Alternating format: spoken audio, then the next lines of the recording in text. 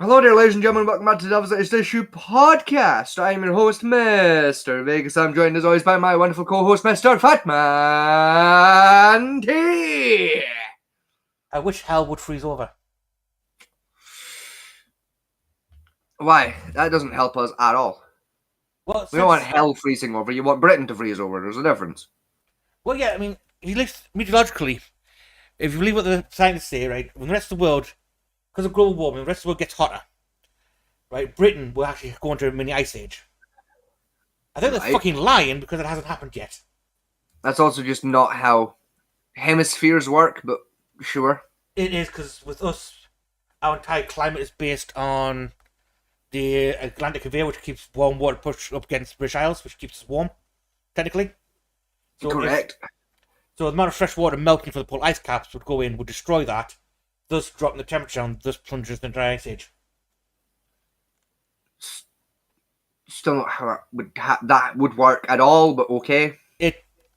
I thought it sounded fucking myself until I looked into it, but that's exactly how it works. I disagree with their math. But to happen, though, technically all the ice caps would have to melt and all that fresh water has to be dumped straight into the Arctic. But what? Even then, their math is just wrong. The amount the planet's temperature would have to increase by 2 cause that to happen in the first place would negate the effect. 6 degrees.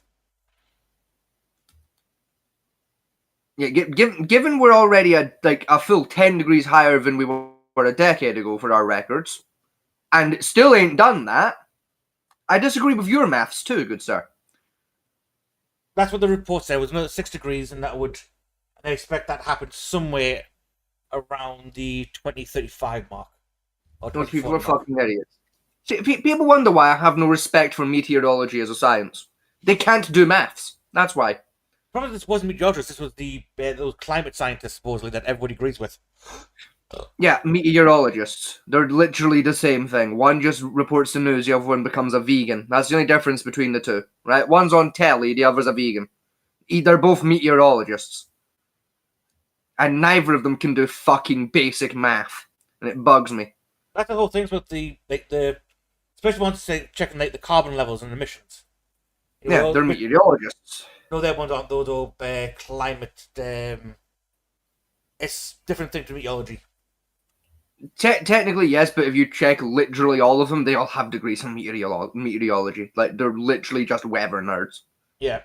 But apparently, according to them, the ones that keep bitching about saying like the CO2 from cars is too high and that type of stuff.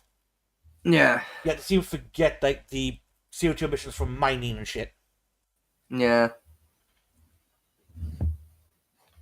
Fucking just, but even that, it's one of those things like, yeah, global warming is real, but also everyone's math around it is just so fucking incorrect it hurts.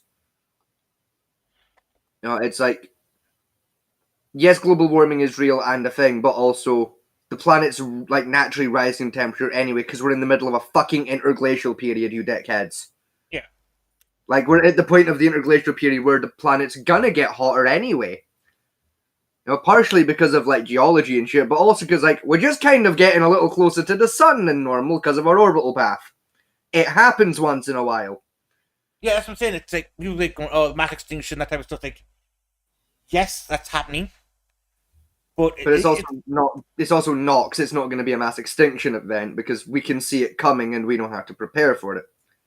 It's not difficult. Not that it's a case of animals are going extinct at a faster rate than what would otherwise be normal compared to a normal interglacial period towards the temperature spike area of that period.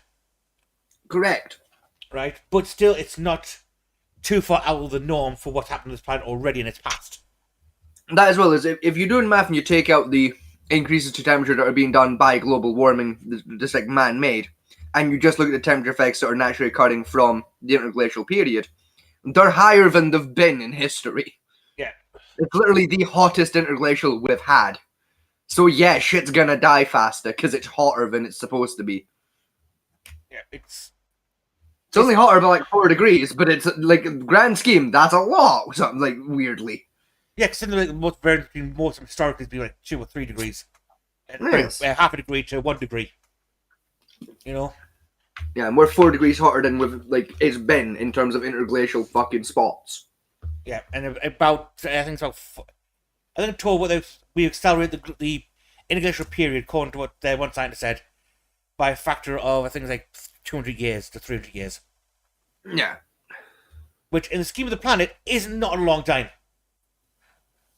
But it's also literally longer than I'm gonna live. Yeah. So fuck it. It's like 7 of my lifetimes. So it's fine. I mean, the one I guess makes people say, oh, the planet would be a friggin' death trap by within 50 to 100 years. Like, no. I mean, they're not technically yes, but that's because it's already a fucking death trap. Like almost everything on this planet was specifically engineered to kill you some way or another. Yeah, so it's already a death trap. It's a very hospitable place. Yeah, like look at half of the plants on the planet. Most of them will kill you. Yeah, and eat you.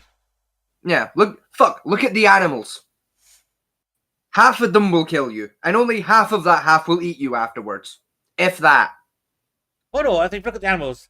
A good 70% will kill you, and half of that would eat you. No, like fucking. No, look at the terrain features. Almost all of those will fucking kill you. Like cliffs will kill you, volcanoes will kill you, mountains will kill you, water can fucking kill you. Well, that's the interesting thing because I was looking at some like the meteorology, not meteorology, the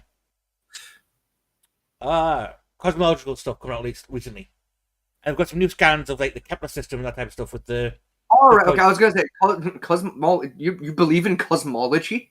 What you're a Sagittarius? No, I'd say you meant actual space science, not the fucking, not the Vogue magazine morons. Yes, and I'm a Libra, by the way. Huh?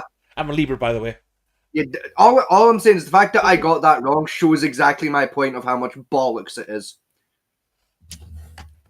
Like the fact that I was wrong adds to my point of the fact that I don't care because it's stupid. Yeah, there's got new scans from Kepler, and a few of what they call the garden worlds they found recently. Yes. And what they found is those worlds that are classified as habitable for us. Yes. Have very stable weather patterns or very stable environmental patterns. So it's like it's either one dense jungle or something similar type thing. Where Earth is one of these places that has like a vast company of environments and weather patterns that most, even like death planets or like uninhabitable ones, don't have. They have generally very stable weather patterns by comparison to us. So, do you know the reason? Do you know the reason why a lot of the like habitable planets we've found throughout the galaxy are like that? Like when Earth isn't. They don't have a tilt or wobble. Partially, yes, that does have a lot to do with it. But there's another reason that factors in that's far more influential and also way cooler. What's that? Right. So I'm assuming you know what I'm going to be on about here, but I'm going to explain it anyway, just for the people at home, right? So you know the concept of the Goldilocks zone when it comes to orbital paths. Yes. Yes, fantastic. For people at home who don't know about the Goldilocks zone, right?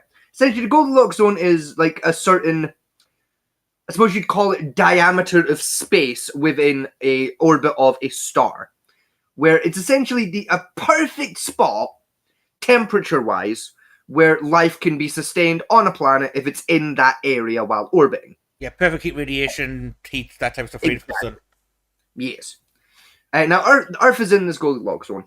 Like for our solar system, and I think us and like Mars is technically in it, but it's like pushing its luck. But it's technically in it. Mars is on the what they call the outer breach over it, type thing. Yes, it's like it's in, but it's pushing its fucking luck. It's kind of. From samples we have from Mars that we're about to get like analyzed from like the rovers and stuff. Yes, it seemed Mars had a much like denser greenhouse atmosphere than we did. Yes, which is how it got away with it. Yeah. But so anyway, so the Goldilocks zone, like obviously because stars are different sizes and shit, it can alter with the exact size and locations, and like distance from the star. But anyway, essentially the way the way the Goldilocks zone now works, like mathematically, or at least we believe it works now, because science is ever evolving and we change our mind a lot because we find new shit that's way fucking more interesting. Yeah, but. the way scientists currently believe it works, and it's why it's like other planets work the way they do in terms of their stable ecology systems, is basically Earth. Earth is in its Goldilocks zone, but we're technically too good at being in the Goldilocks zone, where we spend a majority of our orbital cycle pretty much right in the fucking middle of the Goldilocks zone, where it's just perfect for everything, which means everything gets to exist. Whereas a lot of the other planets we found that are habitable hang out in weird bits of their Goldilocks zones for the majority of their orbital paths that keeps them very stably locked into one system of, say, rainforest or a lot of tundra or desert, where it's still in like that Goldilocks zone where it's perfect to sustain life, but it's in areas that are perfect to sustain a specific type of life. Whereas Earth is basically spends most of its time locked into the essentially the perfect Goldilocks pattern that sustains any kind of life, which unfortunately means we sustain all life by accident. Yeah, I heard a different one was when I was looking into the one like the Goldilocks zone is apparently we're technically too close. So we should be we should be in the asteroid belt rather than where we are. Yeah. But what keeps us in a Goldilocks planet, and what they think was the reason why we have life, such diverse life on it, is our tilt. Because we're constantly tilting the planet, that kind of messed the atmosphere up slightly, which meant our planet became perfectly habitable for a diverse range of animal life. See, that's what I said of like yes, technically the tilt does play an effect, but the Goldilocks zone plays a much bigger part of it. Is essentially you are right of the tilt is doing a lot of that heavy lifting of like basically keeping, because we're always like slightly adjusting as we rotate around. That is what's helping us sustain more ecology. Essentially, the only reason we're in that like landlocked into that perfect Goldilocks orbit is because of that rotation. Because we're constantly rotating, the Goldilocks zone is essentially moved. Yeah. Like relative to the sun to our planet versus where it actually should be, because we're not where we should be and we orbit weird.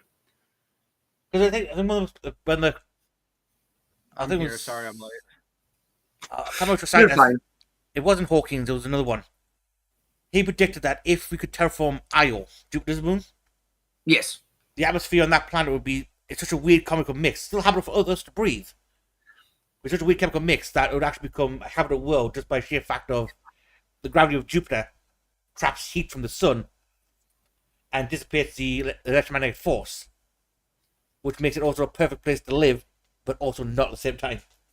Yes, theoretically, I've heard the same theory passed around. Like I've checked it. Like yes, theoretically that could work, but essentially the terraforming efforts that would have to go into it first are, well, there's such a monumental task. It's really not worth the effort. Yeah. Like yes, it would theoretically be a damn near perfect habitable planet. It would just take so many man hours and resources to actually do it. There's like we'd actually be cheaper like developing FTL and going to the next habitable planet in in the galaxy and just skipping the solar system. It would be cheaper. Yeah, because and it would take less time. So I think one guy put out that it was like nearly half of all the missiles we sent there for the Terraform project would end up in Jupiter and nowhere near Io, because that's more trying to hit. Exactly. Like Io is genuinely such a difficult target. You'd have to send about triple the number of shit you need because most of it's going to hit Jupiter instead. What have I joined in on?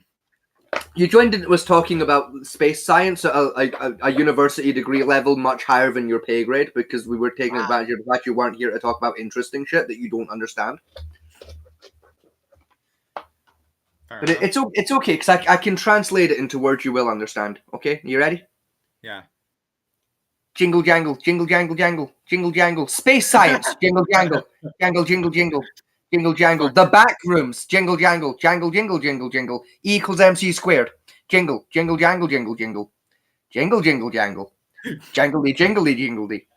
Mass times thrust equals velocity. Jangle jingle jingle. You can fuck off now. Basically, we're stuck in global warming and habitable planets and outer space. Yes. All right. particularly Now- because new scans from Kepler. I assume you brought this up for the very specific reason, Fatmanti, of I've been playing Kerbal Space Program recently, and you wanted me to veer off into like rocket science. Actually, no, it's just Oh, that was mere happenstance, was it? it was one of those weird transitions where we just went from global warming to like planet stability of weather to the Kepler scans into planetary orbits. Well, I'm going to talk about Kerbal Space Program anyway because I've been replaying it, and I did something that I'm mildly proud of. What did you do? Okay, so this is a long story. There's quite a lot of context. Oh boy, here we go. Yeah, 3 minutes. So I played Kerbal Space Program for the very first time when literally when it first became publicly accessible back in Alpha 0.7.2. Okay, Right, a Grandpa, long ass time ago, right? Back when it had 4 whole rocket components, right? Back in the fucking day. And I've never been particularly good at the game. Not because I'm not good at rocket science, but because I'm shit at piloting rockets. Very good at the math of make it go up. Not very good at the math behind steering it. Very bad at that bit of math. So I decided, right, because I was bored on Monday. I was very bored on Monday, and I had about 40 quid I wasn't using. And Steam was having a sale. So I picked up the DLC to Kerbal Space Program because I thought, fuck it, it's cheap. It's 20 quid to get all the DLC. So I picked up all the DLC.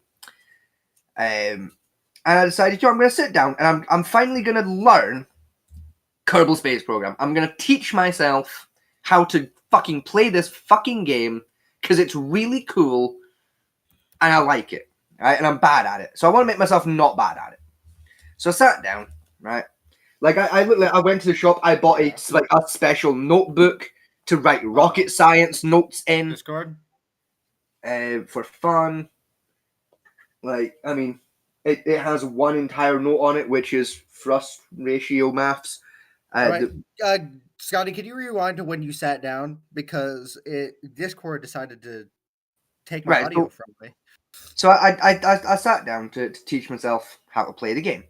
I went away, I bought myself like a special notebook to keep notes in about rocket science.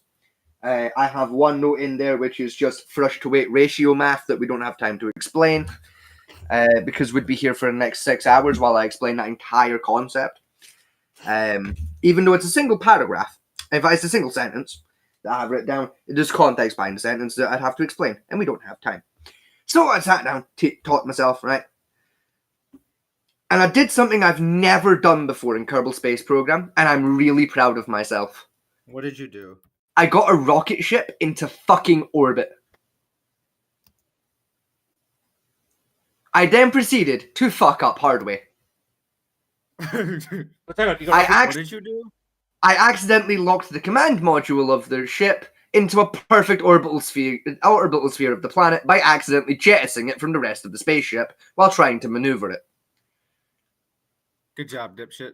What this has done is this has locked my command module into like a perfect orbital pattern, a lopside, where essentially with every pass, I'm hitting the perfect income trajectory that the gravity of the planet hits me so perfectly, I gain extra speed around the planet. So I'm perpetually orbiting the planet faster and faster.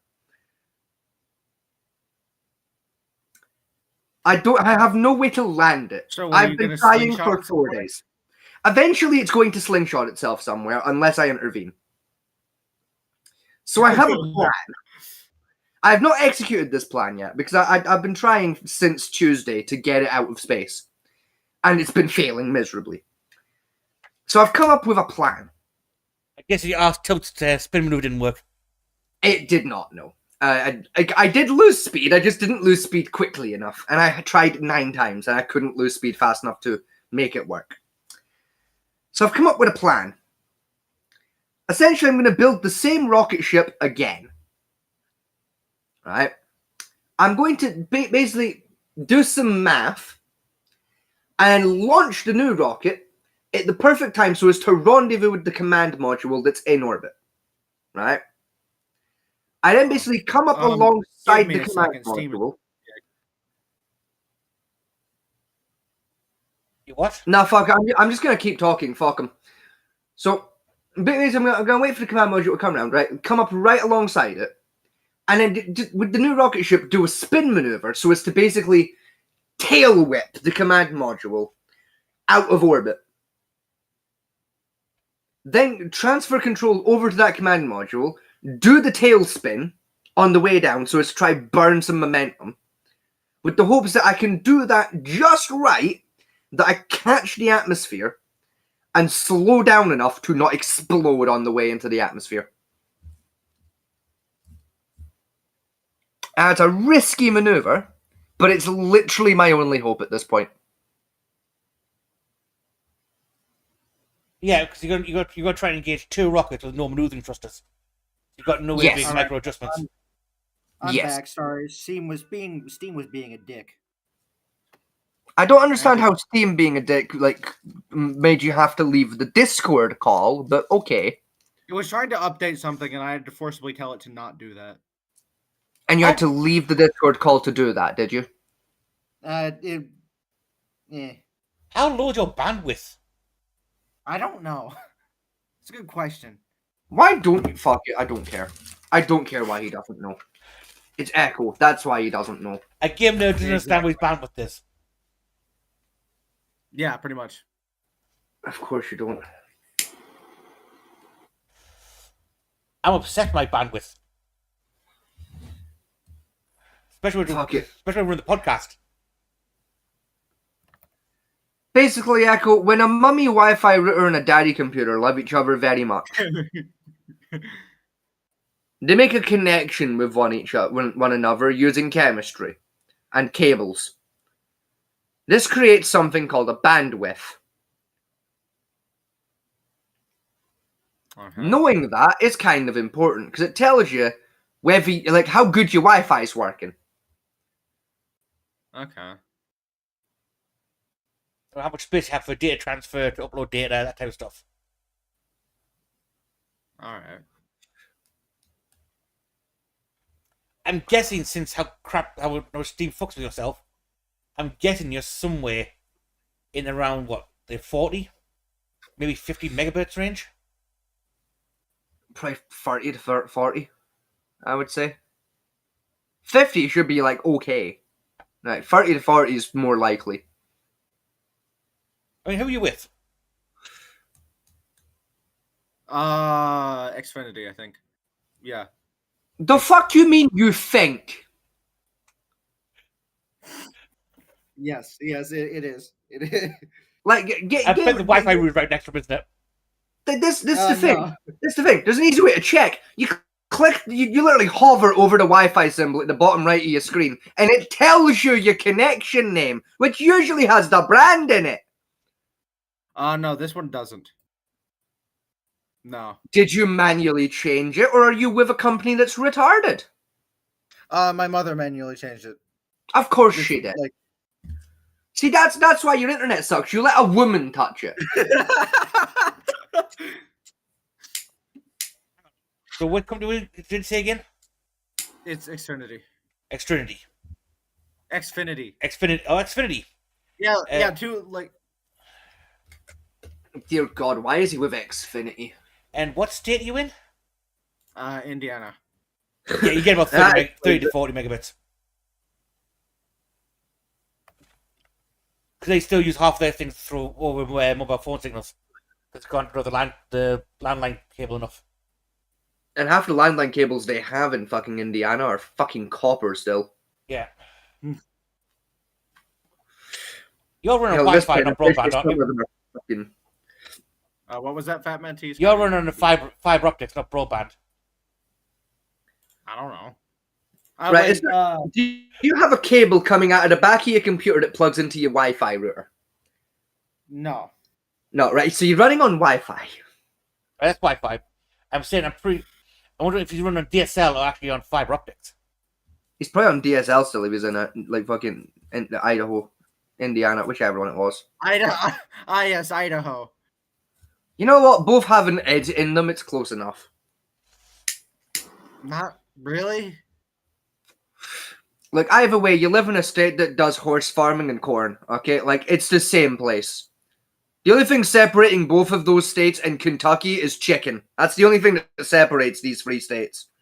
One can make chicken, the other two can't. Think about it. When's the last time you heard of Indiana fried chicken? Fucking never. That's when. Right, it's fucking Kentucky fried chicken, because that's where the motherfucking colonel came from. Now, granted, I don't like the colonel very much, because I think he's a hack son of a bitch that I can outcook every day of the goddamn week in the chicken department. But that's besides the point. Me and the colonel can both agree on one thing, and that's that he invented fried chicken. I, however, perfected it. We invented pressure fried chicken.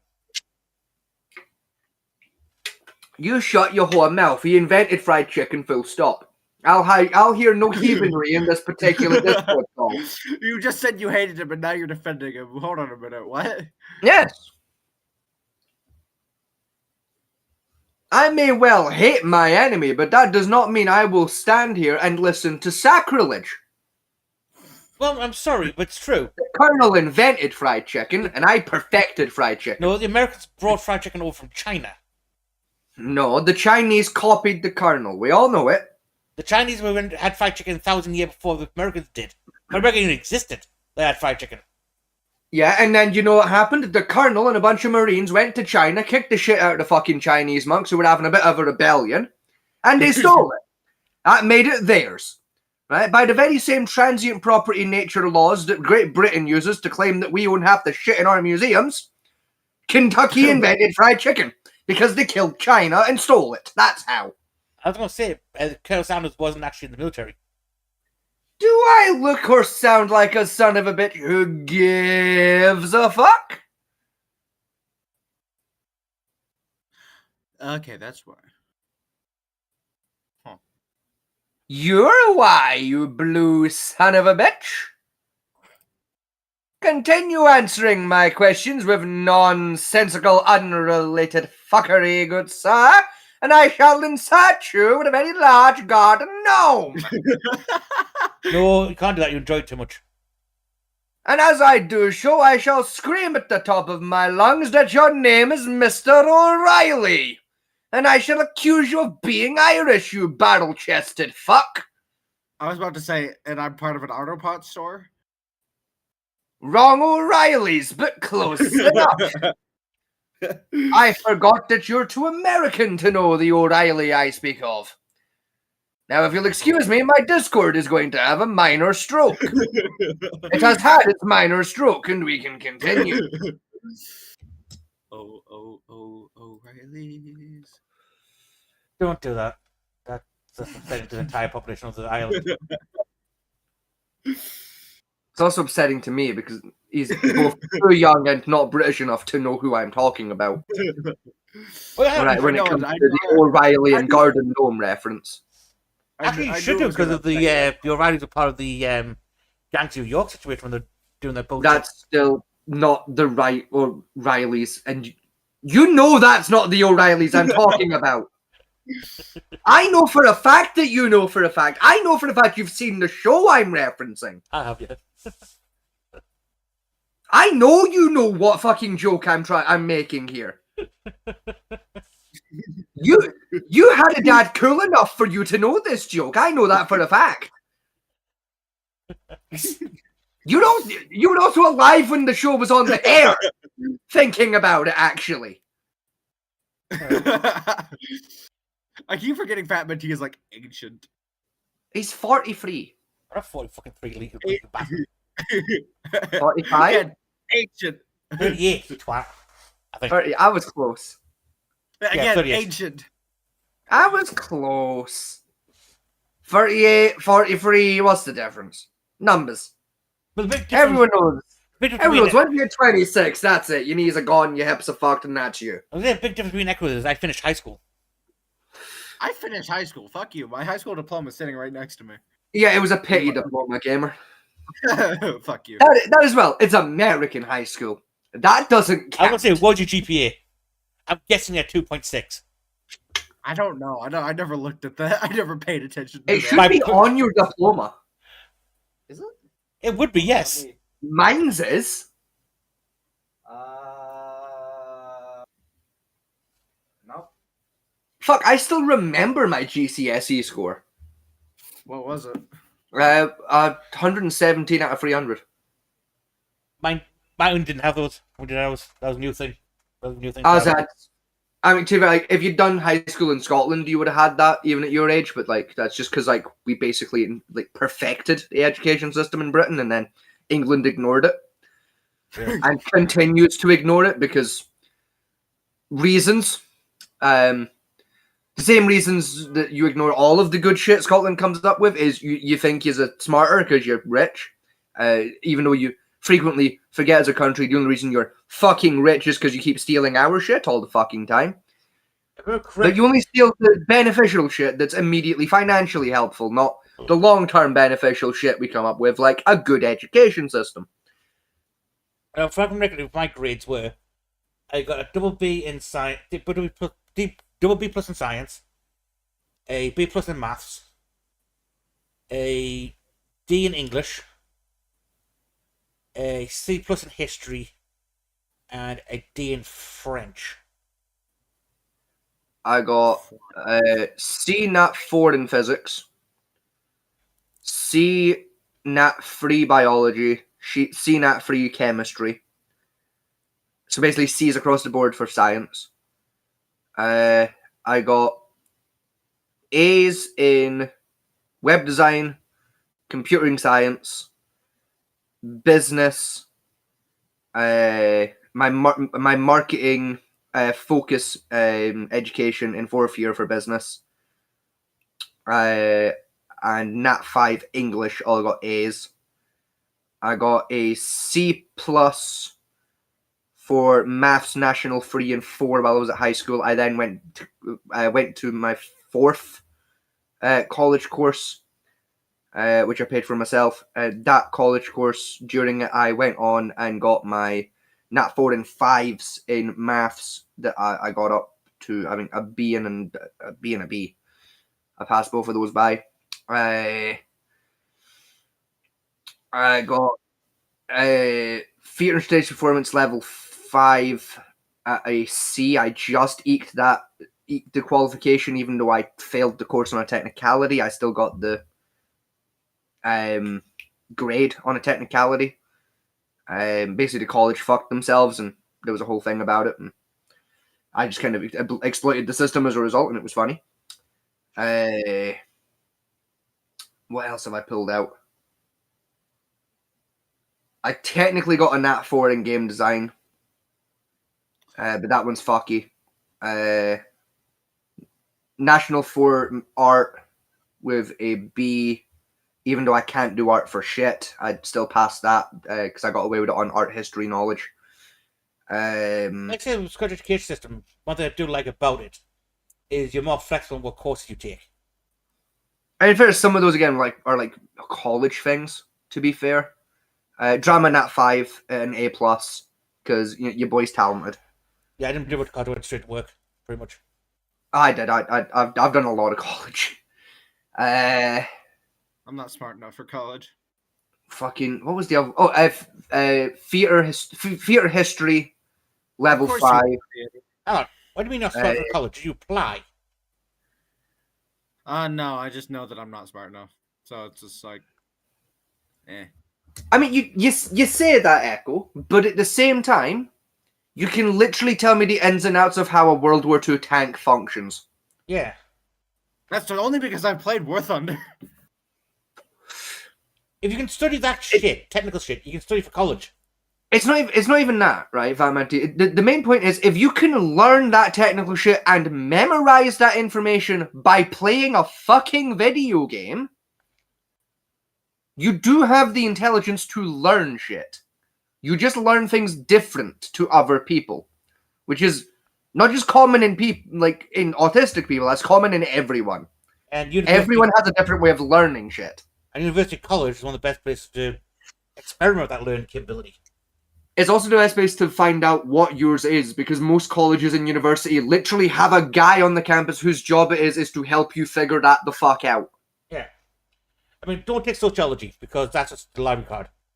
Yeah, I mean, like low key, realistically, right? Like if I was gonna like try and pick like a college major you would fucking excel at, I would genuinely either put you forward for engineering or like history. Like I'd put you into like one of like like an archaeology course because I genuinely think you'd do well at that. I would say history more than engineering because engineering still quite a lot of math. Why Hey. archaeology? Hold on. Why archaeology? It's one of the most applicable fields that you can apply like a history knowledge basis to in terms of learning it and also just getting a career out of it when you're done. Yeah. Oh. Admittedly, your paycheck relies on grants and that. True, but it's also like while it's an unstable system, it's also like one of the higher paying ones at the same time. Yeah, especially if you find something good because like the treasure rule still applies to archaeologists. Yes. Which I think is the best system ever made. I've not just like one of the historians that works at like a museum. Yeah. Those guys low key make fucking bank. Well, the research staff actually they make quite a bit. True, but like, do you really trust Dickhead here with like acid? Probably I know Dickhead they were probably trying the mummies as well because you were like, oh, Victoria, let's now try it.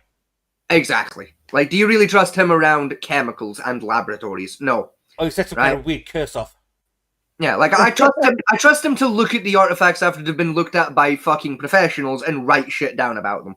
I trust him that far. I don't trust him in the laboratory touching the chemicals. I trust him to look at the thing that's had chemicals put on it 2 days after the chemicals have touched it, so the chemicals have had time to dissipate, so they can't hurt him. Return this lab or suffer my curse. And I'd still make him wear gloves, not to protect the fucking the archaeological discovery, no, to protect him from himself. Be lucky, archaeology was something I was going to do myself. I was tempted. Because my teachers are assholes. Elaborate. What happened? My dyslexia is quite severe, especially in the reading and writing front of it. Yeah. And that. And my teachers basically, when I was at school, basically anyone with like that kind of learning disability, they just cast out and like say you're not going to amount to anything. Go away, go to the corner somewhere. So I got pissy at it, and I went, I'm going to prove he's wrong. Hence why I got me grades in science. I did. Even then, I got marked off because my handwriting was so terrible. Hence why I only got, because my science teacher was pissed off how my grade came out because I should have got A's, but they're not points off because of me handwriting. And that. But basically, my teachers pushed me more towards vocational courses rather than academic ones, because I can't learn anything apparently. Even though I literally had more scientific knowledge in my head than most of my science teachers did. Huh. No. You're cheating though, because your dad was a major nerd.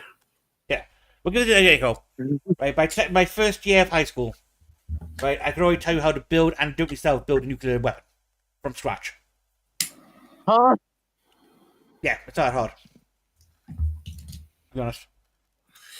It's also terrifyingly easy to find that information. Like, that's just public information, incidentally. Yeah. Just here's how you build a dirty bomb. That's just on Google. No, I'm talking about actual thermonuclear device, and that one that Hiroshima. Yeah, even those just public information. Like 10 minutes on Google. There you go. Here's all the math behind it and like all the shit you need. The only Job tricky done. part which hard to get your hands on is the lens calculations for the implosion. The Those you what have to work yourself. calculation? You The say lens that, it's calculation. actually not that complicated. Like, unironically, Tom Clancy found those calculations in a board game in 1972, and like they're in half of his books. Basically, the lens calculation So wait, is what is that called? Oh, go ahead. Sorry, what was it called? lens calculation, the ill. And what it is when you get the device, you've got the nuclear material in the center, then you have a directed charge around the outside. Now that charge has to be powerful enough to compress the material into a compressed fission state, which causes the energy release, but not so powerful that it vaporizes the material. And again, you don't want it so weak where it just cracks open the shell, but doesn't compress the material. I think I understand what Essentially, you're saying. Go ahead, Scotty. is it basically a taser? Ah, Unironically, that's how tasers work.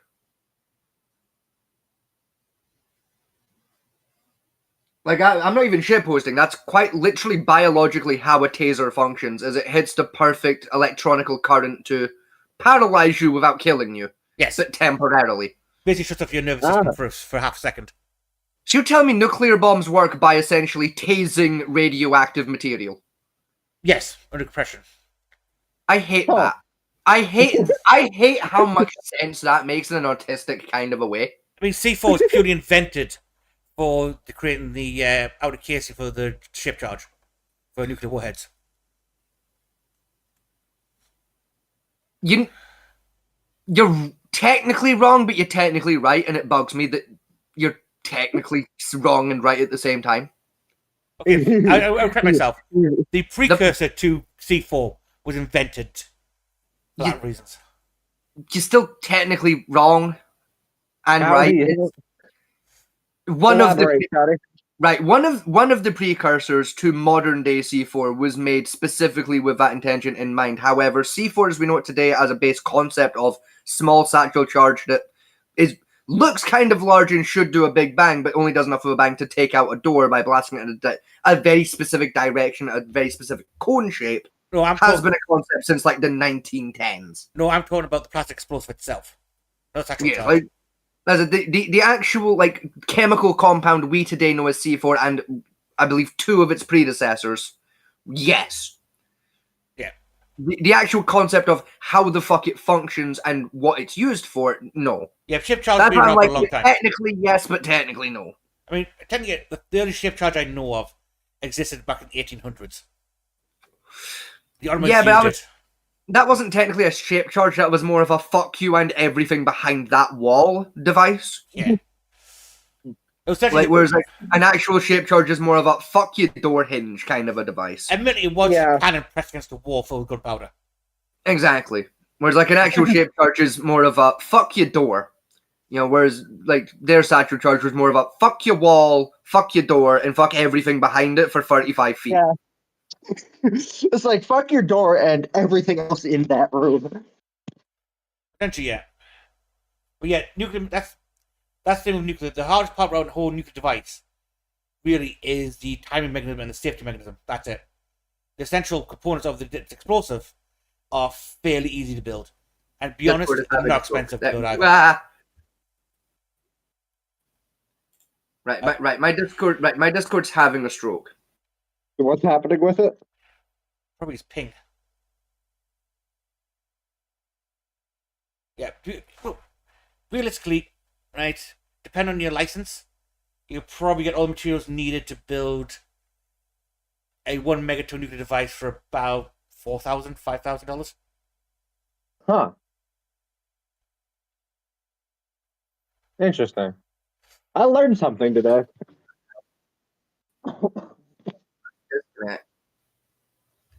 Oh, is Scotty back? Sure. I mean, fun fact about uranium: before it's enriched for nuclear weapon grade, you can carry it in your pocket, and not do any damage to yourself. Huh. You've heard of pocket sands. Now get ready for pocket uranium. We got to remember, uranium was used to paint a lot of paint, especially in the early 20s. Oh, so is that why it's bad to lick paint? Yes, that's what's bad like paint. Echo. Oh.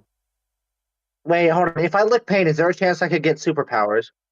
No, you get cancer. Or lead poisoning, depending how old it is. Lead paint's been around since the 1800s. Uranium-based paint has been around since 1894, something like that. You know, especially the little part with the vibrant greens and blues on it. And that. Okay. It's quite common Chicago wear or especially early New York stuff. Hey, Scott, what happened with Scotty's ping? Did it just implode on itself, or I think it exploded. or did his granny finally die? Actually, no, his granny didn't die because I see him still online on Discord. I think his ping topped out of 5,000 again. Oh. Pingo burr. Yeah. I'm surprised I'm not hearing very unhappy Scotty noises from your background. It's too hot to shout down here at the moment. It's fucking nighttime. We're sitting at 25 degrees.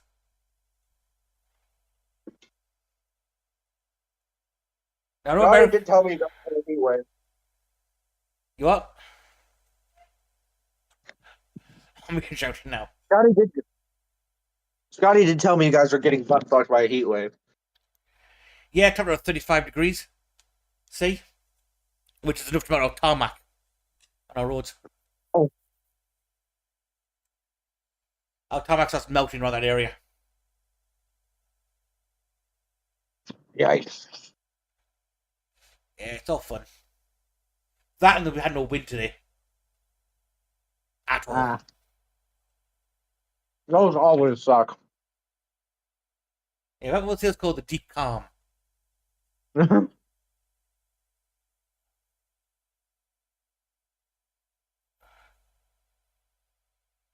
Speaking of which, I've got your character in Foundry now.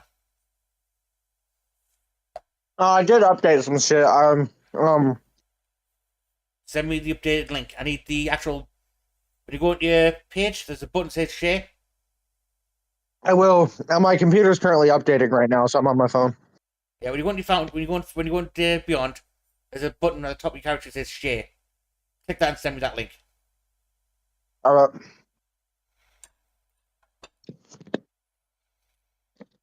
I'm back. My computer's being an absolute penis. What happened? Oh, Discord flat fucking crashed and is now refusing to reboot. Oh, If you send myself to Soda Pro, it tells I need Inky's page one as well. what was that, Batman 2? If you send myself to Soda, it said I need Inky's URL for his character sheet. Oh, I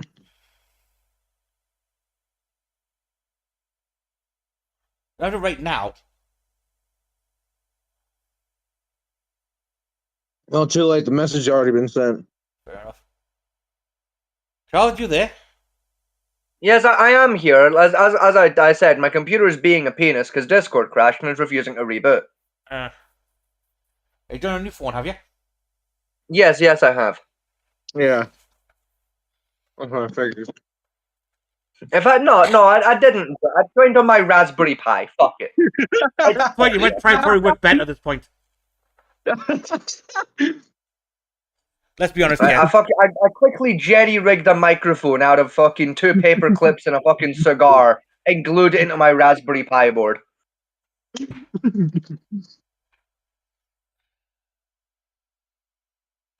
Well, that's the daftest thing I've ever heard of, so... Oh, why are you being a penis? Behave. Don't make me take a stick to you, Bertha. Do it. Load the fucking file. Outer abuse, you know it. What happened? My computer threatened to crash because I asked it to open File Explorer. Fucking behave yourself, you pile of wank. That's fucking amazing. I'm glad you fucking think so. Oh fuck me, there are 9 shortcuts in the files. Just open it. For fuck's sake. What the fuck is your defect today, Bertha? I swear to God. What is your major malfunction, Private? I'm 97 years old. Let me I see, that's the fucking issue. I've got 19 tabs of the Steam error reporter open in the background of my computer, fighting for resources so it can report a fucking crash that didn't happen. Ah. Steam didn't crash. Steam was forced to close because it was chewing bandwidth, you pile of wank. God damn it. Right-click Discord. Oh, don't fucking threaten me with a crash right now. I will hit you with a hammer. Run as admin.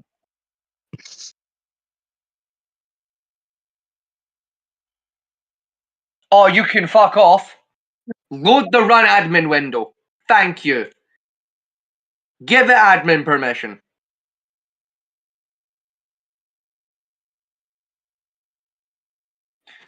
I swear to God, if you give me a you cannot run as admin because you're not the admin fucking pop-up, I'm gonna say some fucking words. If you give me that bullshit today, Bertha, because there's one fatal flaw in that plan, Bertha, I own you! Wait up, Frank. Foundry's giving the same error message, by the way. Scotty's about to be shouting racial slurs at his computer. I was gonna say Vegas. I've been trying to get Foundry to update itself since you downloaded it. Yeah. He says they're missing. I'm not the administrator. Fucking right. Where's the beating set? Fucking. He's hitting as well. What? Oh God! He's killing it. Stop! He's already dead. Computer-based violence. This is domestic abuse. Where I'm listening to domestic abuse. What? You piece of shit! Thank you.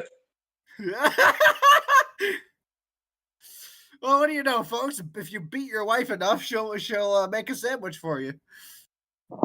No, if you beat your technology into submission, it boots up the applications you need. Oh, it's... Now, Bart, if that stick is staying there within arm's reach, you carry on, you're getting hit again. You fucking whore. Honestly, you're about as fucking helpful, Bertha, as a 50-pence pole dancer. The real insult there is the fucking pole. I feel bad for the poor thing. With your saggy tits all up in it. Why is that light why is there a light having a seizure in the corner of my room? Sorry about that. Fucking... Hey, back now. Oh, I was about to ask why I can't hear anyone. I turned my headset down, that's why. Yeah. Headset wasn't turned on. I'm having a fucking wonderful day. Me exhaust fell off. On the bright side, vroom vroom, upgrade. I think Scotty's lost it. Fuck all wrong with me. It's everybody else who's gone mad. There's fuck all wrong with me. Mad? I was mad once. Oh, They locked me in a room, a rubber room, with rubber rats. Rats? I hate rats. They make me crazy.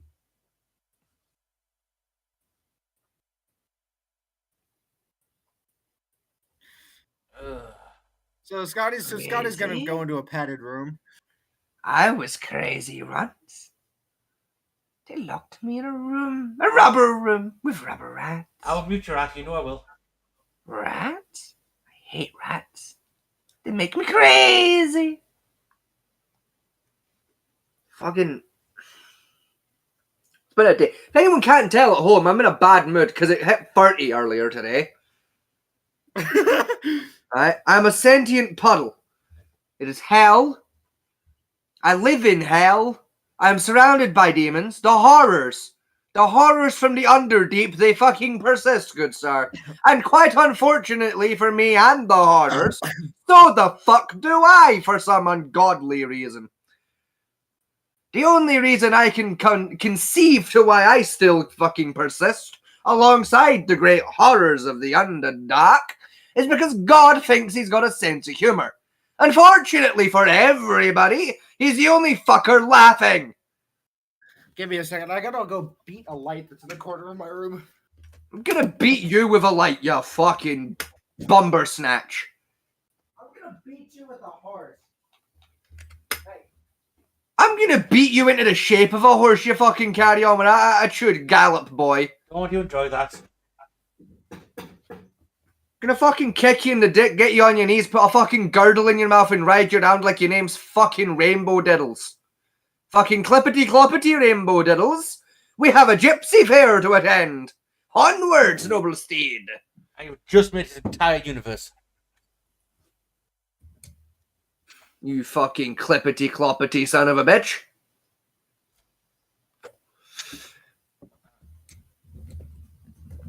Right. Tell me what- I'll beat you so bad into a horse-based shape, people will think you were fucking bred for pulling fucking caravans, you fuck. Right. Anyway, here we go. This is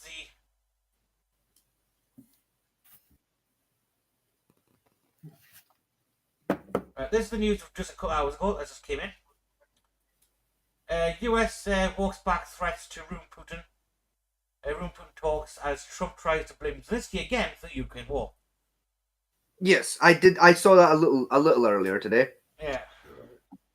It's weirdly not the most interesting Trump news of this week Well, or today. What is the most interesting Trump news? I'm sure we'll get to it. Oh boy. Oh boy, here we go again. I mean, I'm surprised you don't know it already, given you live in that country. But, that's propaganda for you. Obviously about Trump's meeting with Putin in Alaska. No, that's not it. I don't know what we've got.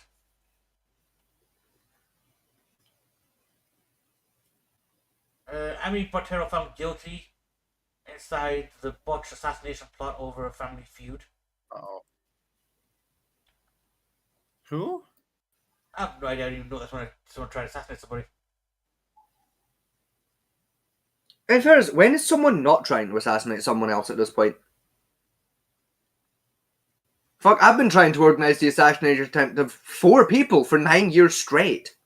And only 2 of them are politically relevant.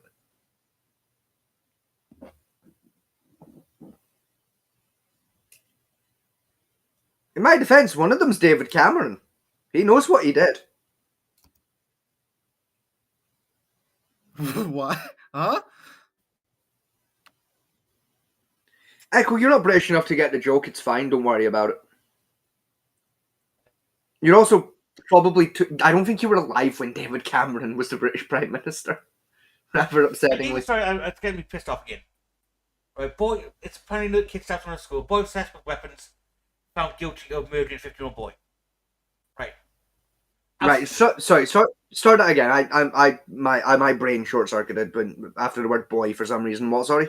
Boy obsessed with weapons, guilty of murdering a 15-year-old, Harley Wilgoose, at school. Right. Okay. What kind of last name is Wilgoose? It's a British name. A British don't worry one. about it. Oh. Right. What gets me to know about this one, this entire story is, instead of focusing on the fact of why he committed the murder, they're focusing on the fact of weapon obsessed. It's the same reason that fucking stupid ninja sword ban, because one kid got stabbed by a relatively short blade with a clipped point. Now they ban anything that looks similar to it. That sounds about right for y'all. It's I mean, in worse. fairness, in fairness, is like factually nothing they said was incorrect, and also like psychologically it is kind of relevant information. Like, it kind of does show a failure, like, at least to some extent, on the medical service of, you know, like, there's this guy, like, a fairly young fellow showing not just an interest, but an obsession with weaponry. Yeah, but what classifies, And no one was concerned by this. what classifies as session, though? That's what gets me. Yeah, I mean, like is I collect knives. Does that classify as an obsession? who give you knives? There you go, you give the child knives again. No, I unfortunately, he owned knives before I met him. Yeah, I did. I had like 90% of my knife collection before I met Scotty. Hey, that's the point, though, right? If you want to classify like weapon obsession, is that because he looks at weapons, research weaponry, or the fact that he owns them? I mean, if that's the case for owning, I have enough Presumably a arsenal. mixture of the set. I have enough arsenal in my house to raise war in a small country.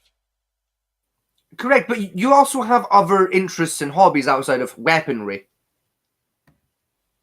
You know, like if it's being described in the manner of he had an obsession with weapons, it was probably a case of all he did all day, every day was either look at weaponry or weaponry-related information. Hang on. You know, like, granted, legally speaking, I'm not qualified to tell you where the line for obsession is in this particular department, but at the same time, Problem is, it's ITV News reporting this. Wrong one. Okay. Right one. So this is the article here. I was going to play it. The terrifying moments after a teenager was stabbed to death at school. In the canteen, you can see his killer, a schoolboy himself, pacing around holding the murder weapon. His teacher is gesturing for him to put down the knife. The boy says, "You know, I just can't control it," as other students run away and barricade themselves in nearby classrooms. 15-year-old Harvey Wilgoose died in the playground, days after telling his parents he was scared to go to school. He messaged Mark and said, "This is why I don't go to school, Dad, because people have knives." And the next time he went into school, he got stabbed to death. This was the first time that Harvey had walked into the school building in weeks. He'd sent a Snapchat message to his killer saying, "Is it beef or what?" after the two had taken opposing sides in a dispute between their friends. The boy, who we can't name because of his age, said he took a scary-looking knife to school that day in case anyone tried to hurt him. He was seen pushing Harvey in the corridor hours before the stabbing. Tonight, one boy's family will be spending another night grieving the unimaginable loss of their beloved son, while another boy's family will be living with the reality of their son faces a life sentence behind bars for murder.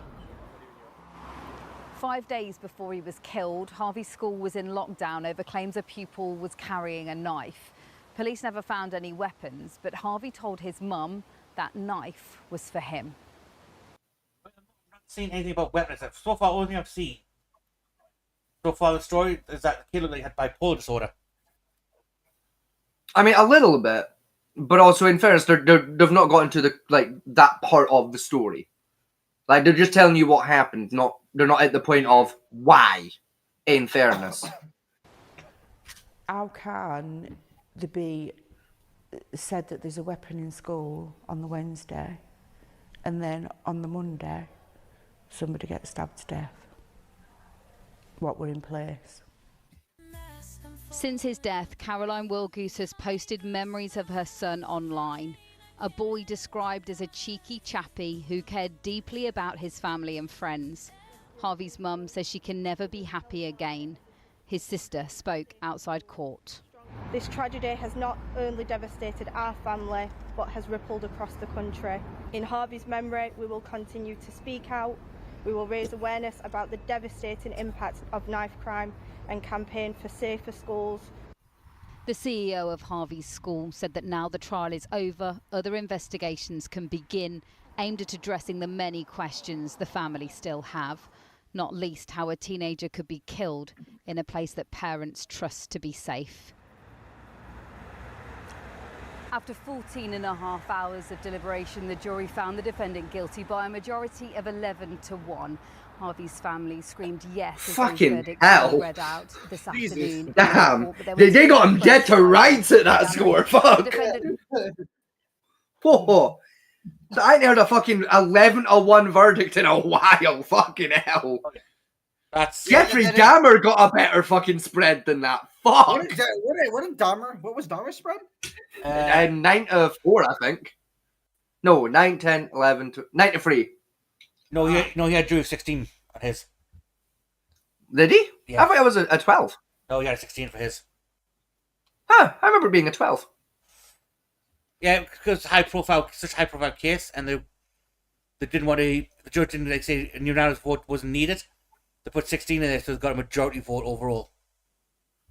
Not. Yeah, fair. So I believe his was 10-6 on his. Let me check actually. Hang on. Hang on. Google. What was the jury verdict spread of Jeffrey? Fuck, I've got to try and remember how you spell Dahmer. Dahmer? I think that's how you spell Dahmer. I think it's Damher. If I've got it wrong, Google will probably tell me. Yeah. In fairness, I'll probably say you meant it this way, dickhead. Yeah, you were right. I should DAH. Let's see. I don't think it wants to tell me. I don't think it was fully devolved, to be honest. I don't think it was. I'm not seeing anywhere giving me the exact jury spread. They're just saying he was found fucking guilty. Because in fairness, they had him dead to rights. Yeah, I don't think they ever. Cause I know, like, it's only been recently that they started releasing out the full jury minutes of like the jury votes. Because back then they didn't do it because like the risk of the jury being targeted, type thing. Especially kids like Dahmer's. They don't generally take the names of the juries or like how they voted usually. Because I know a lawyer can request a vote spread on who voted for what. Yeah. Type thing, but I don't think it's allowed in like serial killer cases, especially people like Dahmer's. And I know the lawyer can still request it because like like there's like legal precedent for like building case off of it later down the line. But I don't think the public can request that information on a serial case. I think the lawyer can request it, but the accused can't be in the court when they do it. I think so. You got to remove something along those lines. Yeah. I'm a bit iffy on the old court rules for that one. I know now that they generally remove the jury's completely sequestered off in a different room to get evidence, so that so they can't see them, or the defendant is sequestered in a different room these days. Which I don't like that. Like in a lot of cases, especially like. See, if it's something like stupid, like, okay, shoplifting. Yeah, okay, fair enough, I don't care. Yeah. Seeing something like a murder trial where it's like, there's like death penalties on the table here. Mm-hmm. You could potentially be sending a man to his death. You should have, and I mean fucking have, be forced to look that motherfucker in the eye when you make your decision. The problem is, though, they came out with a study on this one. This came back in like 2010, that a lot of jurors, even though they, like that Bo TV show where they like, psychology analyze a jury pool. They did something similar with over, I think it was like 1,000 cases in New York State alone, and they found like, a lot of guilty. They done like some test runs as well, and they found a lot of cases, like especially with the New York City itself, that a lot of the jury couldn't understand the evidence, and based off does the guy look guilty or not. Does he look like a pervert? Does he look like a pervert? Does he look like a killer? That type of thing, rather than actually listen to the evidence. Which is worrying because they're supposed to do that. They're not, but at the same time, my argument is still the case of if your decision could put a man either, like, he's going to be executed or he's going to spend the rest of his life in fucking prison, right? You're deciding how this man will die with your choice. You should have to look that man in the fucking eye while you make that choice. You shouldn't be a case of you look him in the eye and tell him your choice. No. While you're making that choice, you should have to look that man in the fucking eyeballs while you make that decision. So that you and him both fully understand you hold him by the dick right now. Yeah, so they did a test where it basically gives the jury a blind run. So the jury never saw the defendant or any of the witnesses, but they got see the physical evidence, that type of stuff, and like written statements for the most part. Yes. It turned out in those cases, because they perfectly made them up to like for a definite guilty verdict, that type of stuff, or ambiguous one. Yes. They found out on the blind one of the jury, they're more likely to lean towards getting a correct convictions by a factor of, I think it was like 20%, compared to if they see the actual defendant themselves. See, I still don't disagree with the math. I just disagree with the morality behind that. Like, it's more of a case of eliminating bias in the jury pool itself, because the jury's supposed to be completely impartial. Yeah. Right? Is an idea with a jury. But as we know, human nature does not allow for that, in general terms. And that's because we all have our own biases, our own conditions of something type of thing at the back of our heads. So that's trying to stop that happening. Right? True, but at the same time, I would argue again, if I argue it's a case of like the court doesn't do a good enough job of like drilling it into the jury of like your decision literally could kill this man. Right? If the jury like fully understood, even if execution is not on the table, right? Worst he's going to get is life in prison. Yeah. Right? Even at 20 years in jail, right? You do 20 years fucking jail, you're not getting a job when you get out. You're fucked. Yeah. Right? Let's be fair now, right? So like either way, your decision could end this man's life today. I mean, right? If you drill it into the jury harder and they force them to look that guy in the fucking eyes while they make that fucking decision, I think people would get the fucking correct answer more often. Well, actually, there was a case, right? This is back in, I want to say 2010. No, 2012, sorry, this case. It's an American case. It was in California, right? Right. This guy was accused of murdering 2 people. Mm-hmm. Right? Now, the prosecution had zero evidence of him actually on the scene. Yeah. Any evidence of the murder weapon. Yeah. That type of thing. The only reason they picked him up for this case was he was on a single 10-second camera footage about a block away from the murder scene. And again, he wasn't running, he was walking calmly, that type of stuff. Now, what state did this happen? California. Oh, California. Now, the defense had all the evidence saying that he was nowhere near the scene, he wasn't at the scene at the time. You know, he had no connection to the victims. All the evidence you need to win the case for the defense. Right? Even the judge pretty sure that, you know, he should be going free. Because the prosecutor had no evidence. Brought the 12 juries in. Right? They went through the whole case. Juries convicted him within 20 minutes. Right? Right. What? Now, it's California. What do you expect? Yeah. So the judge got annoyed because he said there should be no conviction here. The prosecution never brought this case. The thing that's got forced to do by public opinion. You know, trying to show they're doing something. And the reason the jury convicted him for was because they were hungry and the sandwich place down the street was closing soon. Yes. No, and I believe that. But again, that has nothing to do with the price of fish, quite frankly, for that man too. And that was a death penalty case. That one. Yeah, and again, it comes back to my point of the jury don't get it drilled into them enough of you could be killing a man right now. Your decision could end this man's whole fucking life.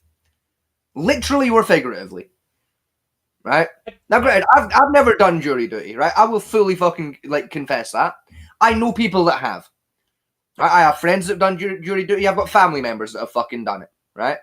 And I can tell you from their experiences, it does not get drilled into you anywhere near enough as a jury member that your decision, quite literally in most jury cases, is this the decision between, is this man allowed to be a member of society ever again? Or are you literally ending his right to be alive? Now, it doesn't get drilled properly. I agree with that one. It doesn't get drilled properly. And also, I think especially for American courts, right, is a lot of the court states, especially in the prosecution and the defense attorney say, it's not what it's factual, it's what I can make you believe. Yeah. Yeah. Which is horseshit.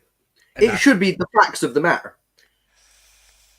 You know, because because for murder case, it's reasonable doubt, and their class reasonable doubt is saying because one trick one attorney tried to pull off well, the murder victim will walk through that door in the next 10 seconds. Or do you turn up at the door? And, well, she didn't come through, but the fact you looked means you have doubt that she's dead. Which, not wrong, actually. Low-key, a good psychology trick, but... Yeah. He got convicted of that one because the one guy, he asked one guy about guns, special performing guns. Yeah, we looked at the door, your client didn't. Yeah. Now that as well is the reasonable doubt that would that happened there is you the lawyer created that doubt. It wasn't a pre-existing doubt. Yeah, but that's the law case in general for where America works as law. Is a case of I have an evidence here that may point to a murder, but I'm going to spin it in a way that does point to a murder. Yeah. Even though it could be completely innocent at all. That's why I always say when we talk about things like this for America and Britain, is as soon as the police pick you up for questioning, ask the fucking lawyer and don't say a fucking word. Yeah. No, how much you know for a fact you're innocent, and the police will still say, well, only the guilty people want lawyers. No. Everybody needs a fucking lawyer for the step for questioning. Even lawyers get lawyers. Yeah. Like they already know the answer. They still get a lawyer to be safe. I mean, what's the average? A lawyer represents himself has a fool for a client. Yeah, something along those lines. Now, admit our British legal system is a little bit better at that because we have more protocol of, stop spouting bullshit, just give me the facts of the case, type thing. Yeah, like our judges are allowed to turn around and say to a lawyer, I see you've studied German trickery fuckery before. Yeah. If you don't get that joke. But again, though, it's still the implicit of, having the evidence and making it fit a narrative of what's in your head, somewhat. Yes. Not so much in England, though, because we base more on facts. That's why trust DNA evidence isn't the be-all and end-all that a lot of people think it is for court cases. Yeah. I mean, it's still like a big fucking, like, you got DNA evidence on a guy, it's huge, but it's not a guarantee. Yeah. It's a slam dunk piece of evidence, not quite an open shut piece though. Not anymore, because it's classified as secondary evidence now, not primary. Yeah, still a fucking slam dunk, but it ain't a game over. It's after that case, he's fucked, but he can pull it, After that case in 2015 where the guy proved he could fake a blood sample. Yeah. Yeah, we've just out of secondary evidence or primary evidence anymore. But I mean, it's the fact as well that, like, not only did he prove you can do that, he showed, like, how easy it is to do it too. Yeah, it's not expensive to do it. Do you know what makes it even wilder? Because this is something I learned fairly recently. Right? Do you know what's genuinely interesting about, like faking blood tests? You can trick a blood test the exact same way you can trick a COVID test. Yes. And there's one particular trick that became popular back in 2021 for tricking a COVID test into being a positive that will fuck a blood sample as well. And it is quite literally I think it's vitamin C overdose. Yes. If you fucking pound orange juice before either test, you fuck it up.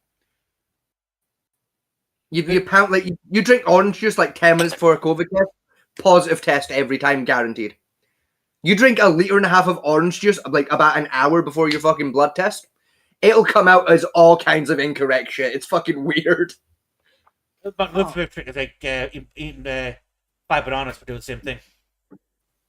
Yes, but it does the same thing, but in different ways. It fucks the numbers in a very different way that's more noticeable. Because the blood test comes out to, this man's dead. This man has radiation poisoning. Because, yes, unironically, bananas are technically radioactive because they have a really high potassium. You can kill yourself with the radiation sickness by eating fucking bananas. I mean, the potassium will get you first, but... I mean, yeah, to do it, you'd have to eat about 45 bananas in an hour. But to be fair, at that point, the potassium isn't what would have killed you. Honestly, I think just oversaturation of the blood would get you. Gorging would get you. You'd probably get gout. That'd probably get you.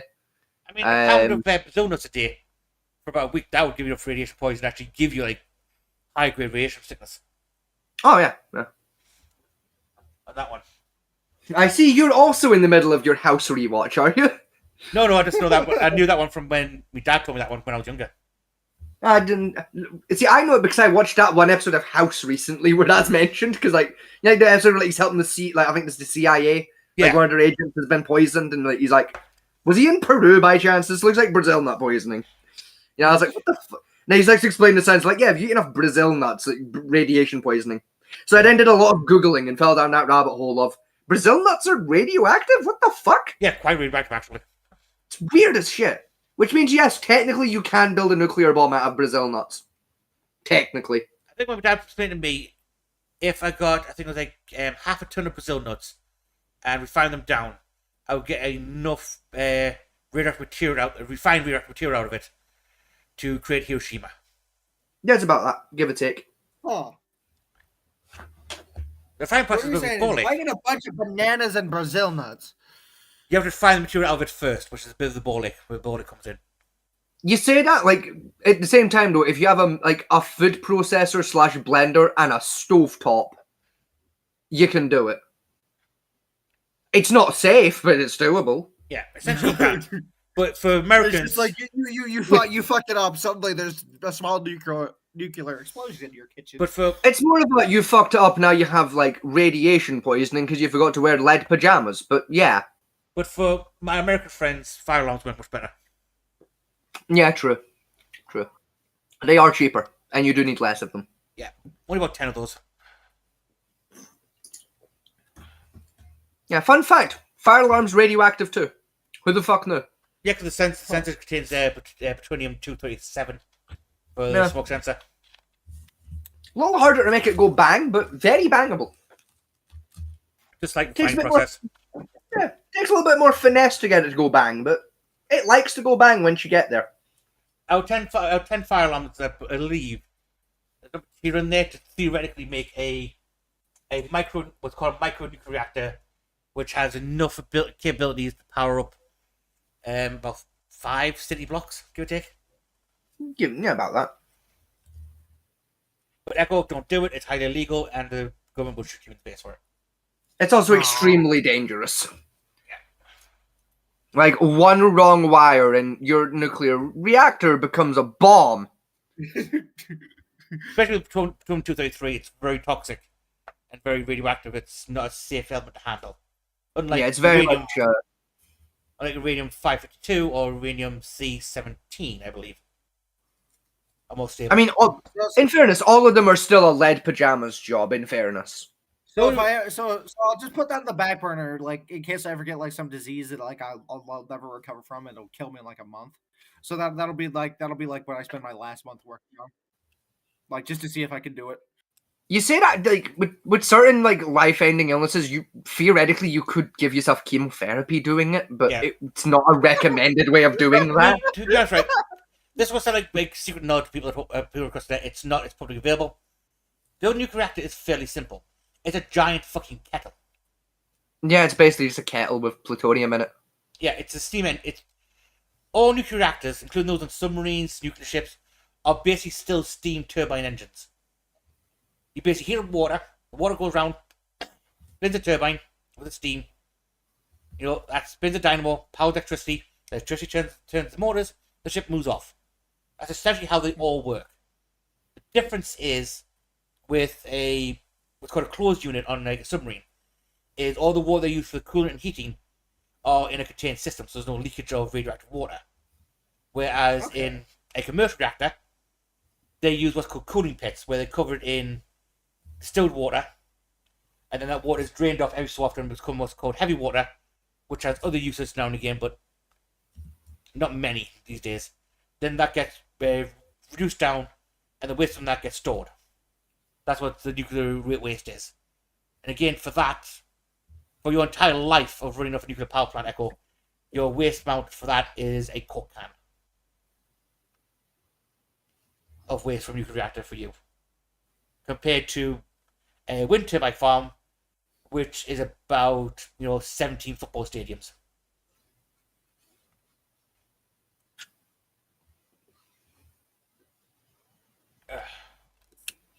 I burnt the shit out of my leg earlier in the show. It's fucking... How did you do? What did you do? How did you do? I dropped a lit cigarette on myself. Anyway, good job. Back on about an hour and a half ago. No. Back on the news quickly. Yorkshire Moors are on fire. Again? Oh no. Hey, maybe they'll find those missing bodies they've still not found from the Ripper. Let's be fair. They're never finding those bodies. Yeah. 3 teenagers been in custody after Kent seaside resort murder. See, I read that earlier, didn't look into it, because it's Kent, I don't care. Yeah, it's not much around it. More about the Online Safety Act, which is just bullshit. Yeah, that bill is fucking ridiculously stupid, but... But the petitions are now going back through Parliament, and Parliament's really considering we may have fucked up at this moment. Yeah, because this is the third time now, because like a petition got done online like fucking 2 days after it came into effect. Yeah. That got sent in because they hit the signatures on like day 4. And the government basically turned around and in far more words than I'm going to use here said no. So they made another one. that hit the required signatures in like the first 24 hours. And the government said in even more words, fucking no. So they did another one, and the government went, right, we've thought about it. It's still a no. So they've done a fourth one. Now the government's like, okay, maybe the people are onto something, though. Maybe we should stop it now. Okay, and on the third one, they said they threatened to ban VPNs because VPNs were circumnavigating the fucking thing. Yes. And they weren't happy about that. I mean, in fairness, I've heard a rumor that originally the statement was going to say they were going to ban video games, and then you realized how fucking retarded that sentiment would have been, so they went with VPNs instead. Because kids using video game pictures to fucking... Oh, God. Manchester arena bomber, Potter, has been charged with attempted murder. That took a while.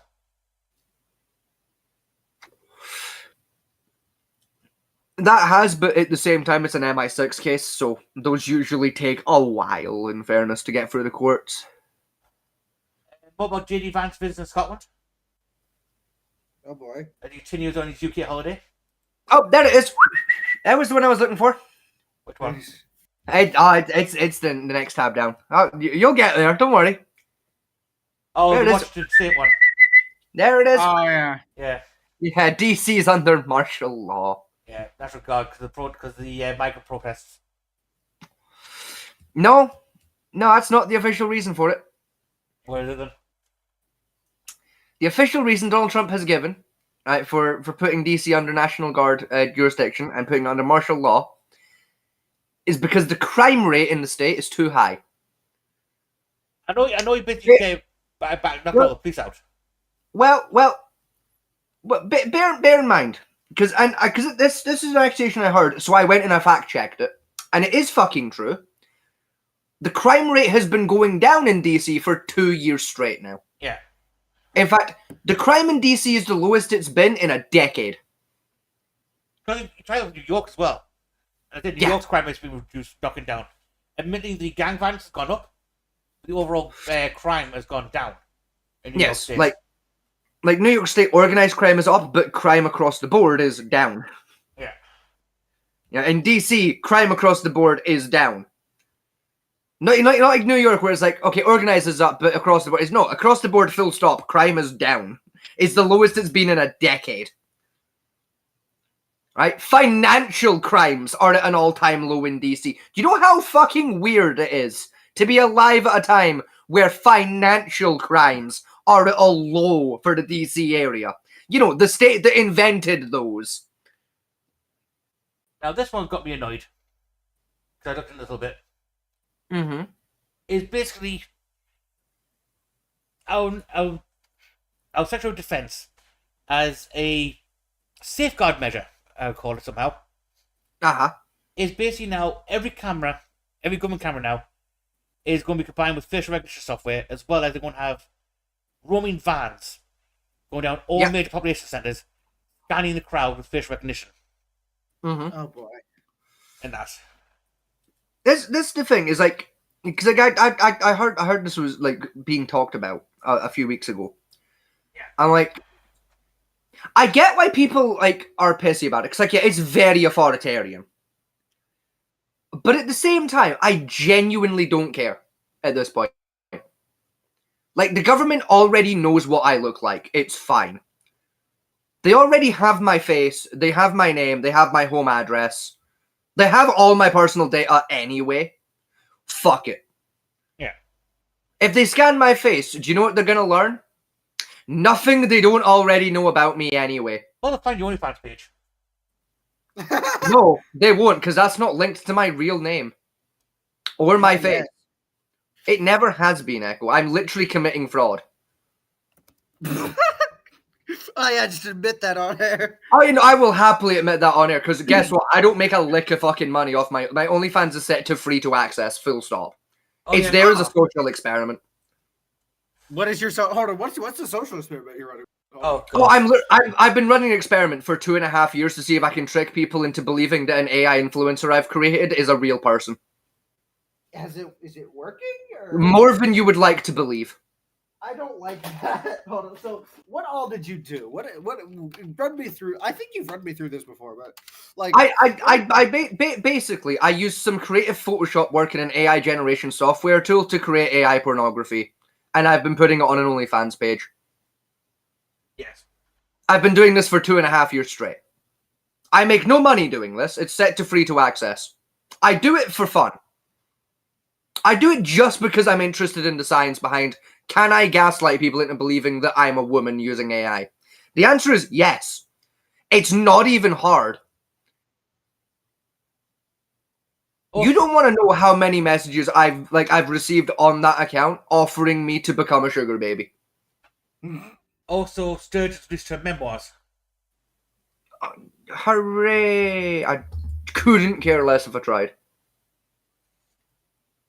Well, she's basically blaming all the fact that the people were saying bad things about her because she's a woman. Oh.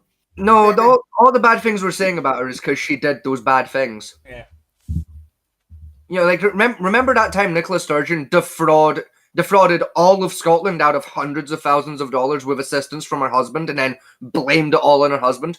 Yes. Even though there were financial statement records showing she absolutely knew about it. Hold on. And was helping. How did she do this? Porn. Yeah, basically pornography. Oh. That sounds about right, yeah. Basically, she illegally gave her husband access to party funds that he wasn't supposed to have access to, and he used those party funds to buy pornography. Ah. To the tune of about 300,000 Great British pounds. 450,000. Well, you see, the total number is 450. The reason I only say the 300,000 is because that was achieved in a single year. Yeah. By the way. The 450 was the total. 300,000 of that was spent in one fucking year. Yeah, you had to make a public statement about it. Because you had him on the cabinet as well at the same time. Do you know what makes this even wilder, incidentally, right? What? 300 grand of that was done in a year. Guess how long it took him to spend the extra 100 grand? How? 2 months. 2 months. Longer. 5. Longer. A year? Longer. 10 years. 9 fucking years. Huh. He was doing it for a decade straight. Also, I'll be back in a minute. I need a I also need to go do something. I'll be actually, hold on. Might not.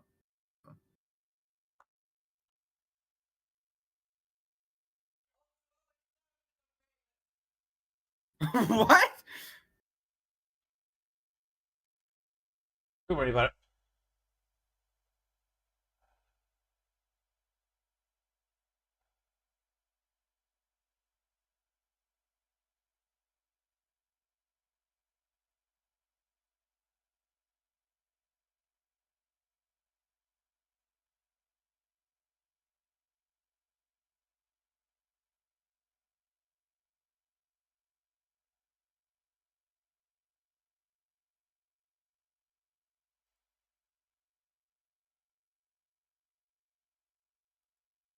Right on time.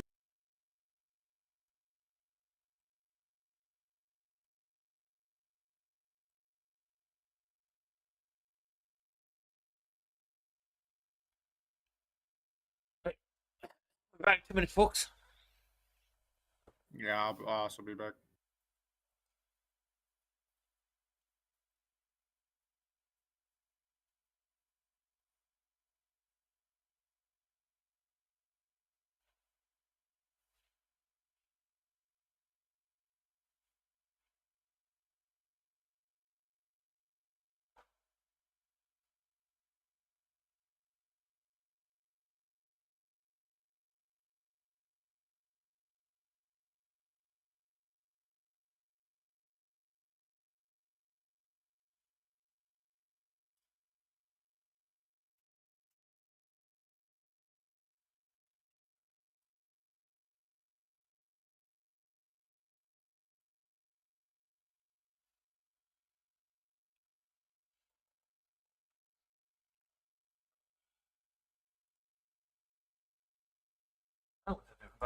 No, but Here we go. Here we go. Nah, don't worry. All right. You're going for his face, all right? Logan, can you hit him in the face? Yeah, pull it. Don't worry. I didn't know. Yeah, Mike's just bring it setting up up a a little. phone. We're gonna try to hit the Bellhack sign. Yeah, this excellent. All right. What'd you say? Did you say fire? Fire in the hole!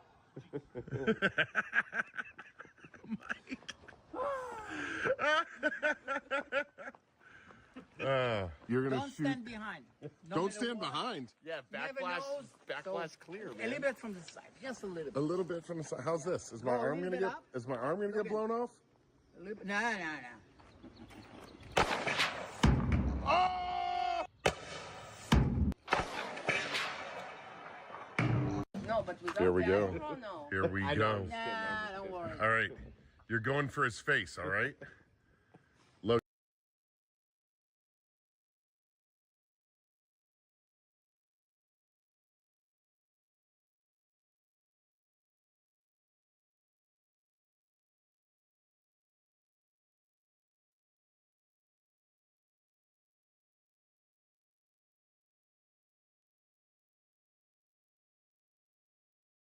Eat your heart out, Jacques the Whipper. Who needs to practice when you can just do it?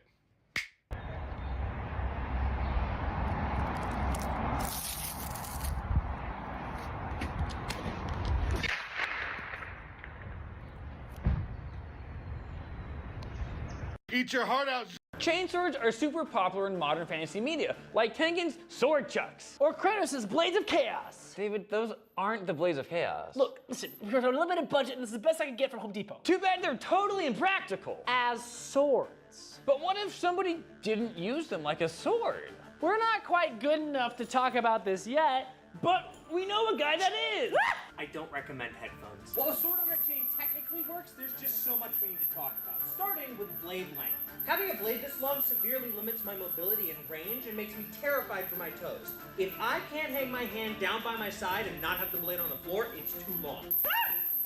Literally cut my Achilles open in the process of recording this. Not safe. However, If I reduce the blade length to something more manageable and reduce the weight of the chain to make it a little bit more balanced, technically, it works for simple casts and that's it. It's still bad. Thanks, Bensei! Chainswords.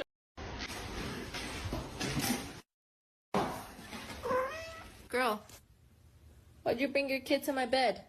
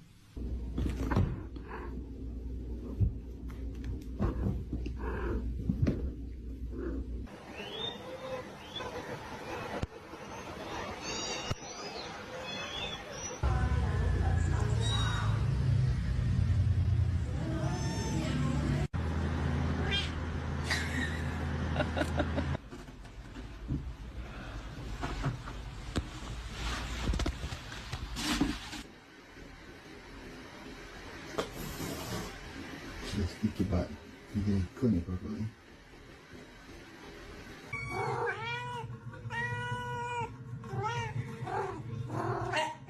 Back up.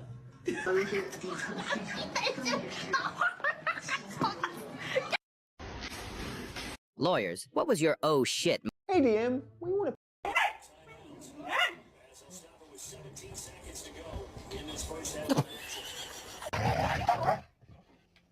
Guys, stop. Just kidding. Get up! Get up!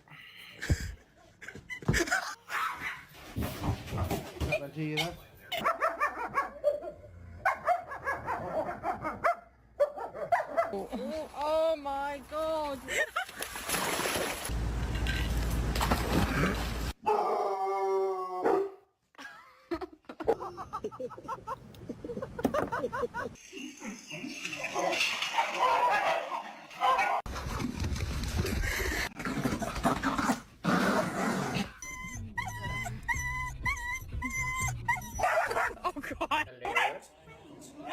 Have you ever tried to If you have a song you would like to hear me. Big look.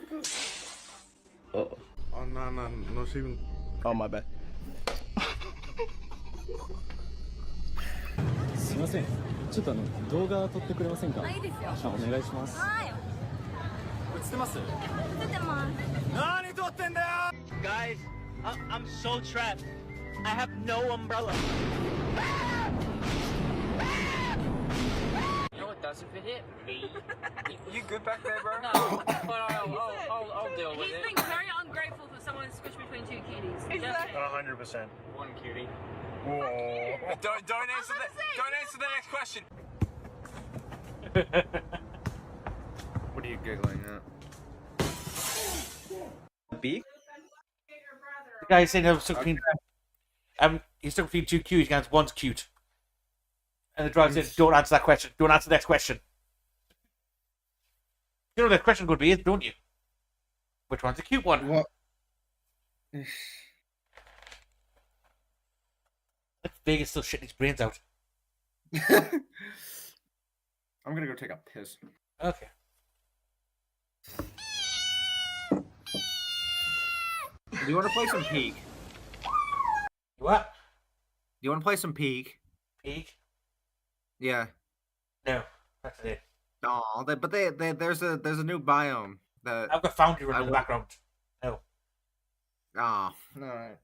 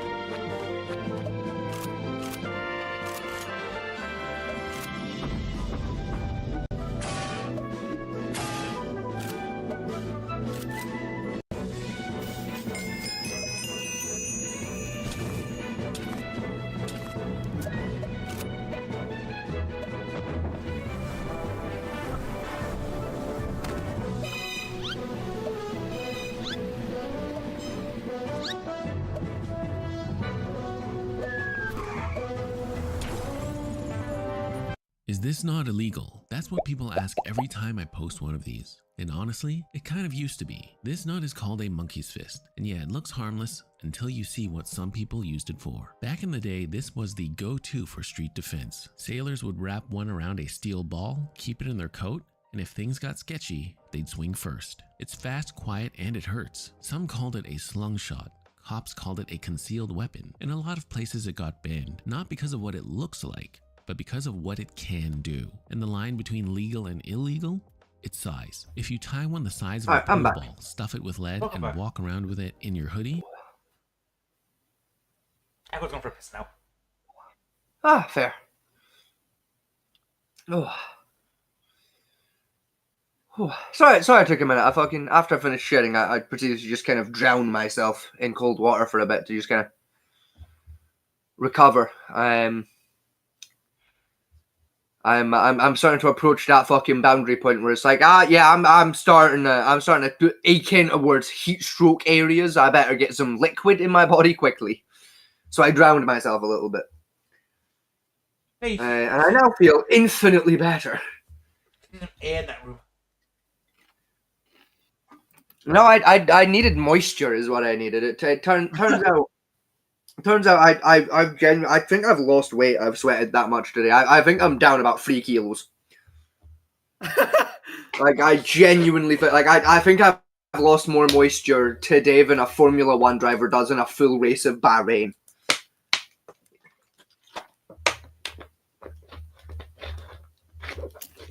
Like the only difference between me and the only two differences between me and an F1 driver is they drive a car and they're wearing 18 fucking millimeters of padding. I'm in my bare flesh, and I think I've dropped about 3 kilos of liquid. Like Echo, it's not. Do you know how much fucking soda I've drank today, Echo? No. 1.75 liters. Oh. Right? Oh, fucking 1 liter and 3/4 of fucking knockoff Coca-Cola. What?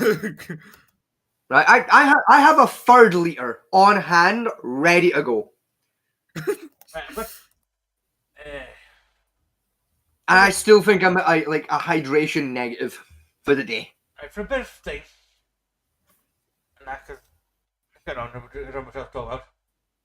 I've got top 3 natural wonders ruled by morons Oh boy. by Mojang. What else have you got? People in Karens getting what they deserve. What else have you got? Oh, hold on. Do you have? Can we get a compilation of Waffle House fist fights? Oh God, no. They don't exist. I've tried. Oh. So we tried to do a Waffle House special where we're critiquing Waffle House fights as though they were wrestling fights. Yeah, we did. I forgot about that special, bro. Fucking hell. We could try body care bingo. We could try to get that elusive bingo. Or, and hear me out. How about you come here, right? And I just kind of I put you into like the anaconda vice, and I fucking choke you out live on air. Why? Trying to laugh. Best funny moments, part 1. The reason why Echo is because that would genuinely be more fucking entertaining at this point than trying in vain for the 39th fucking time to try get bingo. I genuinely think it would be more entertaining to all of us, you and the people at home, if you came to my house and I choked you out live on camera. Fuck, we're more likely to go viral if that happens. 13 most disturbing videos ever caught on camera. That's gonna be like just fake ghost shit, most likely. Yeah. It's like fake ghost shit and then like 2 guys falling off cliffs. That's gonna be it. And like a mid-car crash. They're trying to laugh. Best funny moment compilation there. Go to It's at Work. I want someone to like actually like talk, like have a discussion about, you know, like something we can talk about, you know, like. Yeah. You know what I mean? Like. Why is that cat sniffing that woman's cooch? That's a dog. Oh, that's a dog. And it's because dogs are dickheads. That's why. I mean, yeah. Like anyone that's ever tried to exercise with a dog nearby, I'll tell you, they're fucking dickheads. Like they do not give a shit. They'll just go up and snorf. Yeah, I've not really just like get in the fucking way. Like you try to like you're like go down for a push up and there's like hot dogs in the way. like you start doing push ups and the dog's just there nose to nose trying to lick your forehead as you go past and it's like, would you fuck off? Okay, or they're just putting their ass in your face.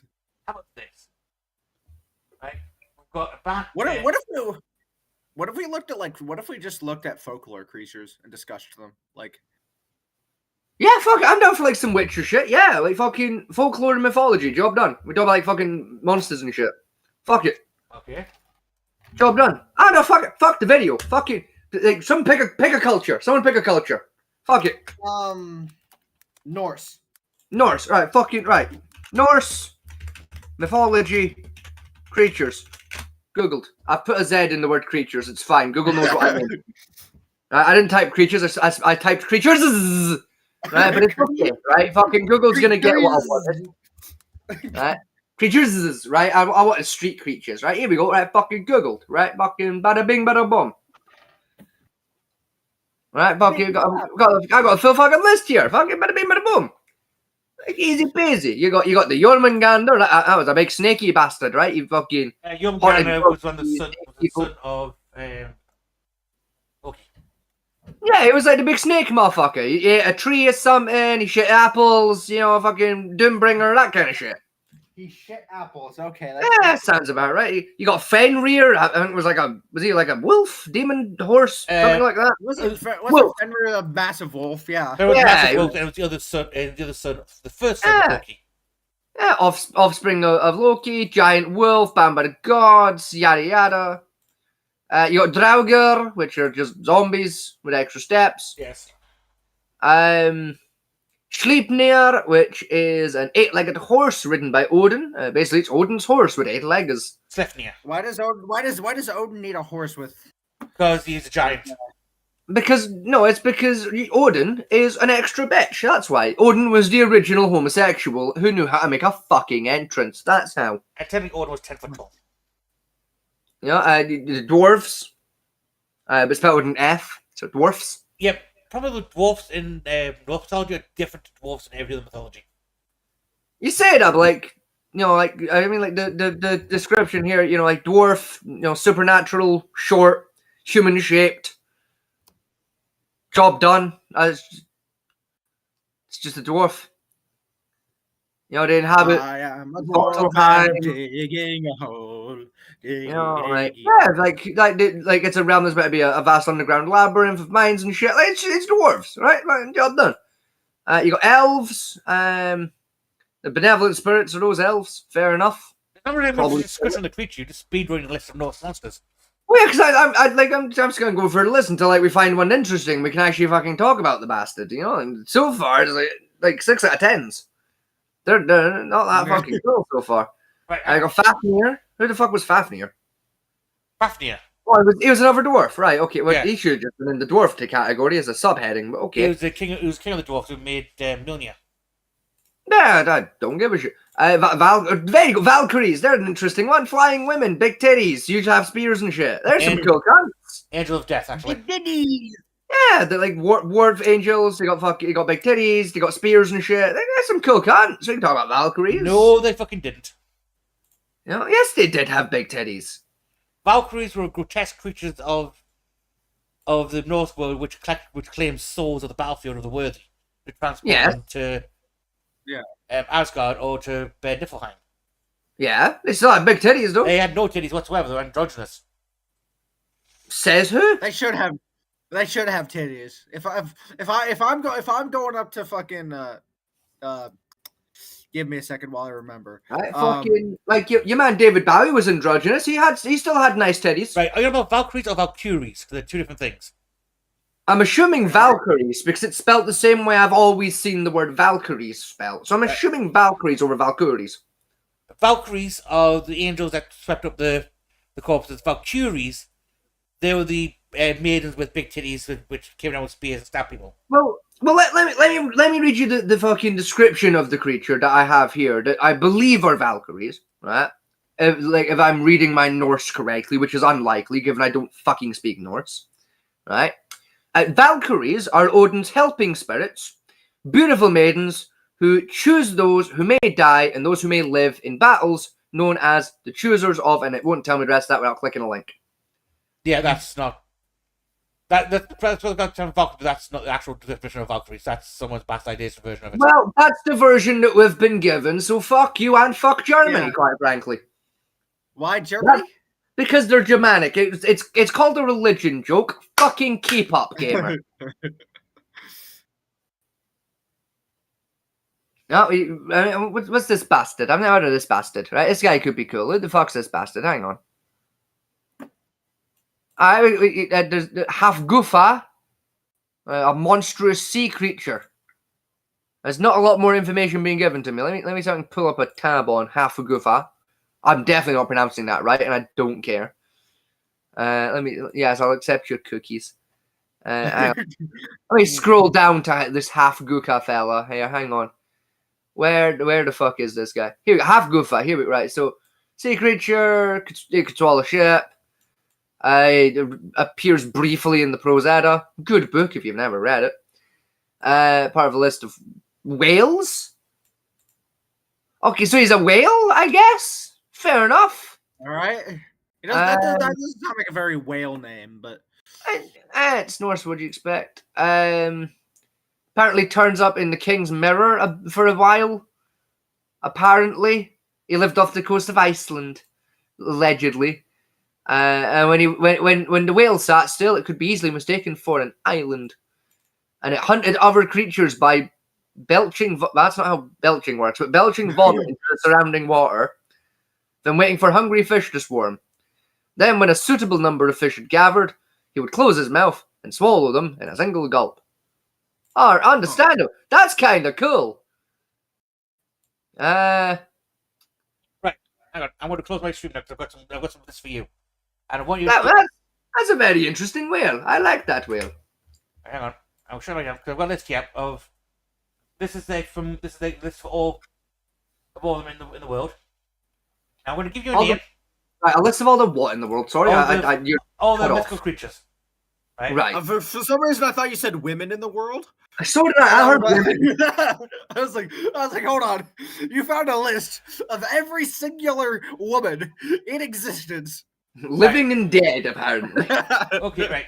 Number 1, Margaret Thatcher. I'm going to give you the name, and I want you to. When I give you the name, I want you to then, tell me what country it's from, right, and what you think it is. Okay. Okay. All right. Right. Fair warning, I have been playing The Witcher recently, so like, if any of them are like Polish, I'm probably going to know them. Right. Okay, that's a straight off thing. Asmus Ostradon. Yeah. Bless you.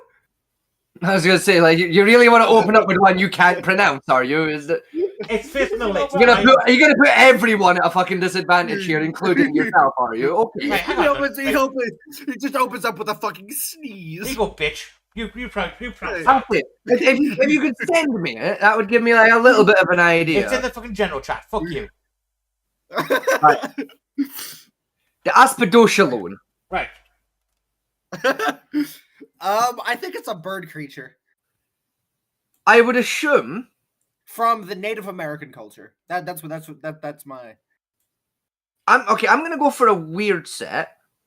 I'm gonna say it's a reptile creature. I'm gonna lock in Hardway and say I think it's a snake. And I want to say that might be Turkish. Turkish? I'm gonna say it's a Turkish serpent of some variety. Legion. Vegas closer. It's Greek.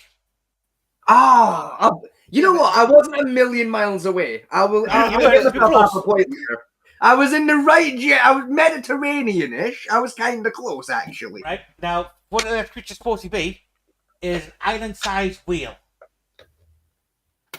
Okay, yeah, no, yeah, that makes that weirdly, yeah, that kind of makes sense, actually, yeah. Bahamut. What? You can see why I got snake though. To be fair, yeah, I think we got there. It's like asp as a type of snake. I thought you were maybe going to play words. Yeah, I forgot that asp was a type of snake. Like you can see my logic. Look at the size of that asp. Next one is Bahamut.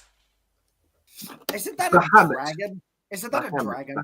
Could I get a spelling on that, please? I can text the spelling. A-M-U-T. B-A-H-M-U-T. A-M-U-t. Isn't that the dragon? Hold on. Oh, Bahamut. Isn't that the dragon, the god of all the Godaline dragons in D&D? No. I could have sworn. No, actually, yes, that is, but that's not the one we're on about. No. But yes, that is. Well played for knowing that, actually. Even I had to think for a minute of like, is it? Yeah, I don't know if like you're bang on correct of like that's exactly which god that is. But Bahamut is one of the gods of D&D. You are correct. Let me grab my monster manual. You're quicker with the fucking player's guide actually, but fair play to you. Yeah, no, Bahamut is in the monster manual. I know that much. Yeah, it is. Let's see. Can you put the spelling in general for me again? Just I'm having a hard time remembering where the A's are going here. My brain's not calculating my A's today. The biggest problem is that a lot of people pronounce it as Bahamut. That's pronunciation Bahamut. Yeah, the king of the good dragons. Bahamut. Right. Okay. Bahamut. The platinum dragon. Yeah. So yeah, it was right. Bahamut. Now I must say, I've just read the description of the word creature is, and I'm surprised. That's not what I thought it was. I know this. This is somewhere in my brain because I swear I was listening to a podcast about this like 2 weeks ago. I think it's a serpent from somewhere in like it comes from sometime like from Rome. I think it comes from like the whatever the Romish mythology is. Right, weird pull. Okay. Weird pull. Right. I'm only gonna lock in a half an answer. Okay. And it's the region half. Right. I want to say that Bahamut was vaguely Middle Eastern, but to lock it in better, I'm gonna go with Iraq or modern day Iraq because I don't remember what countries Iraq used to be. Right. Country-wise, Vegas, you're from a spot on. It's Arabic. Arabic. Okay, yeah, I was in the right general because I was like, Baham. It's sounding really Arabic to me, so it's like Iraq, Afghanistan, maybe Egypt, or like my three big region areas. So like, yeah, that's fair. Especially if it's Bahamut rather than Bahamut. I hope you'll do. No, I hit it with Bahamut just because it's a weird talent I have. Is like if you can send me like a word from a language I'm not very familiar with, and I can usually pick up roughly how it should be pronounced and what language it might be from how it's spelled. It's a weird little talent I hold that I have no clue about the origin of. Right, so it's Arabic. Right, Bahamut. What a clue? Bahamut. Yes, go on then. Give me a clue. Ancient Arabic, ancient Islamic creation myth. Ancient Islamic. Right. If memory serves, then it'll be referring to. I want to say, but was Bahamut like one of the angels in the Islamic text? I want to say maybe the angel of life or. Like their equivalent to Baphomet, maybe? It's a monster. It is a monster. Yeah. Oh, fuck, is that the... No, is Bahamut not the cunt that King David locked up under the city? No, that's Behemoth from the Judeo-Christian. You're right, that's Behemoth. Right. Again, you can see how my logic took me there, though. Now, you don't know... The problem is, though, like, Behemoth and Bahamut, people think they have the same ancient origins. Because the word predates Islam. But again, in fairness, you can see how my logic took me there. They sound very similar, to be fair. You can see how I got there. Yeah. Now, I'll give you the description of the monster is.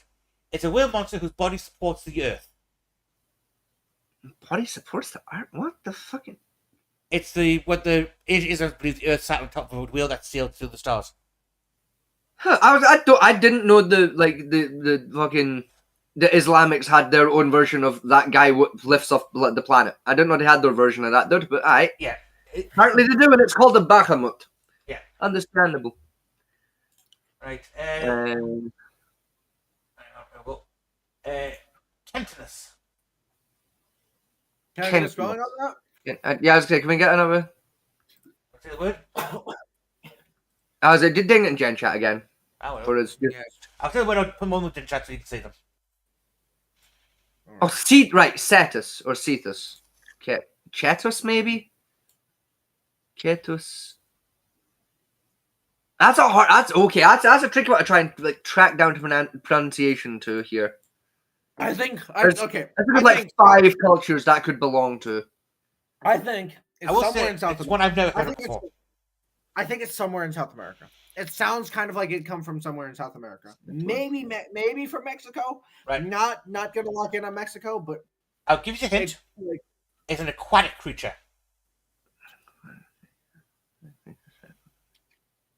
I think it's some sort of South American sea serpent. I'm gonna go with the Pacific Islands as my general region. I'm gonna go with Hawaii. Maybe it's like one of the Maori myths, or that's not Hawaii, Brian. Both are way off Greek. Okay. And there's Greeks where my knowledge isn't that strong, so I don't mind not getting that. Do you have an idea what kind of creature it is? I'm saying sea serpent. I'm saying sea serpent. That's the most common kind of aquatic monster. So I'm saying sea serpent. I'm going with a weird pull. I don't know why, because I don't think this is correct, but I'm gonna go for it anyway. Was Cetus some kind of a shark? Maybe? Like a Greek shark? You're not too far off the mark on that one-ish. It is a boar. It's a monster with the head of a boar or a greyhound and the body of a whale or dolphin. Yeah, okay, yeah, fair. With a divided fan-like tail. Yeah, so it's basically a shark. Now, the thing, I've studied Greek mythology quite a bit, and I don't remember this one coming up. Yeah, I've never heard of that one, but... Now, this one I'm not going to attempt to pronounce, because Vega's getting mad at me. Yeah, I probably will. Okay, so is it one of the Celtic ones then, by any chance? Is it one of the ones from a language I speak, by any chance? There you go. The Dobberkur.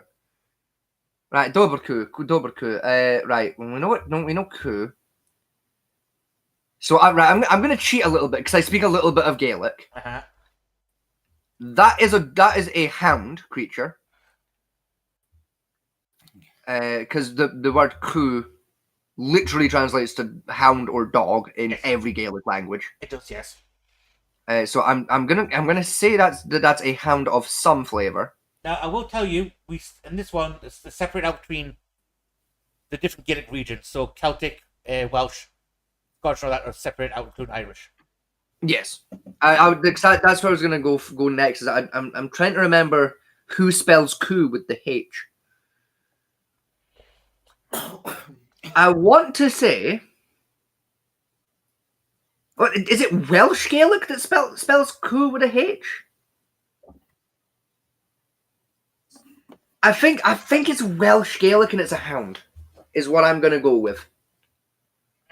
I know hound is definitely fucking correct. It's still Welsh. I'm not 100% on here. Echo, you got any ideas?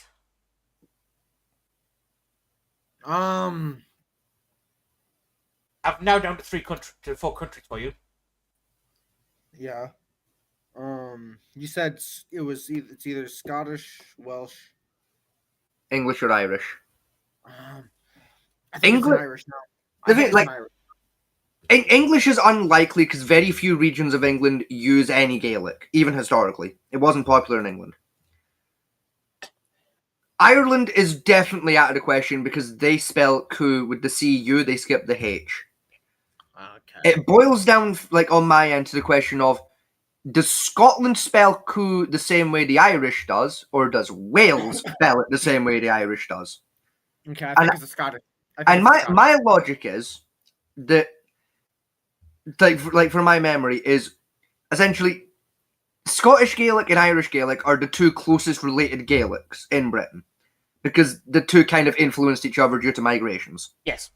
Yeah. Therefore, statistically speaking, logically speaking, the Scottish would spell "coup" the same way the Irish do, which only leaves the Welsh as a likely candidate.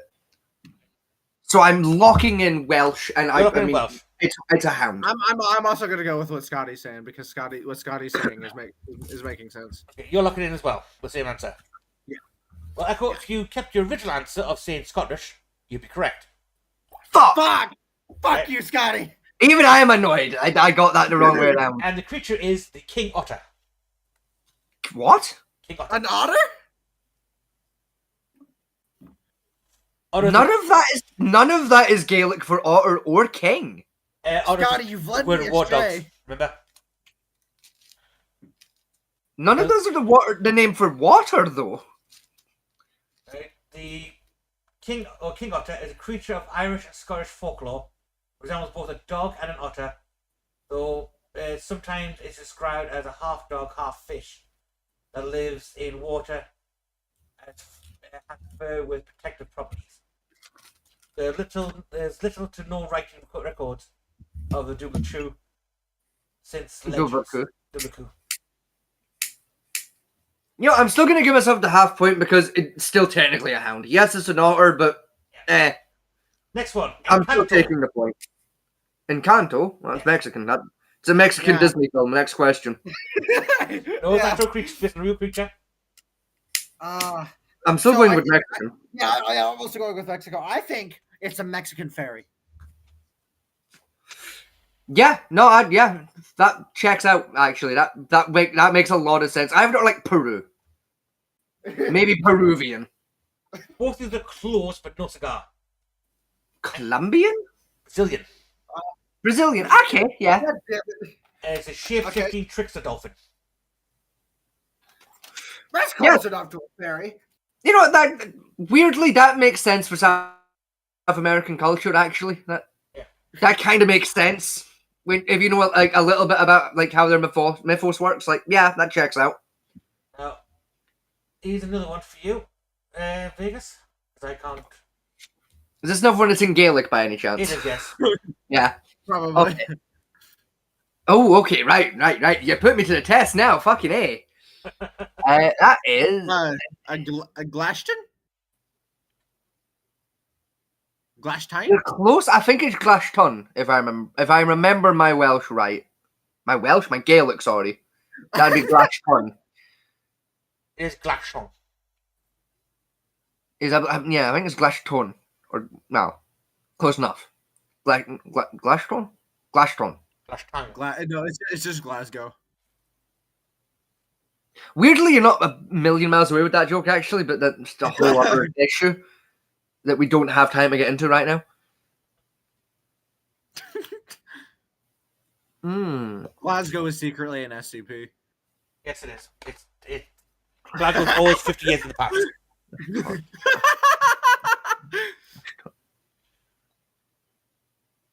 I'm trying to do the math here and I'm fucking drawing blanks. Go to the region first. But that would help you. I mean, I know it's Gaelic. Where does Gaelic originate from? Gaelic originates from... Do you want to start a war? Yes. Gaelic is the language, is the official language theoretically of 4 different people. The Picts, the Ered, the Welsh, and the Celts. Which one invented it, no one knows. I think it's a Welsh bear. Or at least a Welsh creature. I can see your logic. That's looking very namey. That's not looking very like, oh, this is like just this type of creature like Doberku was. Yeah. That's looking more like this isn't like we're naming this species. We're naming this exact bastard of this species because he's a cunt. So I think it's a Welsh creature. It's maybe a bear. It might be a bear. I don't think Wales has bears. Even in their mythos, I don't think they had a lot of bears. I'm agreeing with you on a little bit on the Welsh, but I'm also leaning a bit more towards Irish with that. Because I know Irish Gaelic likes its yus sounds. What one you're probably never going to get what the creature is. So it could be a Glashon, actually, rather than Glashon. I think it might be more of a yun and a silent T if it's Irish Gaelic. If I'm remembering Irish Gaelic. It's a Welsh demonic ferret. Weirdly, that would make sense for Wales. I'm gonna go for like and again it's a weird pool. Was it by any chance? A lot of my Gaelic ones are weird because I rely on really obscure Gaelic knowledge. Was Glashon by any chance one of like the name of one of the Irish serpents that were cast out by Saint whichever the fuck it was? No, right. Am I at least right with it being Irish? No, okay, right. That narrows this down a bit then. Because if I get the region and the pronunciation locked in, I can do the rest of the math from there a lot easier. So yeah, give me the not region. Irish. I don't think that's Scottish. It's Celt. Straight Celt. So it is Scottish then. No, straight Celt. They've got Scottish different. Scottish refers to the northern pit area, where Celt refers to like the northern end of Britain towards Scotland border area. Yeah, so it's Lowland Scotland. Yeah, so it's Scottish. So I think it's a Scottish. It's an obscure bastard. It's not what I'm recognizing. Because Fementi said he didn't think we'd get what it was, so it's not a bear. Right. So if it's Celtic, that means it's Glashtane. Is how that would be spelled. Yes. That's pronounced. Sorry, that's Glashtane. So, right, I know most mythical creatures from the Celtic and the British lore. I have never heard this fucking thing.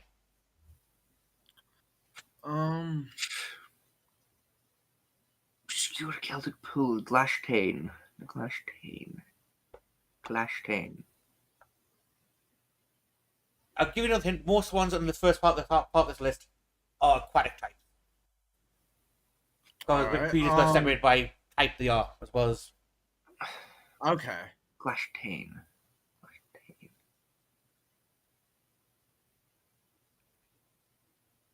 Is it a river pixie, maybe? Close, but not quite. River spirit? River ghost?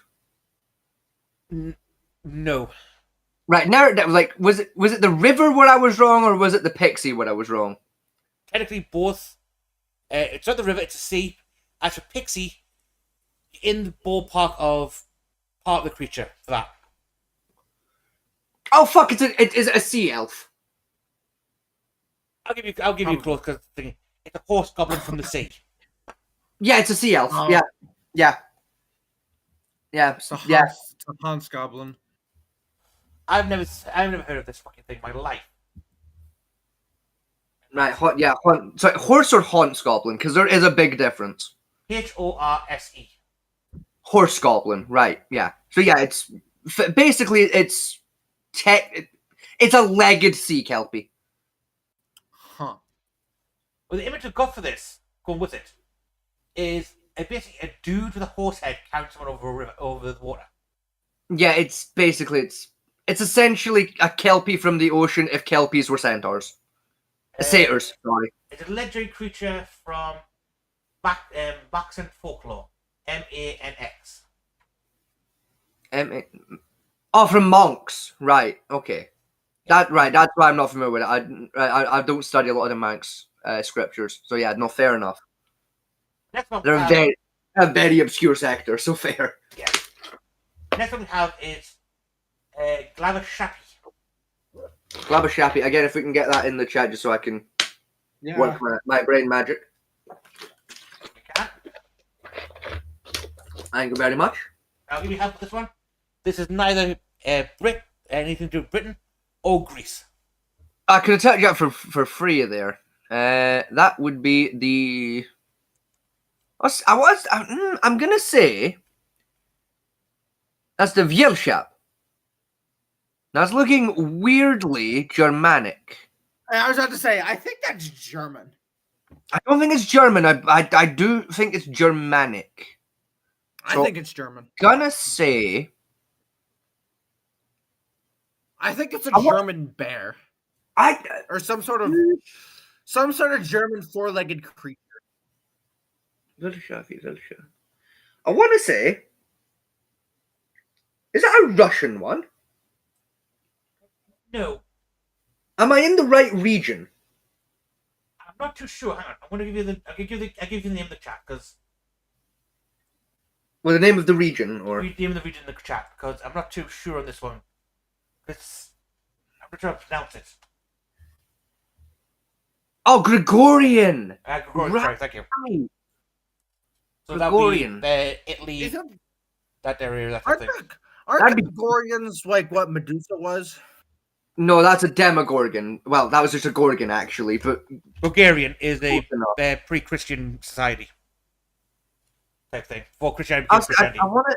I'm trying to remember where I'm cheating a little bit in the background. I am Googling Gregorian because I want to know where the fuck that is today. Gregorians are an indigenous Caucasian ethnic group native to Georgia and the Southern Caucasus. Right, yeah, I know it's the cunts that made the calendar. I want to know where they're from, please, Google. Where were Gregorians from? No, not fucking Georgians. Gregorian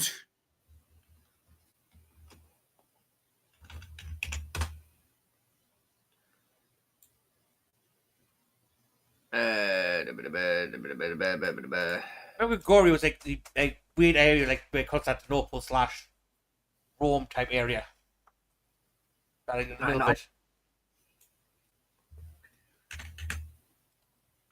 Right, hang on. Where is Gregorian culture from? Here we go. Gregorian culture originated primarily in Western and Central Europe in the 9th and 10th centuries. Brotherhood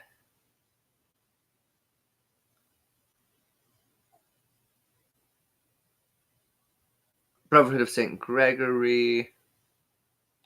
Okay, so that gives us rough Catholic rootings. Was that Western Europe, I said? Yeah, Western and Central Europe, so never eat shredded wheat. It's another sea creature, so think more Southern Europe.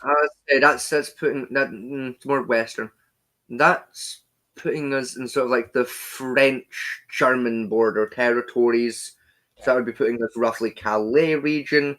So what's popular in and around the English Channel when it comes to sea monsters? Let's see. This one is more river and spring, but it's a monster. This one's more... Okay, more river, spring, that kind of region. Shappy.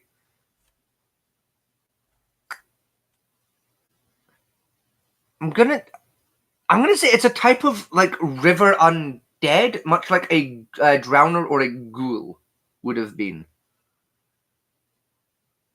Echo, your thoughts?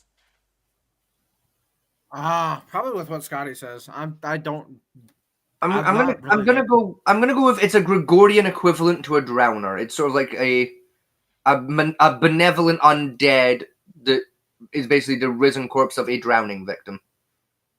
No, a snake-whale monster associated with lakes, rivers, and springs, said to cause floods and other water-related disasters.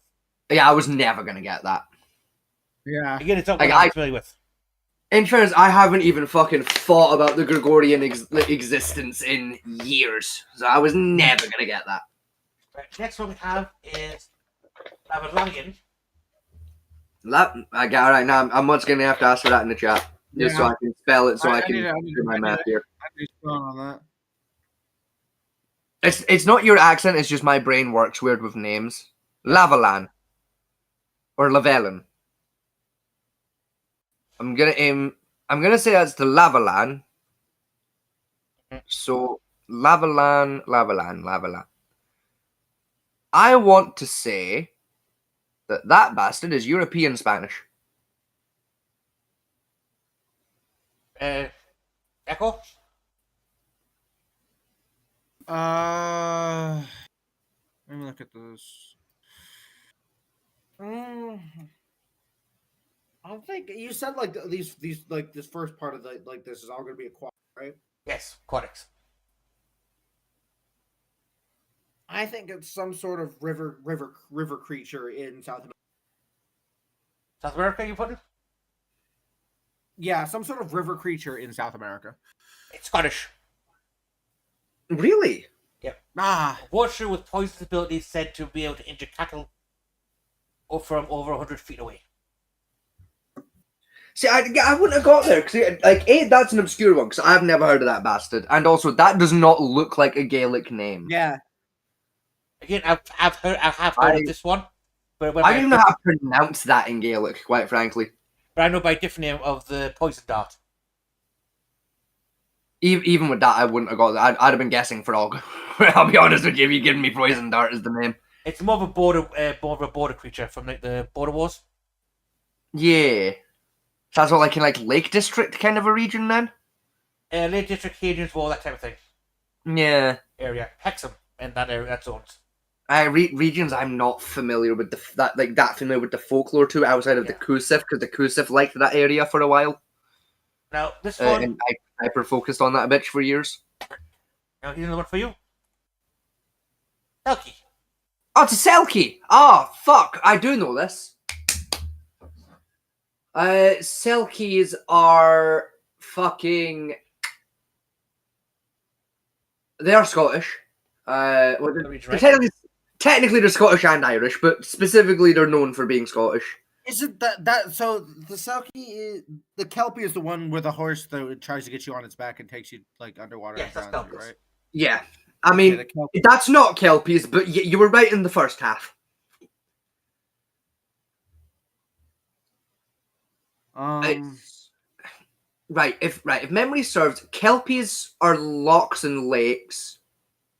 Selkies are rivers, streams, and the other spelling of loch that's for boats. If I remember rightly. So if memory serves, is essentially a dwarf kelpie. Is a quick way of describing a selkie, if memory serves me here.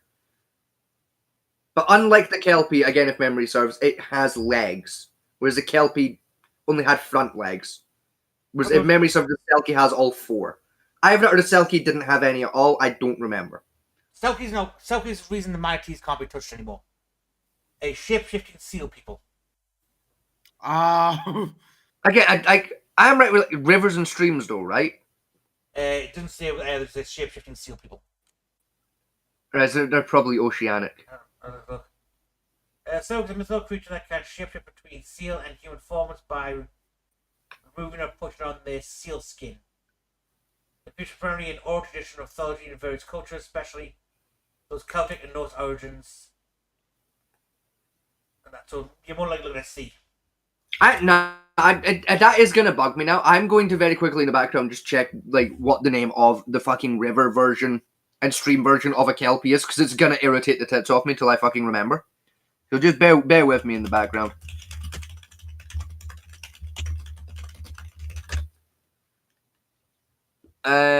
Typist rivers and I mean you're wrong.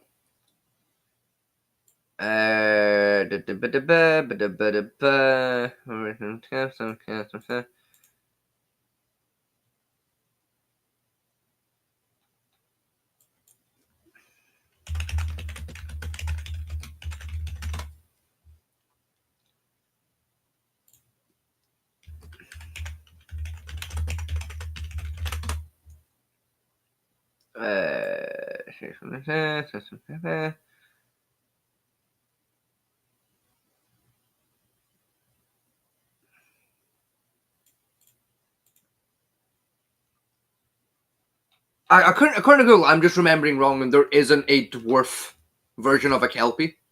Oh no, there is. It's literally just called the water horse. That's the difference. Yeah, water horses live in the exact same regions, but are like considered smaller than kelpies, and are considered the way it's basically considered is a water horse is a dwarf kelpie, and I feel like they're the same animal, but a water horse is a kelpie with dwarfism and has a kinder demeanor as a result. That's where my memory was fucking me. I knew there was a different name for when that happened. It just wasn't fucking Selkies. Here's another one.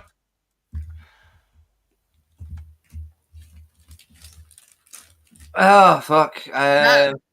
That's a centaur of some sort. Oh, so that's Ichthyosaurs. So that's Latin. Ichthyosaur. That'll be a Latin name, so that'll put that. Maybe that's Greek. Yes. Some sort of Greek centaurs came from. Some sort of Greek centaur people. You have seen them before in movies and stuff. It has been in several movies. And it just is Witcher. I was trying to fucking figure out why it would be different to just a normal fucking centaur. I think quack. Well, I mean, the. Trying to think, like, what the fuck is an aquatic centaur, though? Like, fucking... It's so stupid. Is it just a centaur with gills? Is that literally the only difference? It's got gills and it breathes underwater. Some sort of underwater centaur, yeah. Oh my god, no, it's even stupider, isn't it? It's a fucking merv fucking centaur, isn't it? It's a centaur that's a mermaid. Yes, it's centaur with the upper body of a human, low low body of a horse, and a fishtail. Yeah, no, it was. Yeah, I was thinking about it. I was like, fucking, like aquatic centaur, fucking centaur mermaid. It was, of course, it was right there. It was so obvious. Yeah, it was so fucking obvious. There it was. I knew I'd get that one. One more stupidest sea creatures. Last of the sea creatures. Okay. Right, it's a Nyx. A Nyx. A Nyx. A Nyx. Again, thank you, Nixie. Yeah, Nixie. Nixies. For some reason, that sounds feels Egyptian. I don't know why that feels Egyptian. Maybe she knows one intimately, actually. Should I? Yeah. You want to tell me why I should know them intimately? Because it does appear up in Scottish folklore, but that's not where it originated from.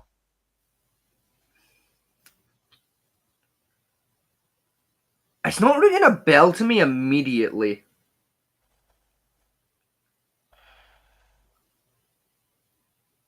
I'm assuming it has a close relation to pixies just because it's very similar in nature of spelling to a pixie. Yes. So I'm gonna assume it'll be like a pixie, like related, like a cousin species to pixie. It appears in Scottish mythology, but isn't from it originally. So who are we close with mythology-wise that we would have stole one of their things for something? Not any of the Celts. I'm assuming not one of the Celts because that'd be too obvious. So who else had pixie-like creatures that we were tight with? I'm assuming it's not English either, like it's not like Anglo or anything, or Saxon or. No, it's not Bret. Yeah, it's not like one of the Bretons. Okay. Is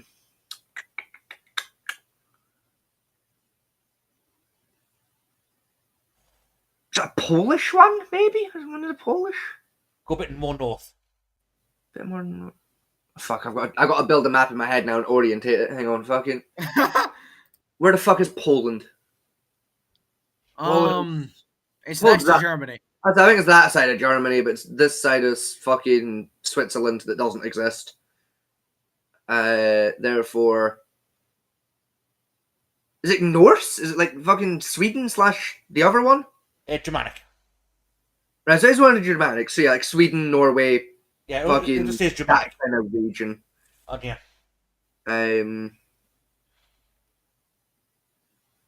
Does it tell you specifically what kind of Germanic? Like, does it say like Hellenic Germanic or like fucking Svalpod? Just Germanic. Okay, so probably statistically it's either Svalpod, Sverli, or just Norse Germanic, which is technically Sverli and Svalpod, but Now, I will say this creature has been known to live in both rivers, seas, and like springs and any body of water, and it was used as a mount at some point. By a few of the folk heroes. Mainly women, oddly enough. A feminine watermelon.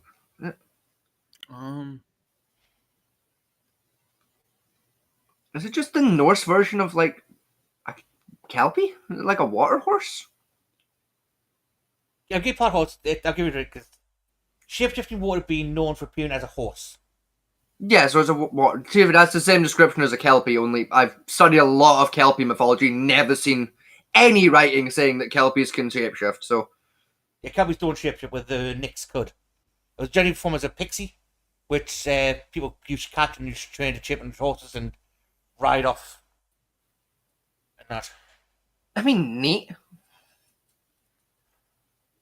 That's the end of the water types. Now we're going to the arthropods.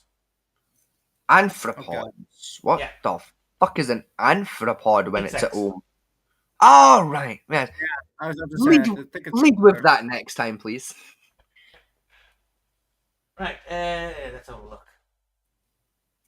Right, insectoids. We shouldn't be getting very many Celtics and Germanics, Celtics, or the Gaelics, because they don't have a lot of insectoid things. Yeah, most of this I will tell you is Middle Eastern in origin. That's about like Middle Eastern, maybe like South American, because I know the Aztecs had some funky fucking beliefs when it came to like fucking bugs and shit. Now, some of these don't actually have like the proper name for it, so I'm going to pick ones that are random here. Oh, dude, I did it yesterday. No, this one. With what? Sorry. No, this one. Carcanos. Carcanos. Right, Carcanos. It's an easy one. You say that.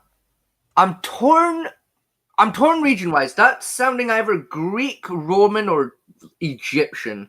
It's Greek. It's Greek. I was going to say, I know it's definitely one of the freaks. It's got very Latin-sounding words there, so... I'll be back. No worries. It's Greek. We know it's an insect, so what kind of an insect Wouldn't. I think it's a Greek beetle. I will say that arthropods also include like crabs and Yes. prawns, that type of description as well. Yeah, but basically anything with an exoskeleton Yes. is Are you saying technically an it's a beetle arthropod. crab? Trying to fit Carcanos. Weirdly, actually, I hate to, I think Echo accidentally got it right, because if I remember rightly, isn't there a Carcanos Islands that are famous for like having lots of crabs or Yes. something like that? Yep, the red crab, the Carcanos Islands have the red crab migration. Yeah, so is the legendary is the Carcanos? I'm assuming like the island was named that because of the red crab, so the Carcanos is therefore like a Greek gigantic fuck off crab. Cancer the crab. Huh? Cancer. Yeah, so yeah, it's a big fuck off crab. Yeah, that's what it is. Next easy one to like ease us into that one. You have Chipri. Oh, Kipri. Once again, I have to ask you to put it in the chat for me. Just put it in the chat. Thank you. Capri.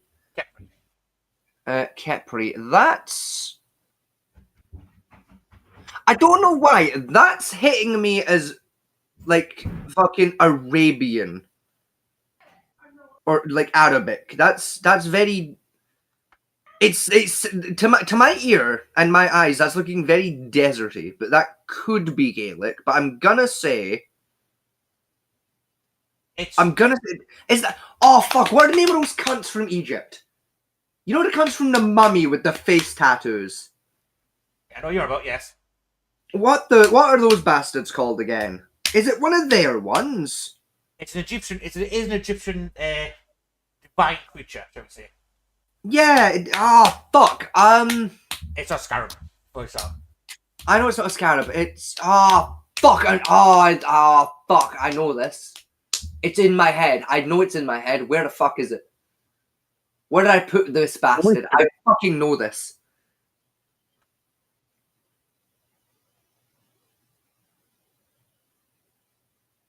Was Kepri the crocodile that eats the souls of the wretched? No. No, it wasn't that I guy. thought It's a bug, remember? I thought that crocodile was it's not that one. I know what crocodile you're talking about. I just don't remember the name. In fact, no, of course it's not, because crocodiles aren't arthropods. They don't have exoskeletons. Yeah. So it can't be the crocodile. It's a fucking ridiculous answer. You're right. Sorry, I was that focused on getting the answer. I deleted the fact we're looking for arthropods here. So something with an exoskeleton. It's not a scarab. Have you narrowed down the region? Ancient Greek. Greek? You said Egyptian, sorry, motherfucker. Ancient Egyptian, sorry. Fucking, I've got to fucking say, you got me in the wrong fucking jurisdiction here, cunt. Yeah, it's ancient Egyptian. I think it's a scarab because the ancient Egyptians really did like the scarabs. It's not scarab. Maybe a beetle. Right, I'll give you the hint. It's a specific creature that did a specific thing in ancient Egyptian culture. Is it a locust perchance? No. Right, I'm going to need you to stop shouting random answers here. I'm trying to like do cultural math. Kindly stop it. I'm trying to remember what other bugs the ancient Egypts like really liked. Yeah, I'm trying to do the same math of not just what did they have, not just what did they like, what was there. Yeah, you can pet him. It's called Kipri. Oh, mate, no, bear, don't. Kipri. He might try to jump up on you, but he won't hurt you. What was a Kipri? You can come pet him if you want. What was he? What was he? Go, bear. Kipri. Bear. Come on. Bear. Want another clue? Give me a clue then. Right. You know it's an insect and it's associated with Ra. Ra is the god of the sun, right? And I'll be honest with you, Echo. Ra was the god of at this point when it comes to the Egyptians. Like Ra wasn't like the man in charge of everything, but he was the go-to guy for everything at the same time. If he couldn't fix it, he knew who could, and he'd pass it on for you. He was a chill cunt. Everyone from the fucking Undertaker to the fucking shipbuilder prayed to that bastard because he knew the right people, right? Yeah, Ra is associated with the sun at a lot of time. What bugs are associated with the sun? Most of them, weirdly. Was it a spider, perchance? Some sort of... It shouldn't be, because again, spiders aren't technically arthropods, they're arachnids, because they don't... Well, most spiders don't have exoskeletons. Some do, but I don't think there's any in Egypt that have exoskeletons. Even though the exoskeletons have exoskeletal shell, they're still classified as Arachnids. Did this bug fly? Did this bug fly, perchance? No.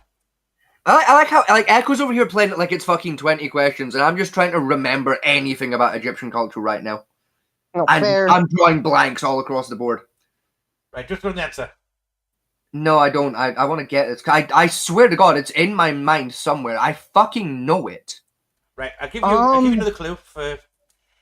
It generally appears on the Ra's crown.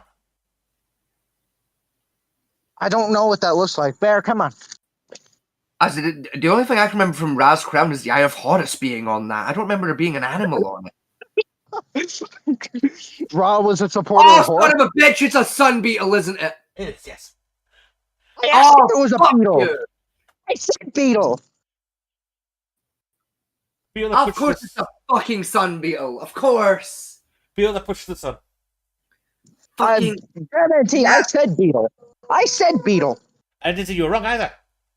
It also, it's also not correct because, naming an entire classification of animals does not count. Yeah, it's a mythical creature. Yeah, this specific mythical creature. Because while sun beetles are beetles, they're also not fucking real. So it's... There's no such thing as a sun beetle. Well, okay, technically there is, but it's complicated. That version of the sun beetle, there's no such thing as. Here's the next one we have. This one's a fun one. Oh boy. It's the only one that doesn't exist in the Middle East. Kind of. Mermasolion. Mermasolion. It's not in the Middle East, which is weird because it starts with a mer sound. Yes. Is it South American, perhaps? Remember, it's a beetle, and I'll give you a big hint for Special Vegas to get this one. It appears on several royal coat of arms. That really doesn't narrow that down. Yeah. It doesn't narrow down where it comes from. Really, a beetle appearing on coat of arms is going to narrow down the region. The royal coat of arms, I said. That still narrows that down to fucking anywhere. Yeah. Because I know no royal fucking coat of arms with beetles on them. Are you talking about European coat of arms?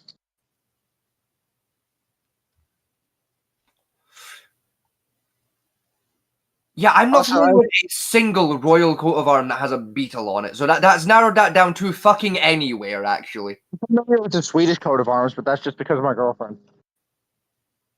No, there's not a beetle on their royal coat of arms. There's no one on that. Actually, I'll be right back. Right, so it's got to be a region I'm not very familiar with the coat of arms to, then. I do know it appears on some of the British coat of arms, the French, and it does appear on... Not the royal ones, it fucking doesn't, for any of those countries. Bulgarian. Bulgarian, maybe. I'm not familiar with the Bulgarian coat of arms, but I doubt it. It's not a British one, because none of our royal coats of arms have a fucking beetle, and you made it very clear that it's a royal coat of arm. One royal coat of arms do have a particular creature on it. It fucking absolutely does not. There's not a single royal fucking coat of arms with a beetle on it in Britain. I can tell you that for fucking free. French, I could believe having one, but I'm not familiar with one from the Royal Court of France. Like, I don't know Bulgarian that well for their coats of arms, but I'm not leaning European. That doesn't look European. It's not got enough grammar to be Asian. Kind of is if you took like the 3rd, 4th century areas. Still not enough grammar in it to be one of the like traditionally Asian sectors. So is that Cumanian maybe? It's not Cumanian.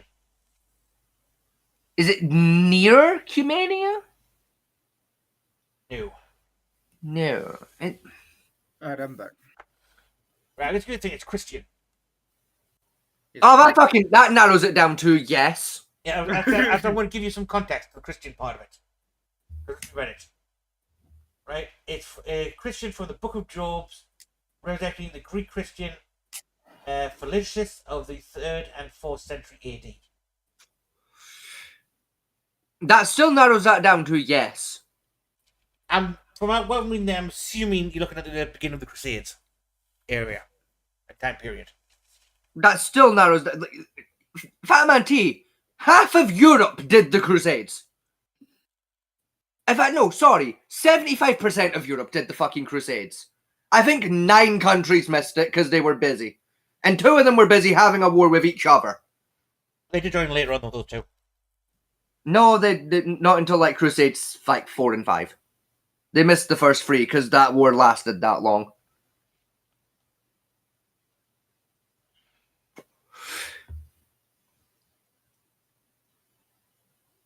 Right, so what European countries use myrrh noises? That's what this boils down to now. Maybe Germany? In fact, I realize it boils down to what countries use myrrh that I'm not at least passingly familiar with the coat of arms system to. Most of Europe, actually, fucking annoyingly. In the second half of that question. For the 3rd and 4th centuries, you look at some of the older southern kingdoms of Europe. Of Europe. Still really not fucking narrowing that down. Probably doesn't give a very narrow point of view of it. It just says Book of Job. Which doesn't help any at all for that one. I mean, yeah, because again, the Book of Job is like fucking yes. Or like, I don't think there's a single denomination of Christianity that doesn't accept that bit of the fucking Bible. Yeah. Fucking... I was giving the answer. No, I don't want the fucking answer. I want to get the answer. Stop offering to give me the answer. Okay. Fucking... And stop giving me clues that give me less than nothing to work with. And saying them with the confidence of, this will help you get it. No. You've narrowed it down to yes. With every single clue, you've narrowed it to Europe. But there's not enough content I can give you from very broad strokes for it. I can't give you a very specific region or location for it. True, but you could maybe give me a clue that gives me some information about this animal that does fucking narrow it down a smidge of like, okay, well, this country literally doesn't have anything in, near, or around it for 300 fucking miles that could do anything remotely similar to what's been described, so it can't be from there. You know, not even a clue that gives me roughly that. Okay, then, here's a clue. Here's the best clue I can give you. It is a mix of 2 animals, 1 insect, 1 mammal. And think Africa a little bit for the mammal. Think Africa. Right, so an insectoid mammal from Africa. But it's not actually from Africa, it's actually from Europe. And it's on their coat of arms. Yes. Go fuck yourself.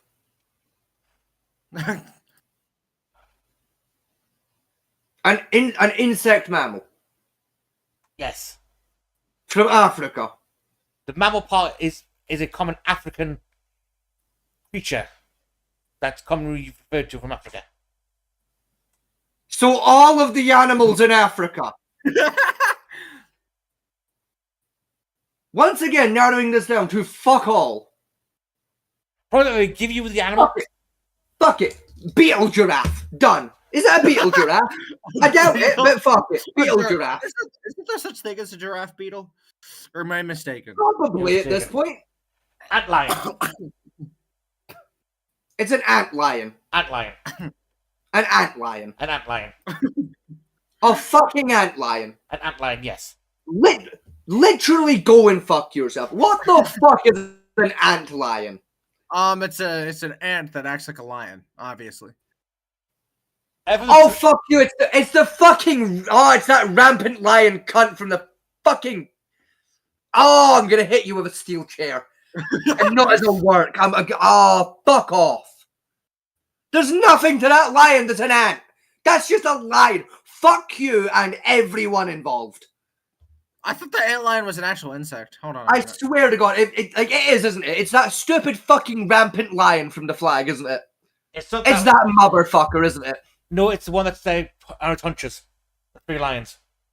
Yeah, it's the rampant fucking lion. Yeah, the thing that's just a lion. There's no ant to that bastard. Fuck you and everyone involved. That's not an ant lion. That's just a fucking lion. There is no ant to that lion. That's the drawing. Where's the ant? That's the drawing they've given for the picture of the creature, and it says. Where's the ant? I don't know. That's what I'm saying. I couldn't give you anything because if I said, "Oh, think ant and lion," the creature's an ant fucking lion. What am I supposed to give you for a fucking clue? Yeah. Something that's correct because there's no fucking ant. It's just a lion. I call this a fucking ant lion, okay? I don't make they're this wrong. They're all wrong. You're wrong for encouraging them. None of my lighters are working. Why are none of my lighters working? Oh, now it works. Oh, fuck off. Spark, you whore. Thank you. Oh, go fuck yourself, you pink bitch. There's the next one. Okay. Egyptian. Yes, Egyptian. Okay, Egyptian dragonfly.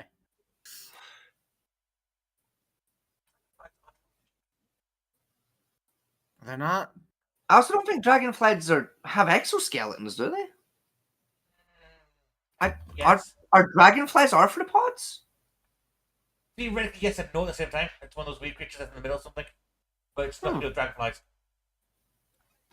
Also, the clue for this one is that it's a goddess that takes the shape of an insect. Can I at least get the confirmation of am I right with Egypt or? Yeah, ancient Egypt. Yeah, thank you. From the older ones. Fucking locust? Not locust. Fuck it, ant. Is it an ant to get? It better not be another ant. I swear to God, if this is another ant, I will actually fucking rage quit. It's not another ant. Thank fuck for that. You and your eyeballs are safe once more, good sir. You were this close to having a fucking wooden gavel thrown at you.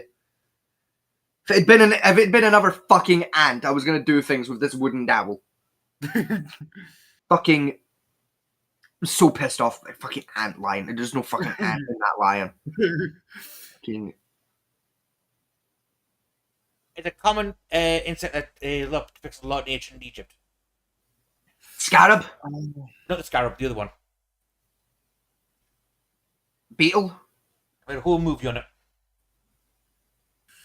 Beetle.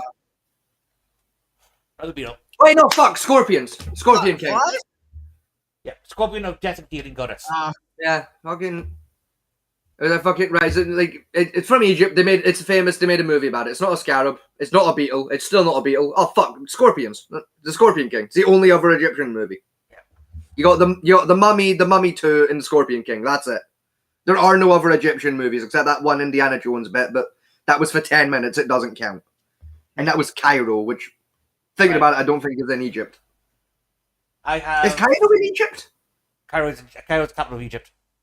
I couldn't remember for a minute there. Well, it used to be the capital of Egypt. I don't know if it still is or not. Yeah, like I said Cairo is like being Egyptian. I was like, no, that can't be right. I don't think Cairo was in Egypt. That doesn't sound right. No, I'm double checking. It's Cairo in Egypt. Showing myself to be a fucking idiot now. Cairo. Yeah, it's in Egypt, and it's still the capital.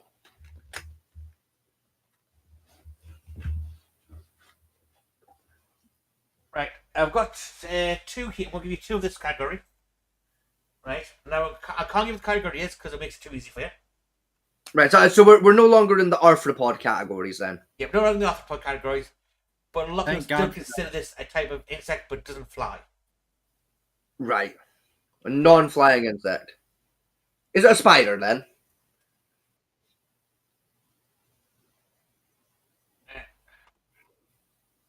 Sorry, are we still in insect territory or are we in arthropod territory?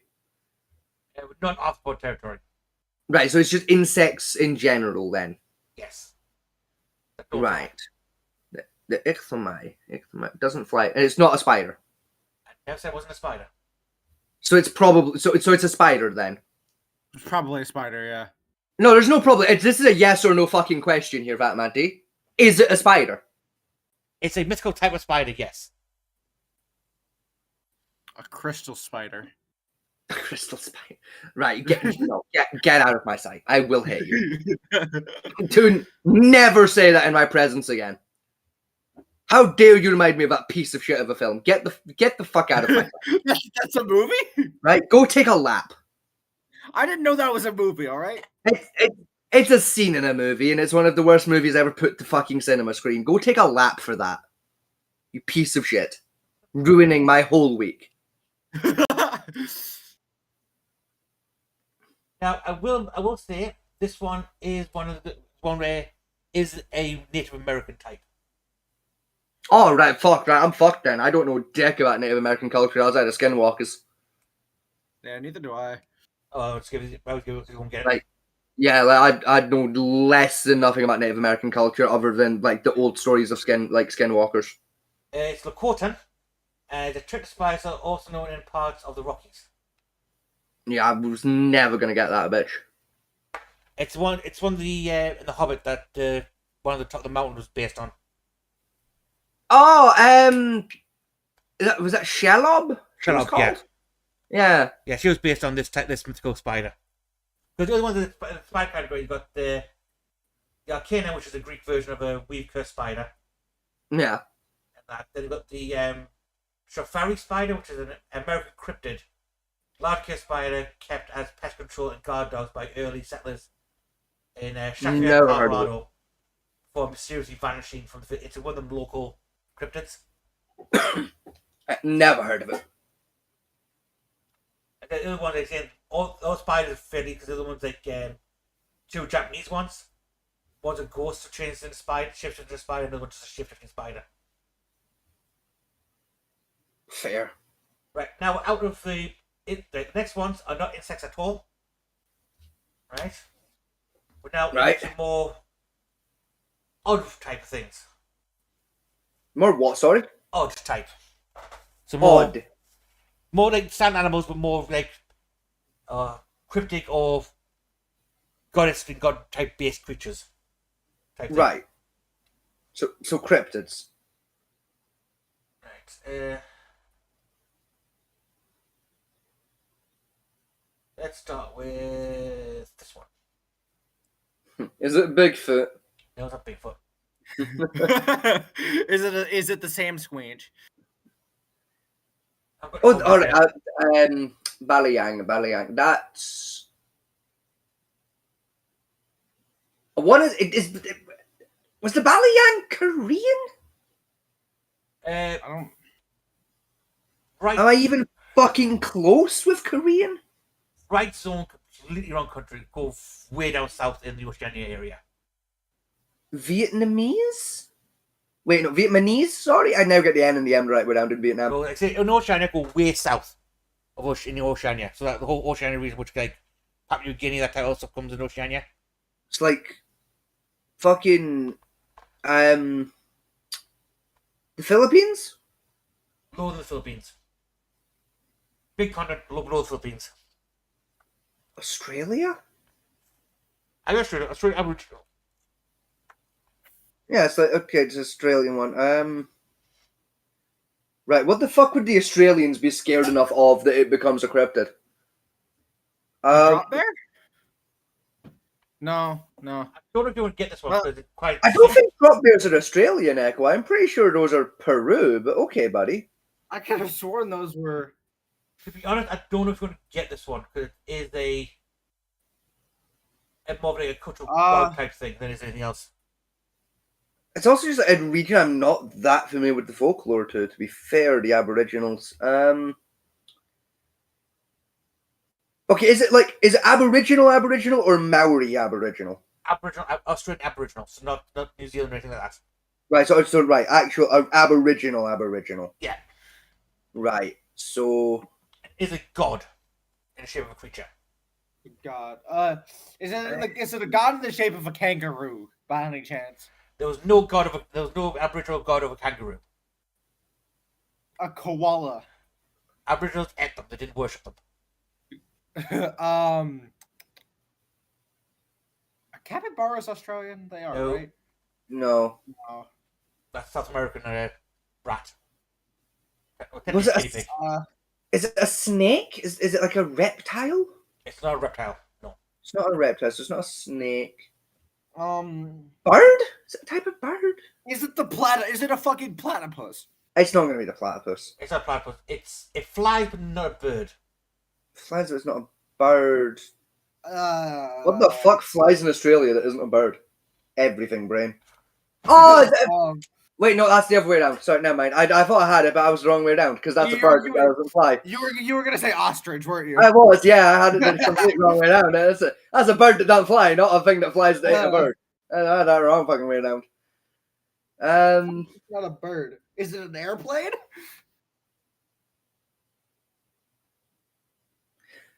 Is it an Yes, the world famous Australian animal, a fucking Cessna. Gamer, literally take a lap. Literally go outside, touch grass, and tell your neighbor what you just said to me, so he can punch you for me. It has appeared in a couple of medium class B movies and a few A-list movies as a flavor context type thing. Right. It can't be that because it would have come up in the aquatic department if it was that bastard. So I doubt it's that. None of these are aquatic types, as far as I can tell. It's not going to be that bastard.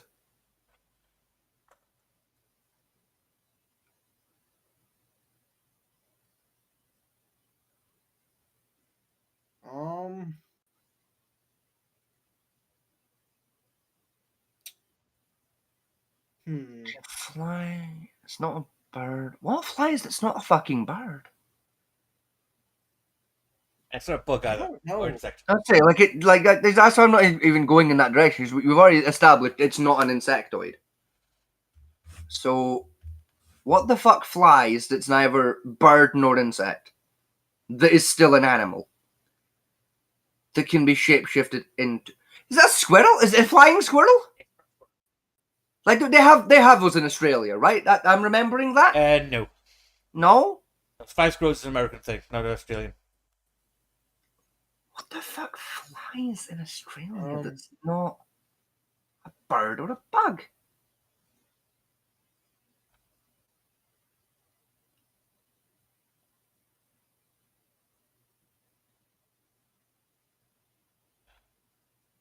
They can go quite large in Australia. It's Australia. That was a given. Yeah, everything is huge in Australia. You know, Americans have supersized food. Australia has supersized demonic creatures. Oh, fuck, is that a dragon? No dragon, no.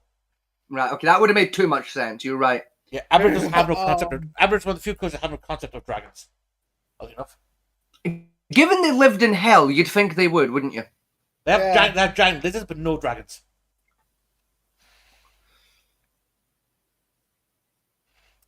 It's nocturnal. Does that help? Not really. No, not really. I don't remember much about nocturnal Australian creatures. It's not even that. It's still just what the fuck flies that's neither insect or bird? That's where I'm still stuck. What the fuck flies that isn't a bird or an insect? I think so when I tell you it. What the fuck? Does... Right, weird pull. Weird fucking idea, because I don't think this is biologically possible, but fuck it, it's a cryptid. Okay. Is it a flying frog by any chance? Is it a frog with wings? It's not a frog with wings. Right, okay. Am I on the right kind of track of normally this fucking thing wouldn't fly, but this version does because it's got wings?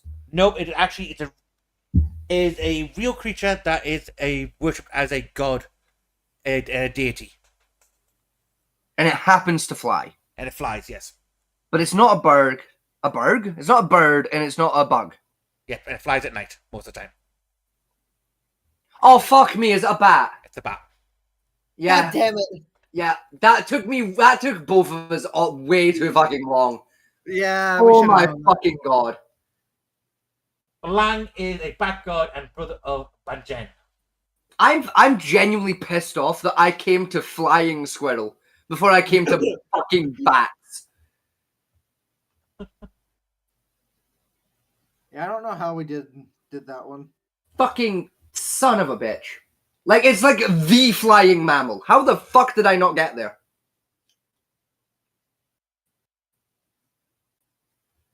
I'm actually fucking disappointed in myself. Wow. Fuck, now I know how my mum felt.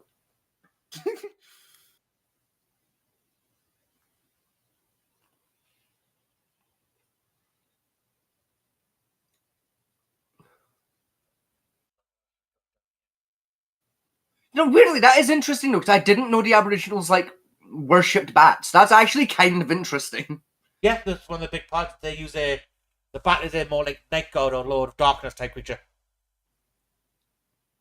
Oh my god, is that where that comes from in, like, rock and roll and shit? Of, like, bats being, like, the symbol for the Prince of Darkness? Yes. Is there a connection to that? Yeah, because it's where the Bram Stoker's got the idea for Dracula being a creature of the night, because Benjen is a blood-sucking creature a demon in Aboriginal culture, and his brother's a bat. Huh. That makes sense, actually. Yeah. I mean, I was assuming he got the idea from just bats are fucking creepy, but fair play to him. See, not all bats are creepy. If you look at... I mean, I don't think bats are creepy. I think bats are adorable, but, like, I'm a weird cunt. Like, most people have the logic of bats are creepy. I believe this particular one's based on the fruit bat. That would make sense, given fruit bats are, like, really common in Australia, which is why my headcanon is that the game Stardew Valley secretly takes place in Australia, but in a post-apocalyptic future. Yeah. Thank you for attending my TED Talk.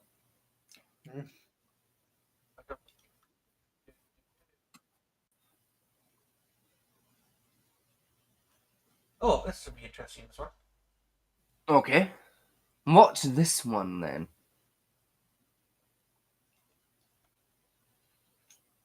Anzu. Anzu. That's gotta be Asian, I'm gonna say. Is that Chinese, the Anzu? Nope. Middle Eastern. You think close to Middle Eastern. Is it still technically, like, normal Asia, but it's right on that precipice border? No, in the Asia. Right, so it's like Middle East. Middle East. Seen enough spammed into the chat of random what looks like. Anki. What is happening? Oh, we're playing a game where Fat Man T like gives us the name of a mythical like being, and we have to guess what the fuck it was. Yeah. Oh, okay. Where it's from. We've been failing miserably, like the past. Hold on. Okay, did Echo at least get the Selkie? No, gamer. I'm from the country they're from. I fucked up Selkie. Yeah. Are you kidding me? I'm not kidding you. I fucked that up. That is like the Scottish myth. How do you not know that? No, that's Kelpie. That's Kelpie soda. You're thinking of water horses. Selkies are like I asked if it was the kelp. It was the Kelpie, and Fatman said no. Like I know what the Kelpie is. Forms. Okay. Then hold on. What the fuck is a Selkie? I don't remember anymore. Selkie is essentially like shape-shifting seal creature. Yeah, okay. So... Oh my god, do you want to hear the most bullshit thing ever that has happened? Sure. So, my grandmother usually sends me money through Zelle from Wells Fargo to my BankWest account, right? And now, normally I would do these transfers. Like, she knows they happen, but she gives me access to it to be able to transfer. Hang on. So you transfer money from one bank to another bank to your bank? Yes. No. It's from one bank to my bank. It's So a direct transfer. What's that middle ground for? It's Zelle is the way you transfer from Wells Fargo to any bank that's outside of Wells Fargo that accepts payments from other banks. It's I gotta go. it's I less gotta of go a eat. it's Okay, less Michael. of like I'll a be right back. middleman and more like the messenger. Yeah. So It just notifies. Why can't you just do that through the Wells Fargo app? Why do you have to have a separate app for that? That doesn't make sense. Because Wells Fargo is fucking stupid. Wells Fargo hates literally every other bank and every one of its users. We Yeah, that talk. makes sense, actually. So normally, this before I got my new phone, I'd normally just use my old phone, which by the way I got back in South Dakota, which is probably why they didn't stop any payments going through from Zelle, from my grandmother's account to my account, from her checking to my checking, with the messenger of Zelle in between. I tried to transfer her money the other day. Mm-hmm. It wouldn't go through. So he tried putting it on my Apple Pay. Mm-hmm. Wouldn't go through. Contact the bank. They say they'll have to remove it in their system off the Apple Pay and have us retry. They know that it's me putting it on my account with my grandmother, who was on the other line. Like, we had a three-way call going. Grandma says, I'm authorizing my grandson to use my card for his Apple Pay. They said, just give us a couple days and retry. We tried to retry. Wouldn't work. I go into Zelle through the Wells Fargo app. I just download it and log into my grandmother's account because I have her account info, because normally I'd transfer through the web browser. Mm-hmm. I try to transfer. It says pending. Waiting for authorization. Never happened before. So she decides, I'm getting off work early. I'm going to the bank. She goes to the bank. She goes in there. She tells them what's going on. They tell her, your grandson cannot use your card on his device at all for Zelle transfers. You have to do those transfers yourself and you have to change your password. Your grandson cannot have your account login info. Mm-hmm. So we're like, all right, what if we just had me as an authorized user in person? Like, just her there in person with me on a video call or something, so they can verify my ID and my face, because I'm states away. They say, no, it has to be in person. We have to be there together at the same time. A video call on Messenger will not work. I mean, makes sense. So then we had to go to the process of my grandmother called Wells Fargo. Actually has me call Wells Fargo while on the phone with her, merge the calls, and stay muted. She gives all the info she needs. She asks if she can add me as an authorized user on the account. They say yes. She adds me. I now have to wait for my card to come in the mail. But this will raise my credit score, which is good. That is handy. Because if me and Soda plan to try to fucking get to a house at some point, we kind of need to good build credit. And that means I have to pay off my student loans. Which isn't a lot. It's like $600 some odd dollars. No. No? What was it? It's like 1,000 something. The fuck? That's counting both of them. Just real quick. Fat Man T, is it by any chance a Syrian soul snatcher? No. Am I at least right with Syria? No, okay. Is it at least a soul It looks snatcher? Aztec. That's the best I way. doubt it's a soul snatcher. Is it a soul snatcher? Was I right there? It's not Soul Snatcher. No, am I even? I'm close to not the right kind of participating. general area? Okay. I would like to see what this even just looks like. Think Okay. ancient Middle Eastern. Okay. Oh, Aztec God, y'all are not getting or Hang on. Egyptian. Oh. So hang on, is the country still known by that name today, or is this like an old Middle Eastern country that doesn't exist anymore? I It's an know. awkward- it's Fat awkward Man that T. doesn't exist Fat anymore. Man T. You have. Right. Okay. Doesn't exist anymore. Doesn't exist. Fuck. Can I say? Where were the Aztecs? They were in America. South America. Can I say something really quickly? Fat Man T. Okay, I'm not going to reveal to anyone, and Q had not seen, but I looked it up just to see. You are fucking evil. They're not gonna guess that at all. None of the three of you are gonna guess that because I couldn't even guess that shit. I'm not getting a response on my question. What was the question? Okay, I asked it. I asked something about like Aztec. Where the fuck? Are they? South America. South America, no idea, Middle East. Okay, Middle East. Middle East. Oh, Middle East is also kind of. It's like. It's a close Tumerian? Was it Tumerian? Or Tumerian? I can't remember how that's Before the pronounced. Tumerians. Huh? Close there, but before the Tumerians. Pre-Tumerian. Same region of the Middle East by any chance, or yeah. Yeah. We've talked about this culture quite a few times actually. Me and you. Byzantine? I know the Byzantine Empire took a lot of the Middle East for a while. Is it Byzantine? This old country is the region is very well known, and it's the only way I can explain it without trying to give away too much. It's a bee. Leave it alone. It won't sting you if you don't fucking care. Go away. You are not. I don't know if you're gonna be friend shaped. I can't even fucking see it. Are you fucking me on a technicality here? Is it Palestine? No, not Palestine. I'm not fucking on any technicality. Is it Israel? Not Israel. Right, you're definitely not fucking me on a technicality. It's not around today. It predates all those cultures. That's what I was asking, like, those two in particular. It's like, I know they had different names at one point, so were you fucking me on a technicality here? But no, okay. No. I assume it's probably not, but I'm going to double check. It's definitely not Alexandrian, right? Alexandrian. Right, okay. Best way to describe it to me, it's pre-Arabic, so they didn't speak Arabic, but it's in the Middle Eastern area, but it's classified as Middle Eastern area. Oh, okay. Oh, fuck, it's that old. Oh, fuck.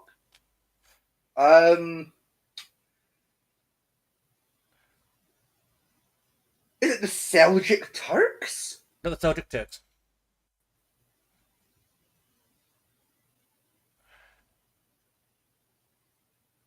What fucking Middle Eastern culture have we spoke about? They invented the very first written language.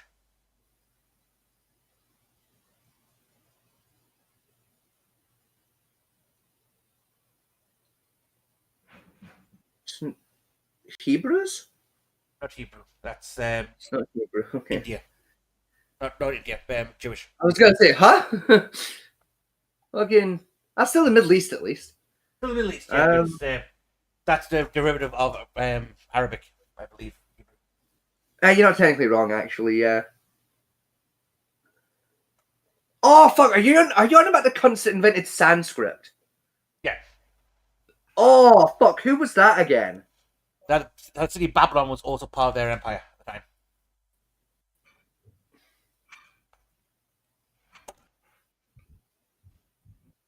That's right. Gilgamesh comes from as well. Oh my god! Oh my god! It was the dickheads that burned down Zion, wasn't it? Don't know if it's been on Zion. I can't remember exactly. That was that the Carthaginians that did that? No, what am I saying? So the Carthaginians. The Parthians? Parthian Persian? No, not Persians. Go ahead, head more west than Persia. Fuck, I don't know where Persia is on the map. Persia's technically east of the Greco area and east of Iraq, I believe.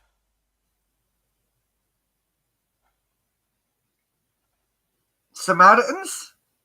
You've got the Sumerians, but I think the Sumerians did come from... No, I said Samaritans, but yeah.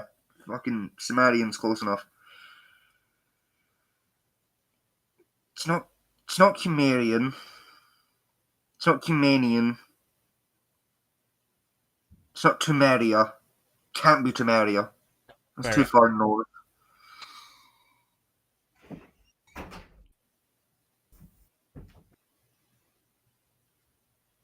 No, you're gonna have to just give me the culture because it's gonna fucking kill me. Mesopotamia. Fuck you! What is it? Oh, of course. I genuinely thought those were South American for like fucking 10 minutes. I kept going. Is it Mesopotamia? No, it can't be Mesopotamian. Those guys were in South America. No, they weren't, Brave. And to answer your question, Echo, we're talking about the same fucking animal we've been talking about since you left. Right? We're still trying to figure out the Anzu. Because we got fucking sidetracked because Inky's bank isn't working. Because that was relevant. Oh, so I thought Wells Fargo was a fucking shipping company. Not a bank. I'm gonna hit him. I'm gonna fucking hit him. I'm gonna fucking hit him. Right, so it's Mesopotamian. What the fuck was an Anzu in I'm not strong with Mesopotamia. Are we still on the like arachnids and bugs, or what are we? No, we're Echo. We haven't been on arachnids for like an hour. It is a god and/or cryptid. Okay. I'm assuming this one is specifically another god being. Yes. No, this one is an actual animal and a cryptid type animal. Okay, it's an animalistic cryptid. That narrows that down a little bit then for Mesopotamia. Right now, I will give you this thing. It does fly, right? And it's not the bat again, or reptile. Right, so it is a real animal then. It's not. It is a mythical animal, but it's not. It's not in the shape of either of those two. What do you mean? Well, it's not a dragon type or a bat type creature. It's a different flying type creature. Right, but does said creature actually exist, and this is just an amplified version of that animal that does weird shit? I believe the species of bird did exist once. Right, so like based on. Cool. I So there was a bird, so like Middle Eastern birds. I also believe in Pokemon as well. Fucking doubt it.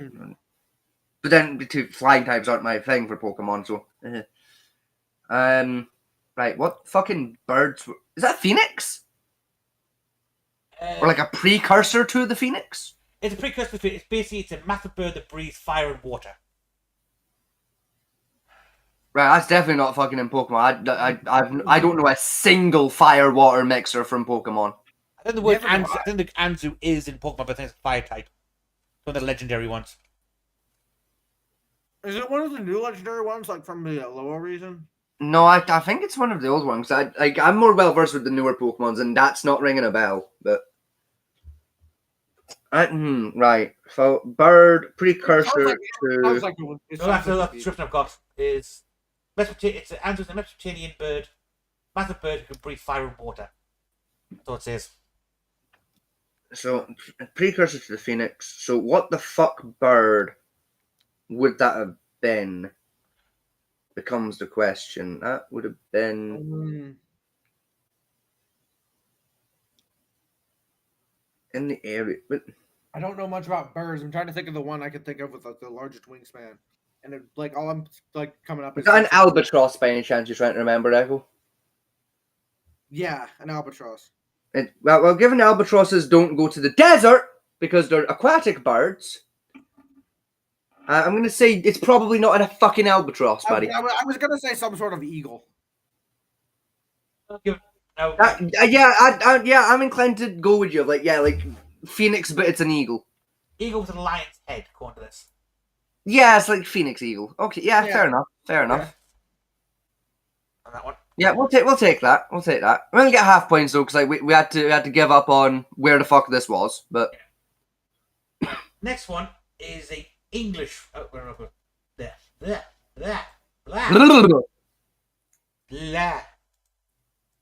Here we go. Now, all I want to know for this one is where it's from and what do you think the creature does. Okay, the Uzlum bird. Well, we know it's a bird. We know it's a bird. We're assuming it's British because I heard you half attempt to say it's British, so it becomes whereabouts in Britain. I was gonna say South America, but so where in Britain would have something that ridiculous named? That would be. That's got to be England. So whereabouts in England would have an Uzalam? That would It is an English one, yes. London, England. It's not going to be London. London's not got a lot of bird cryptids. Well, they do today, but that's because of fucking weird pigeons. Weird pigeons? Yeah, weirdly, like, London and Kirkcaldy both have fucking pigeon-based cryptids now because there's pigeons that act weird. And you get used to it. Is it Cornwall? Is it a Cornish bird?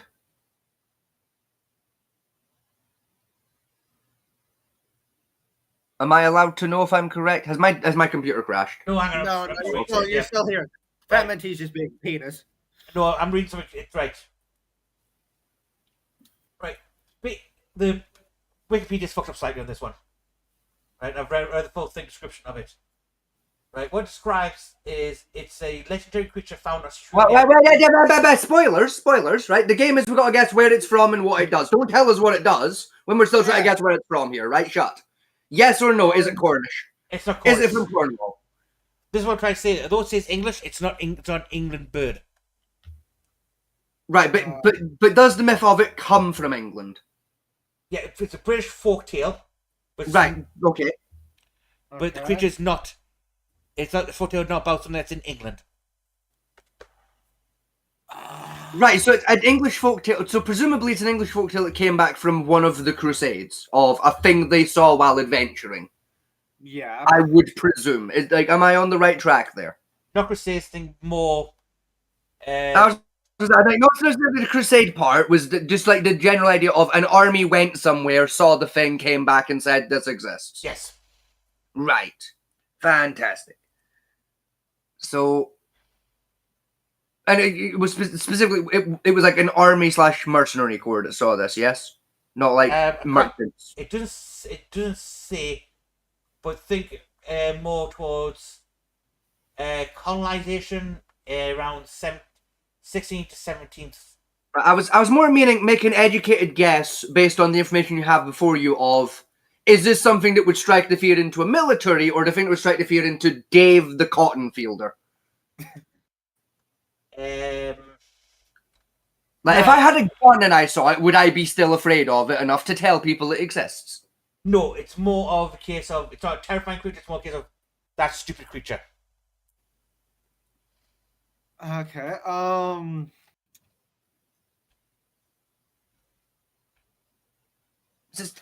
It'll be something ridiculous. It's something like fucking a Peruvian bird that shits rainbows. For the 17th century colonization period, that checks the fuck out, actually. They were on a lot of opium back then. It's not Peruvian, but... Right, think about the name of the bird. Doesn't shit rainbows? A hint of the continent, what continent it's from. Fucking... Spanish? No. South America? Like South I America. originally said? Australian? Australian. You got it, Australian. Oh, really? Okay, is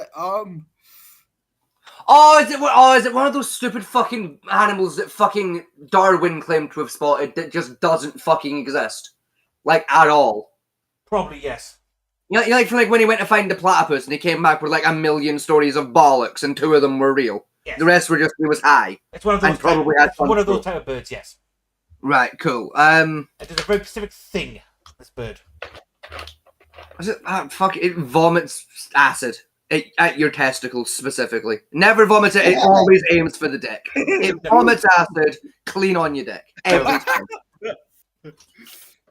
I'm at least in the first half. Does it vomit something unpleasant? It doesn't vomit anything unpleasant. Does it shit acid on your dick? Huh? Yeah, does it? What was that? Does it shit acid onto your dick? No. Does hydrochloric acid escape its sphincter muscle and find itself upon the human body? No. Right. Does it shit a chemical that kills animals so it can hunt more efficiently by chance, good sir? No. Right. I'll give you a hint. It does involve the rear end of the animal, kind of. I think more ostrich. Does it just fire eggs out of its ass?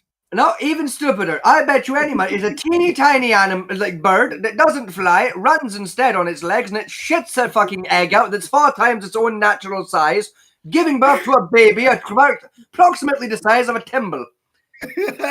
That's Kiwi, but no, it's not that. Also, the ostrich, if you really think. Look at the size of an ostrich egg, look at the size of a baby ostrich, now look at the size of a fully grown ostrich. That math don't fucking math at all. I'm not wrong and you know it. The size of the ostrich egg way too big for the size of the baby ostrich, and we all fucking know it. We're all just too scared to admit it. Do you want the answer? Or do you want to keep trying? I want to keep trying. Okay. So it doesn't shit an abnormally large egg. It's nothing to do with what comes out the bird, but it does involve its ass and. Okay, it eats from its ass and shits out its mouth. Then no, it doesn't do. It digests in reversed. No, it doesn't do any shitting or anything like that, or anything like that.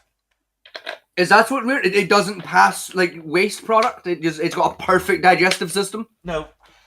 No, that would make sense. So it's got a purple asshole. No. I say think ostrich. What ostrich can do sometimes. They run, kick, kill people, and shit eggs. That's about it. That's all ostriches do. Particularly when they're frightened. They kill you with their claws. Something else they do. Does it have claws in its ass? It's got a toothy ass. I've got a toothy ass. No. It's got a stabby ass. It's so stupid. Does it spray you like a skunk would? No, it doesn't spray like a skunk would. It's absolutely ridiculous. This. It shits blood. No, it does it shit blood in fear? Does it shit and come at the same time when starting? It propels itself by shitting out rainbows, then flies across the sky. I believe it's one of the origins of a certain phrase Britons use about the head and backsides. It shoves its head up its own ass. That's close enough. Does it go head over tits and it like tumbles at you? No, Echo got it pretty much. Yes. It buries its head up its ass. When startled, the bird takes off, flies around in every creature's circles until it manages to fly up its own backside, disappearing completely. Yeah, so it shoves its head up its ass. Yes. And anyone believed that? It's the 15th century. Of course they believed it. Yeah, fair point, actually, yeah.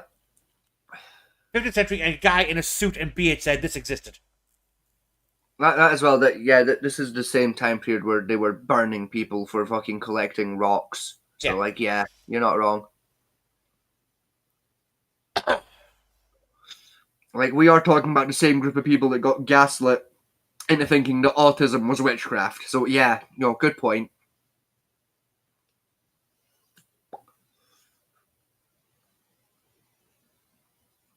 What else you got?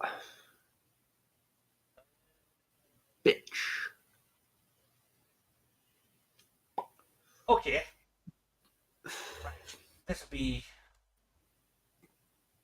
interesting. And there you go. A Gamion. Mongolian? Not Mongolian. Vaguely Asian? Think Baltic. Is it Croatian? No, it's going to be. It's really the other side of the Dead Sea because it's not in The Witcher. So is it Bulgarian? Is Crazy secretly? Is that what the G stands for in Crazy's name? He's secretly one of these creatures. G, idiot. That's what he said. Yeah, I said G.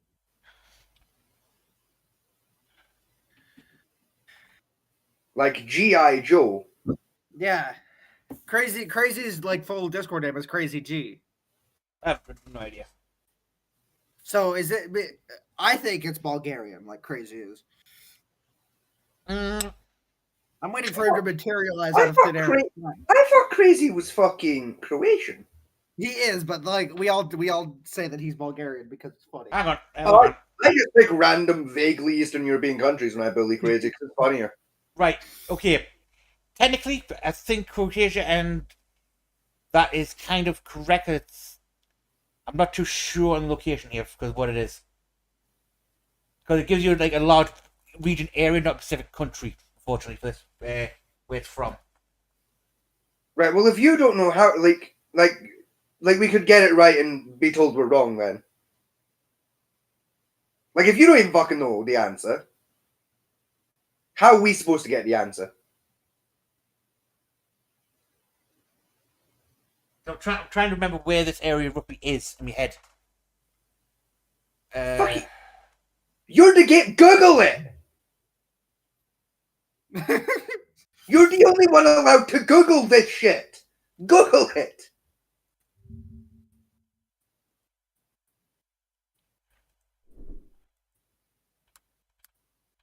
Trying to build a fucking mind map. Google it. The fucking Jesus fucking Christ.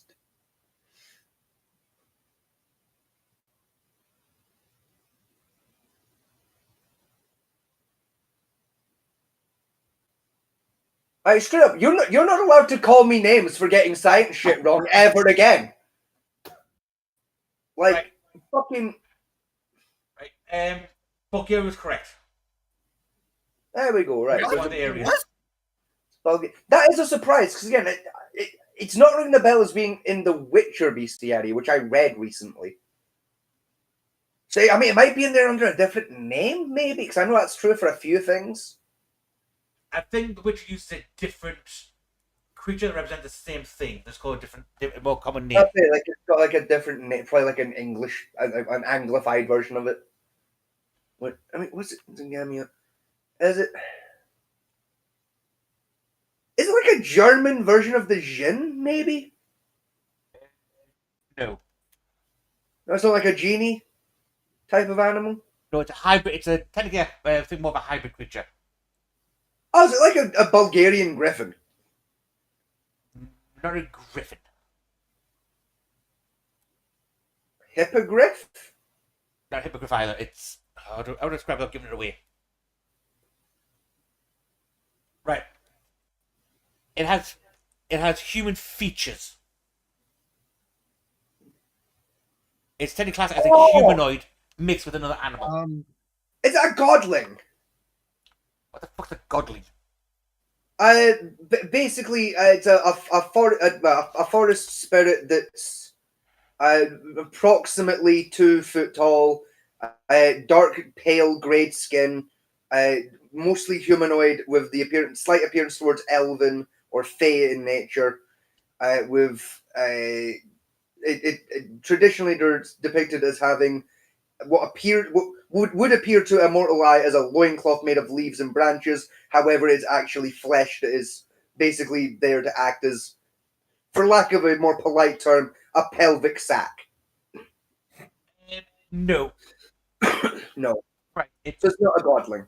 Okay. It has human feature, but mostly a creature's body, and it's actually not an evil creature. It's a prophetic creature. Oh fuck! Is it that weird lion bear thing with the human face? You see it in like a lot of like fucking Eastern European artwork. It's like a lion bear. It's got the human face. I'm trying to remember what it's called, but I know what you're about. No.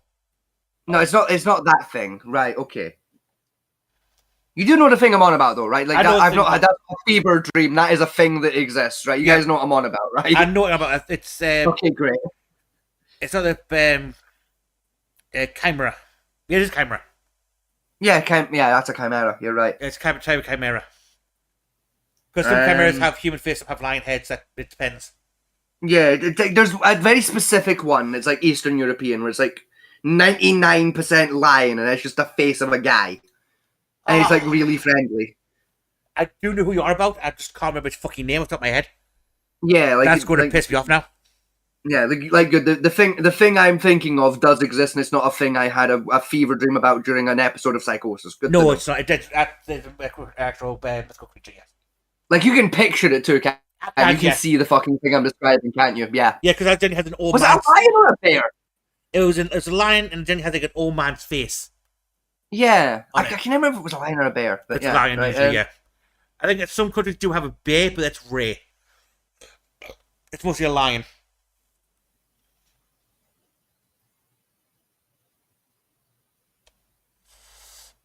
So it's part animal, part human. Is it a type of chimera? Is it along the same vein as a chimera, or?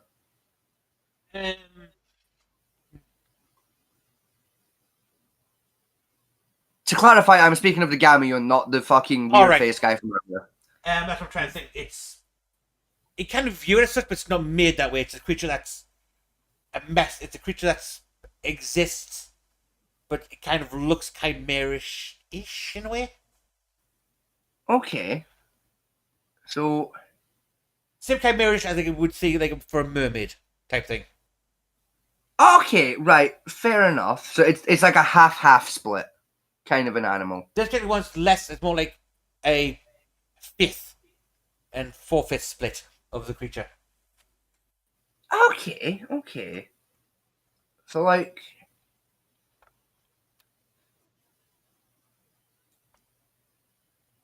Is it like part... Is it part bear? Is it like a bear human? Bear man? Man bear?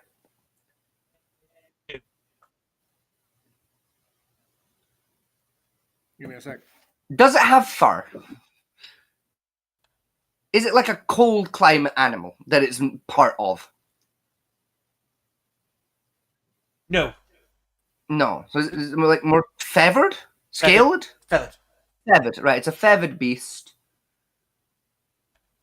Is it like a Bulgarian harpy kind of a creature, Dan? That's going to be close kinda, for it. Yeah, it's like a dwarf winged fucking feathered humanoid thing. a pathetic bird with a woman's head. Yeah, so yeah, it's like Bulgarian harpy. Yeah, that's what I'm saying. I think Greek. They think I know which has harpies in it. I would say yeah, because it's no put a photo of it in general for me, because I bet you any money it's literally just a Witcher's version of the harpy, and he just changed the name to harpy because people would get what it is then. Like that would make a lot of fucking sense. Because like the harpies in The Witcher do not look like the Germanic harpies.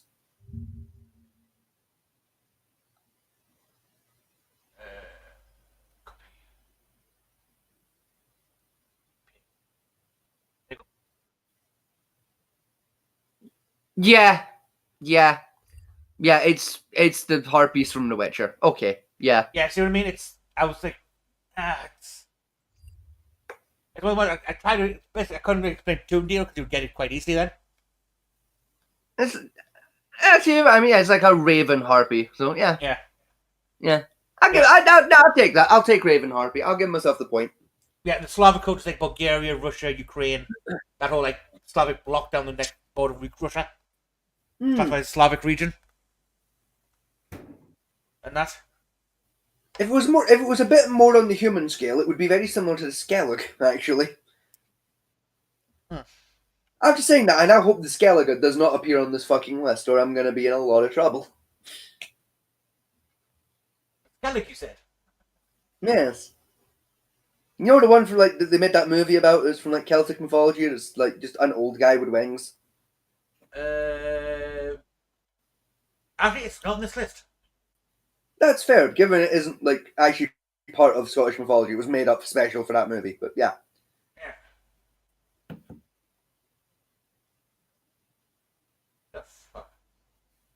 Alright, I know that now. I said, don't pick ones you don't fucking know, because then we're not going to get the right answer, because you don't know the right answer, you know? Like, fucking... I'm from Travis looking down, it's...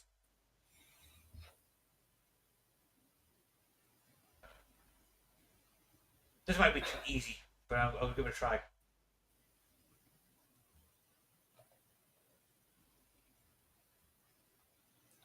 might be too easy. Oh, alright, that does ring a bell. The Tengu. Yeah, that does ring a bell. Is that South American by any chance? It could be further from where it's from if you try. I want to say that the Tengu. right, the Tengu's either like Filipino or it's like Korean, I want to say. Tengu appear in a lot of Asian mythology, specifically one in particular. A lot of where, sorry? Asian mythologies, but particularly appears more prominently in one particular island type, and it's not the Philippines. Taiwan? That's an island, right? Taiwan's an island? Taiwan's an island, but it's... Oh, no. Fuck, no, okay, right. No, this is all... Right, the location's obvious, because it's you. It's Japanese, isn't it? It's Japanese, yes. Yeah. Fuck it, that should have been, like, Asian island. It's fucking... It's a Weeaboo 9 I'm talking to. Of course it's fucking Japan. Is it Tengu one of those weird old women that, like... No, it's not that. Because I know some... It's that... Isn't it that fucking floating head spirit with the fucking disemboweled guts dangling out its neck? Is it that bitch? No, that's that's Philippine, and that's I know what that is. I know what you're talking about. But that's Philippines. That's a. I'm pretty sure Japan has a version of that bitch too, to be honest. But so what the fuck's that tank? Oh, is it? Oh, it's like, well, it'll be one of those fucking guardian spirit things that's like fucking only known to like 2 families in fucking Okinawa or some shit in it. Oh, is it the fox one? It's that fox spirit, isn't it? I thought those were kitsunes. Echo, the entire point here is I know very little about Japanese culture. I'm just throwing shit here that's vaguely popular from Japan and seeing which one sticks. So it's not a fox. It's not an obscure bitch. It's not the floating head bitch. I think the floating head bitch is called like Lek something. The Leyak. The Leyak. Yeah, something like that. And I genuinely don't care anymore, Echo. Is it a type of yokai? Is it one of them bitch? Does it live in a watch in that one anime? Dickheads.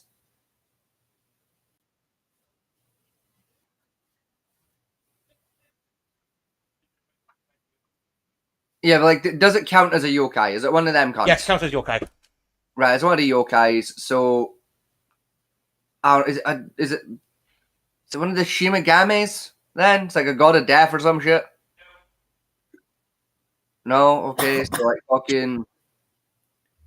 I don't know. I don't fucking care about your weeaboo fucking culture. So it's gonna be something fucking ridiculous. Like it's from fucking Pokemon or some shit, or fucking like it's popular only in Japan because it's from like insert anime here that no one in the West has watched. Nope, it's actually. It's gonna be some sort of weird form. Actually, a historical mythical creature in Japan.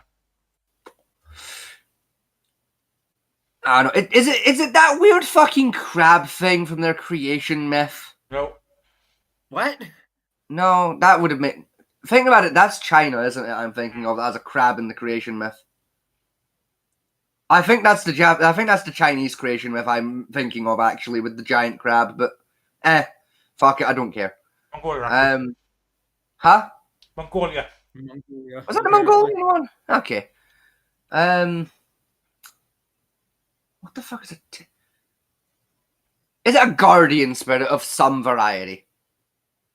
Like it's like a protective fucking thing that like wards off evil or some pesh like that. Is it one of those like? Is it one of the? Oh, okay. Hey, so it's one of the guardian spirits then. Is it a crow by any chance? Be a dragon. A 5 to 1. It's like a baby dragon thing. No dragon. Is it a crow?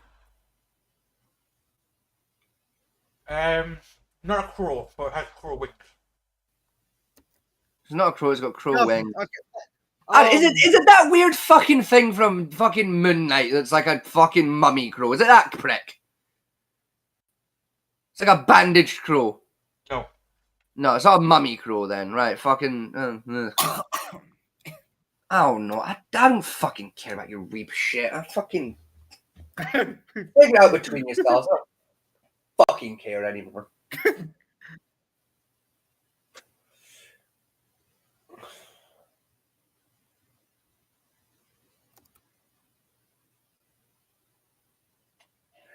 It's human with bird-like features, and the name means dog. You might recognize it from Tekken. Has one in.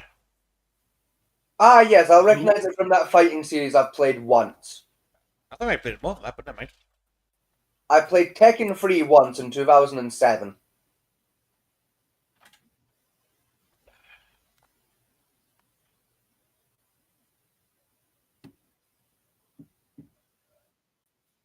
Like, I was always more of a Mortal Kombat kid.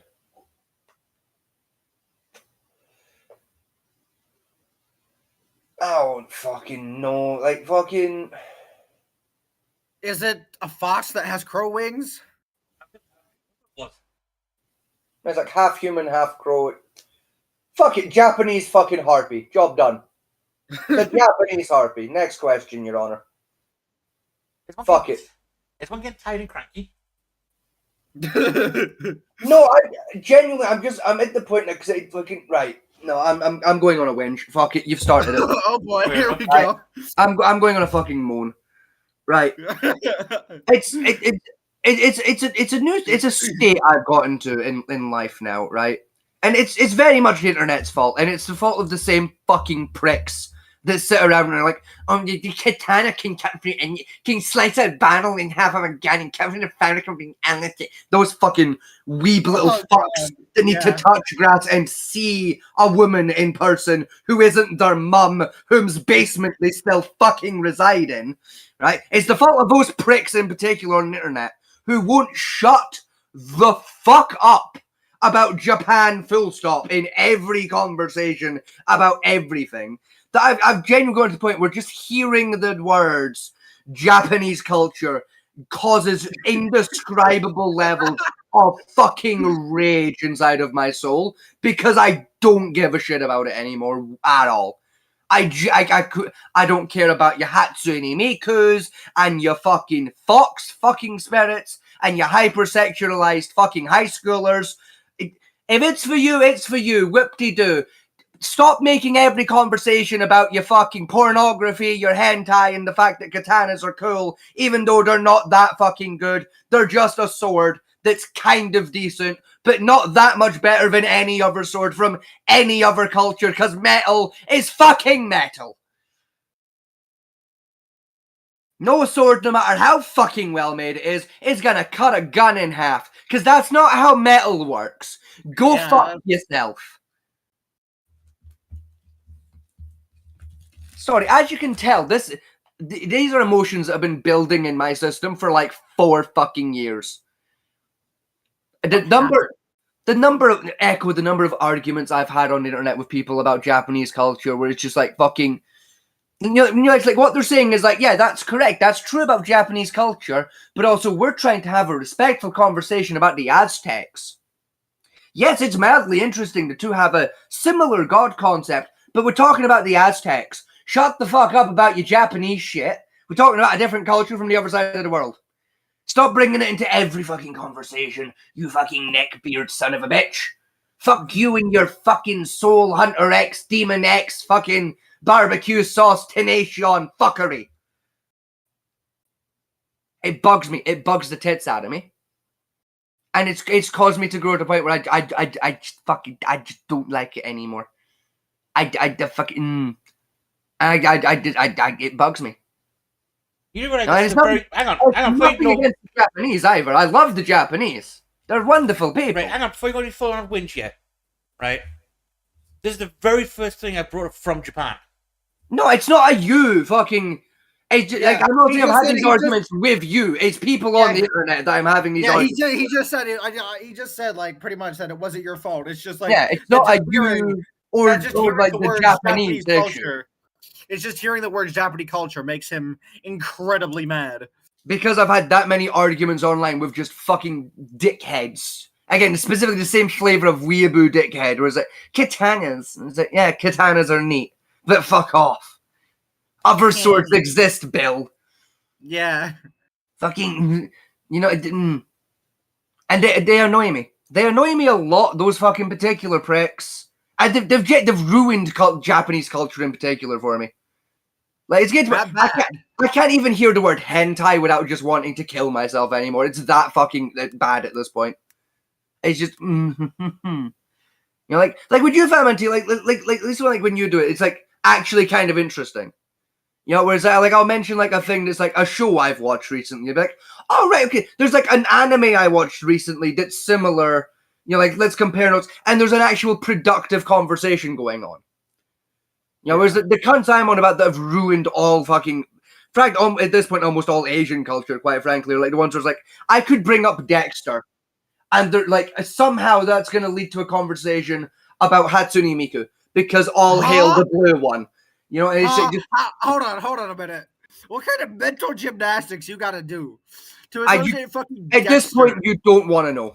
You do not want to know at this point. I know, and I wish I did. You know, it's how you get from fucking Dexter to serial killer to Hatsune Miku.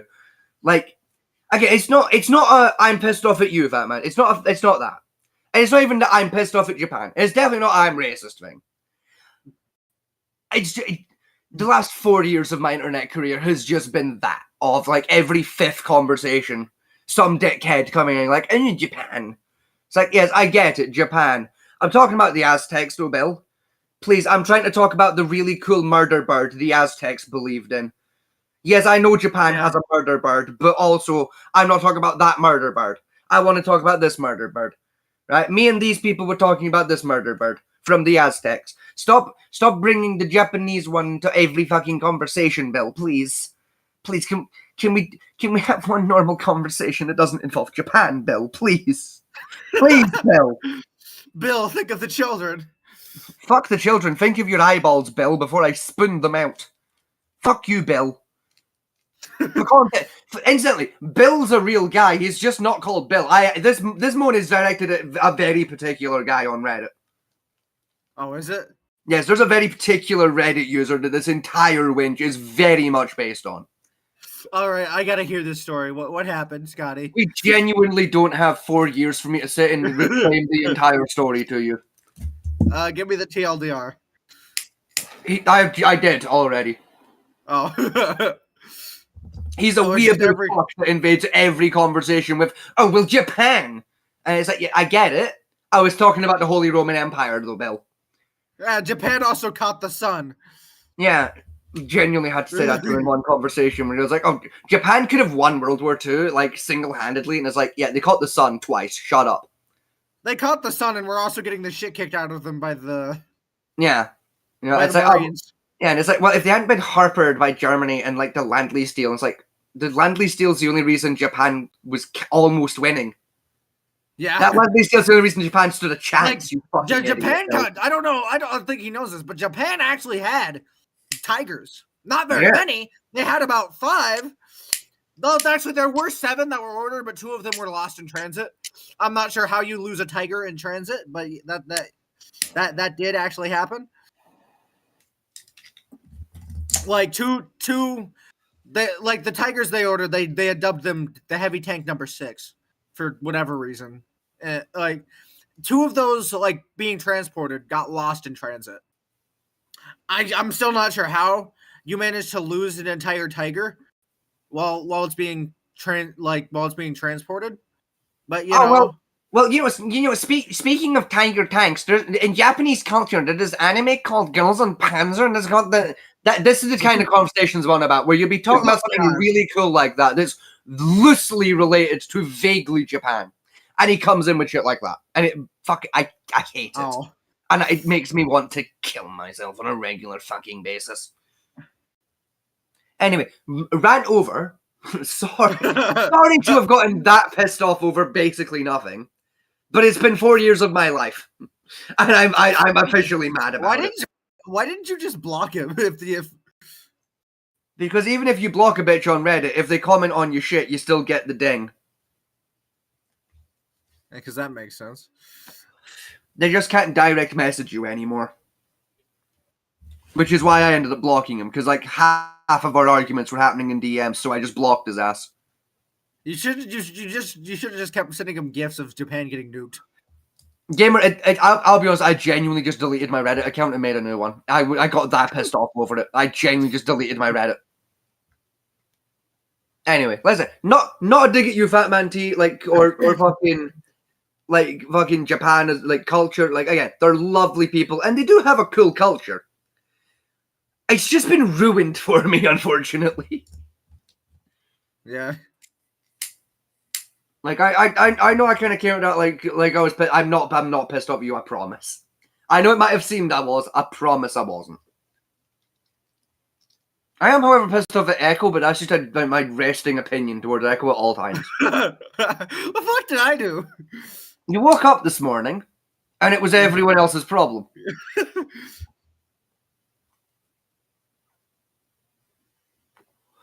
Google cryptid specifically now. So the mythic folklore monsters. Right. Not much on the list. This one. Oddly enough. That's because cryptozoology has gotten become simultaneous. It's a very straightforward department now, but it's also more complicated as a result. Where it's like a lot of shit that used to be a cryptid now isn't a cryptid. Yeah. It's like now technically cryptid only refers to mythical creatures that like basically came into mythos or popularity after I believe it's the 1930s. And a lot of cryptids don't count because they're not. Essentially, they don't have enough pull power or like clout. They're like really obscure, so they don't get counted as cryptids. They get counted as local mythos beings, and it's messy. Of the entire list, this is about the only one that might give you a run for your money.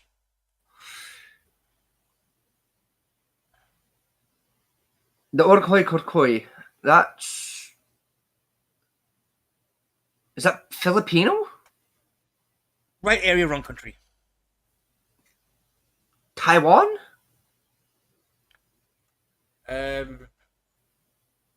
Think more, much further north, above China. Russian?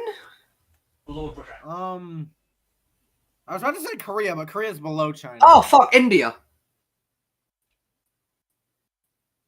That's above fucking Korea, below Russia. So like India. Is it some sort of Indian bird that curses their cows? I'd rather just get the confirmation of if it's India or not before I go further. Oh, you little bastard! Get... What? What's he done? What I didn't know. I just genuinely fucking irritating. That's 3 questions in a row that I've just not got an answer to now. The dog stole some shit from the bench. What? I didn't understand that. He's dealing with the dog because the dog has stolen something off of the bench. Oh. Get fucked. No, not get fucking dinner. You cooked?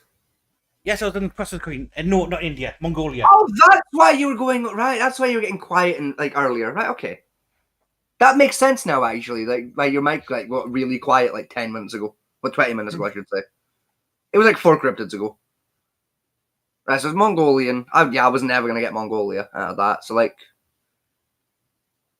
horse. Is it like a demon horse? That would make sense. Yeah, that would make sense. Nope, not a horse. It's not a demon horse. Literally the only thing I know about Mongolia is they have horses. It's like a giant monster. It's like a giant. She's a giant. It's a giant creature. Is it a giant? No, because we're out of aquatics. I was gonna say giant river crab or something. Definitely missed that one. Is it a giant version of a thing that actually fucking exists? Like most of these are, or is it like the fucking Bigfoot, where it's just a big fucking thing that's vaguely a mammal? From the picture and description, yes. Right, that wasn't a yes or no question. That was an A or B kind of a question. I'll be honest with you there, gamer. Yes does not answer my question. Right. Because it can't be both. It's not Bigfoot. It's more case of it's natural creature. From the pictures given, the description is given of it, it's basically a giant version of an actual creature. Does said creature exist in Mongolia? Yeah. Is it a giant bear? Does Mongolia fucking have bears? It doesn't have bears. Probably. Oh. What the fuck lives in Mongolia other than people and horses? Not a whole lot. Elephants? Is this a giant bird? It's not a bird. Does Mongolia have elephants? It Or am I doesn't. stupid? It doesn't I have didn't elephants. think it did. Yeah, the Mongol invasion would have been a lot quicker if they had fucking elephants, wouldn't it, thinking about it? Large mammal wise, Mongolia has horses, sheep, and cattle, I think. And maybe even goats. This is like giant sheep. Big ass sheep. No, it's think Gobi Desert. Big ass goat. No goat. Big ass cow. No cow. Is it a giant squirrel? It's not a mammal. In the desert, Echo. Big ass squirrel in the Gobi Desert. Emphasis on the word desert. Is it a giant lizard? No. I hope that fucking burnt your mouth, you bastard. It's not like a giant version of like the fucking Komodo dragon or something stupid. Then No, that, no. actually, I think that would be a cool cryptid. Actually, No. That would be. It's right. If the thing actually existed, it would both be terrifying and amusing at the same time. Giant gerbil. It's not a mammal, I said. Well, fuck you too. Gerbils aren't technically mammals, but aye. They're not? I thought they were. No, they're technically rodents. That's a mammal, you idiot. No, it's, that's like saying fucking arachnids are insects. Like, no, they're not. Like, they are, but they're not. According to the clave of mammal. It's really not. They're really different. is. They're different things.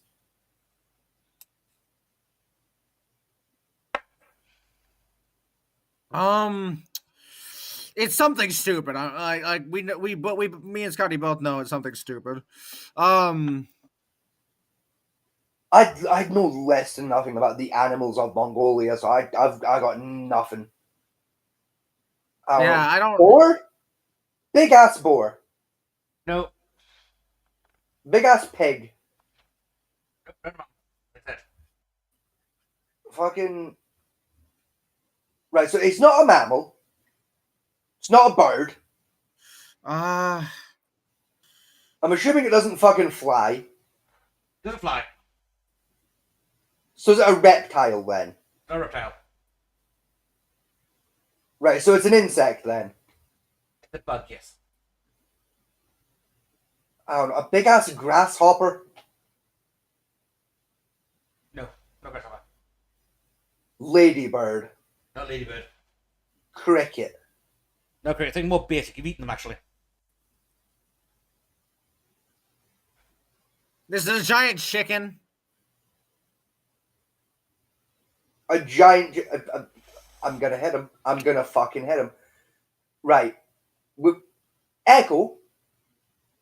Where in the fucking world do you live where a chicken is an insect?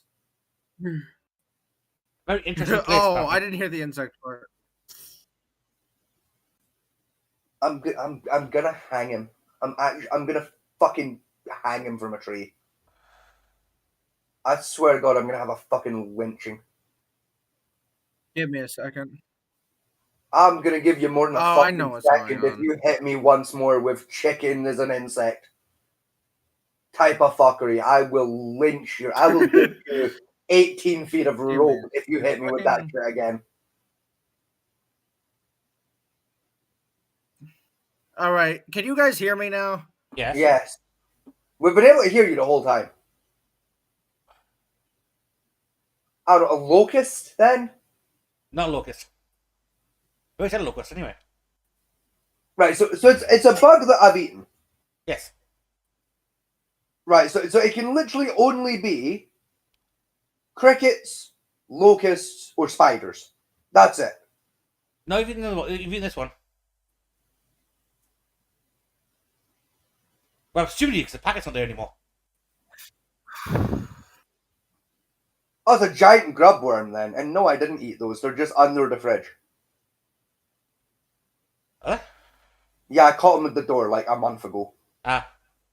It's a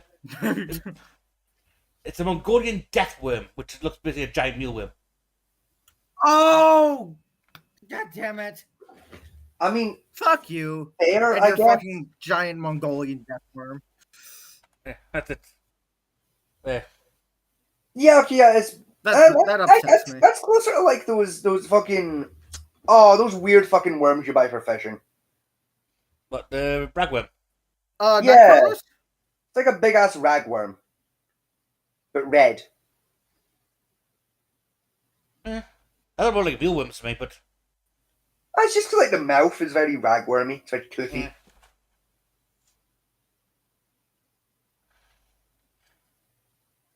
That's a fucking stupid game. Oh, fuck off, phone. What a stupid thing. Actually, I was about to say this is a stupid fucking game, and I got the word stupid, and my phone went vud vud in the background, and I just got fucking mad at it. Like, it's bad enough it's interrupting the show. The fact it's interrupting my sentence makes it 10 times worse. Like, what? I think it's pretty funny. What did it want? I swear, this better be fucking good. It's not. It's an alert to let me know the World of IO is streaming. Go the fuck away. I don't care. I mean, we can end here because we go for like 4 hours. And that. Yeah, I think a good hour of that was me complaining about weebs, actually. That felt like a long fucking that moan. was only about like 15 minutes, give or take. I felt like a much longer moan. I felt like I was going on that for like an hour. Because I've done like the cryptic list, and like the folklore one, it's broke down like you got to put on aquatic, arthropods, spiders, bats, birds.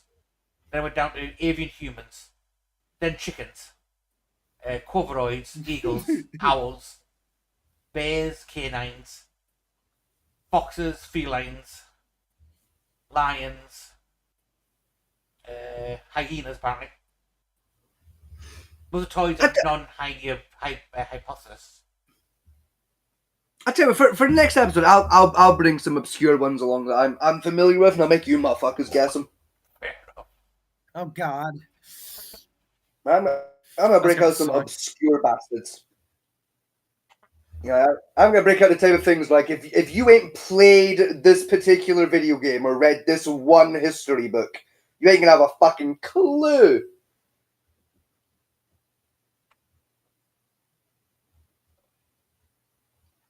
I think we'll end the show there because, like I say, have we gone like 4 hours? Yeah. Yeah. I'm gonna try to sandwich the rest of my food, little bastard. It's getting late. It's fucking 1 a.m. here. All right. Have a good one, y'all. Good night. Good luck. Or go ahead and end it. Thank you for joining us, and we'll catch you all on the next one.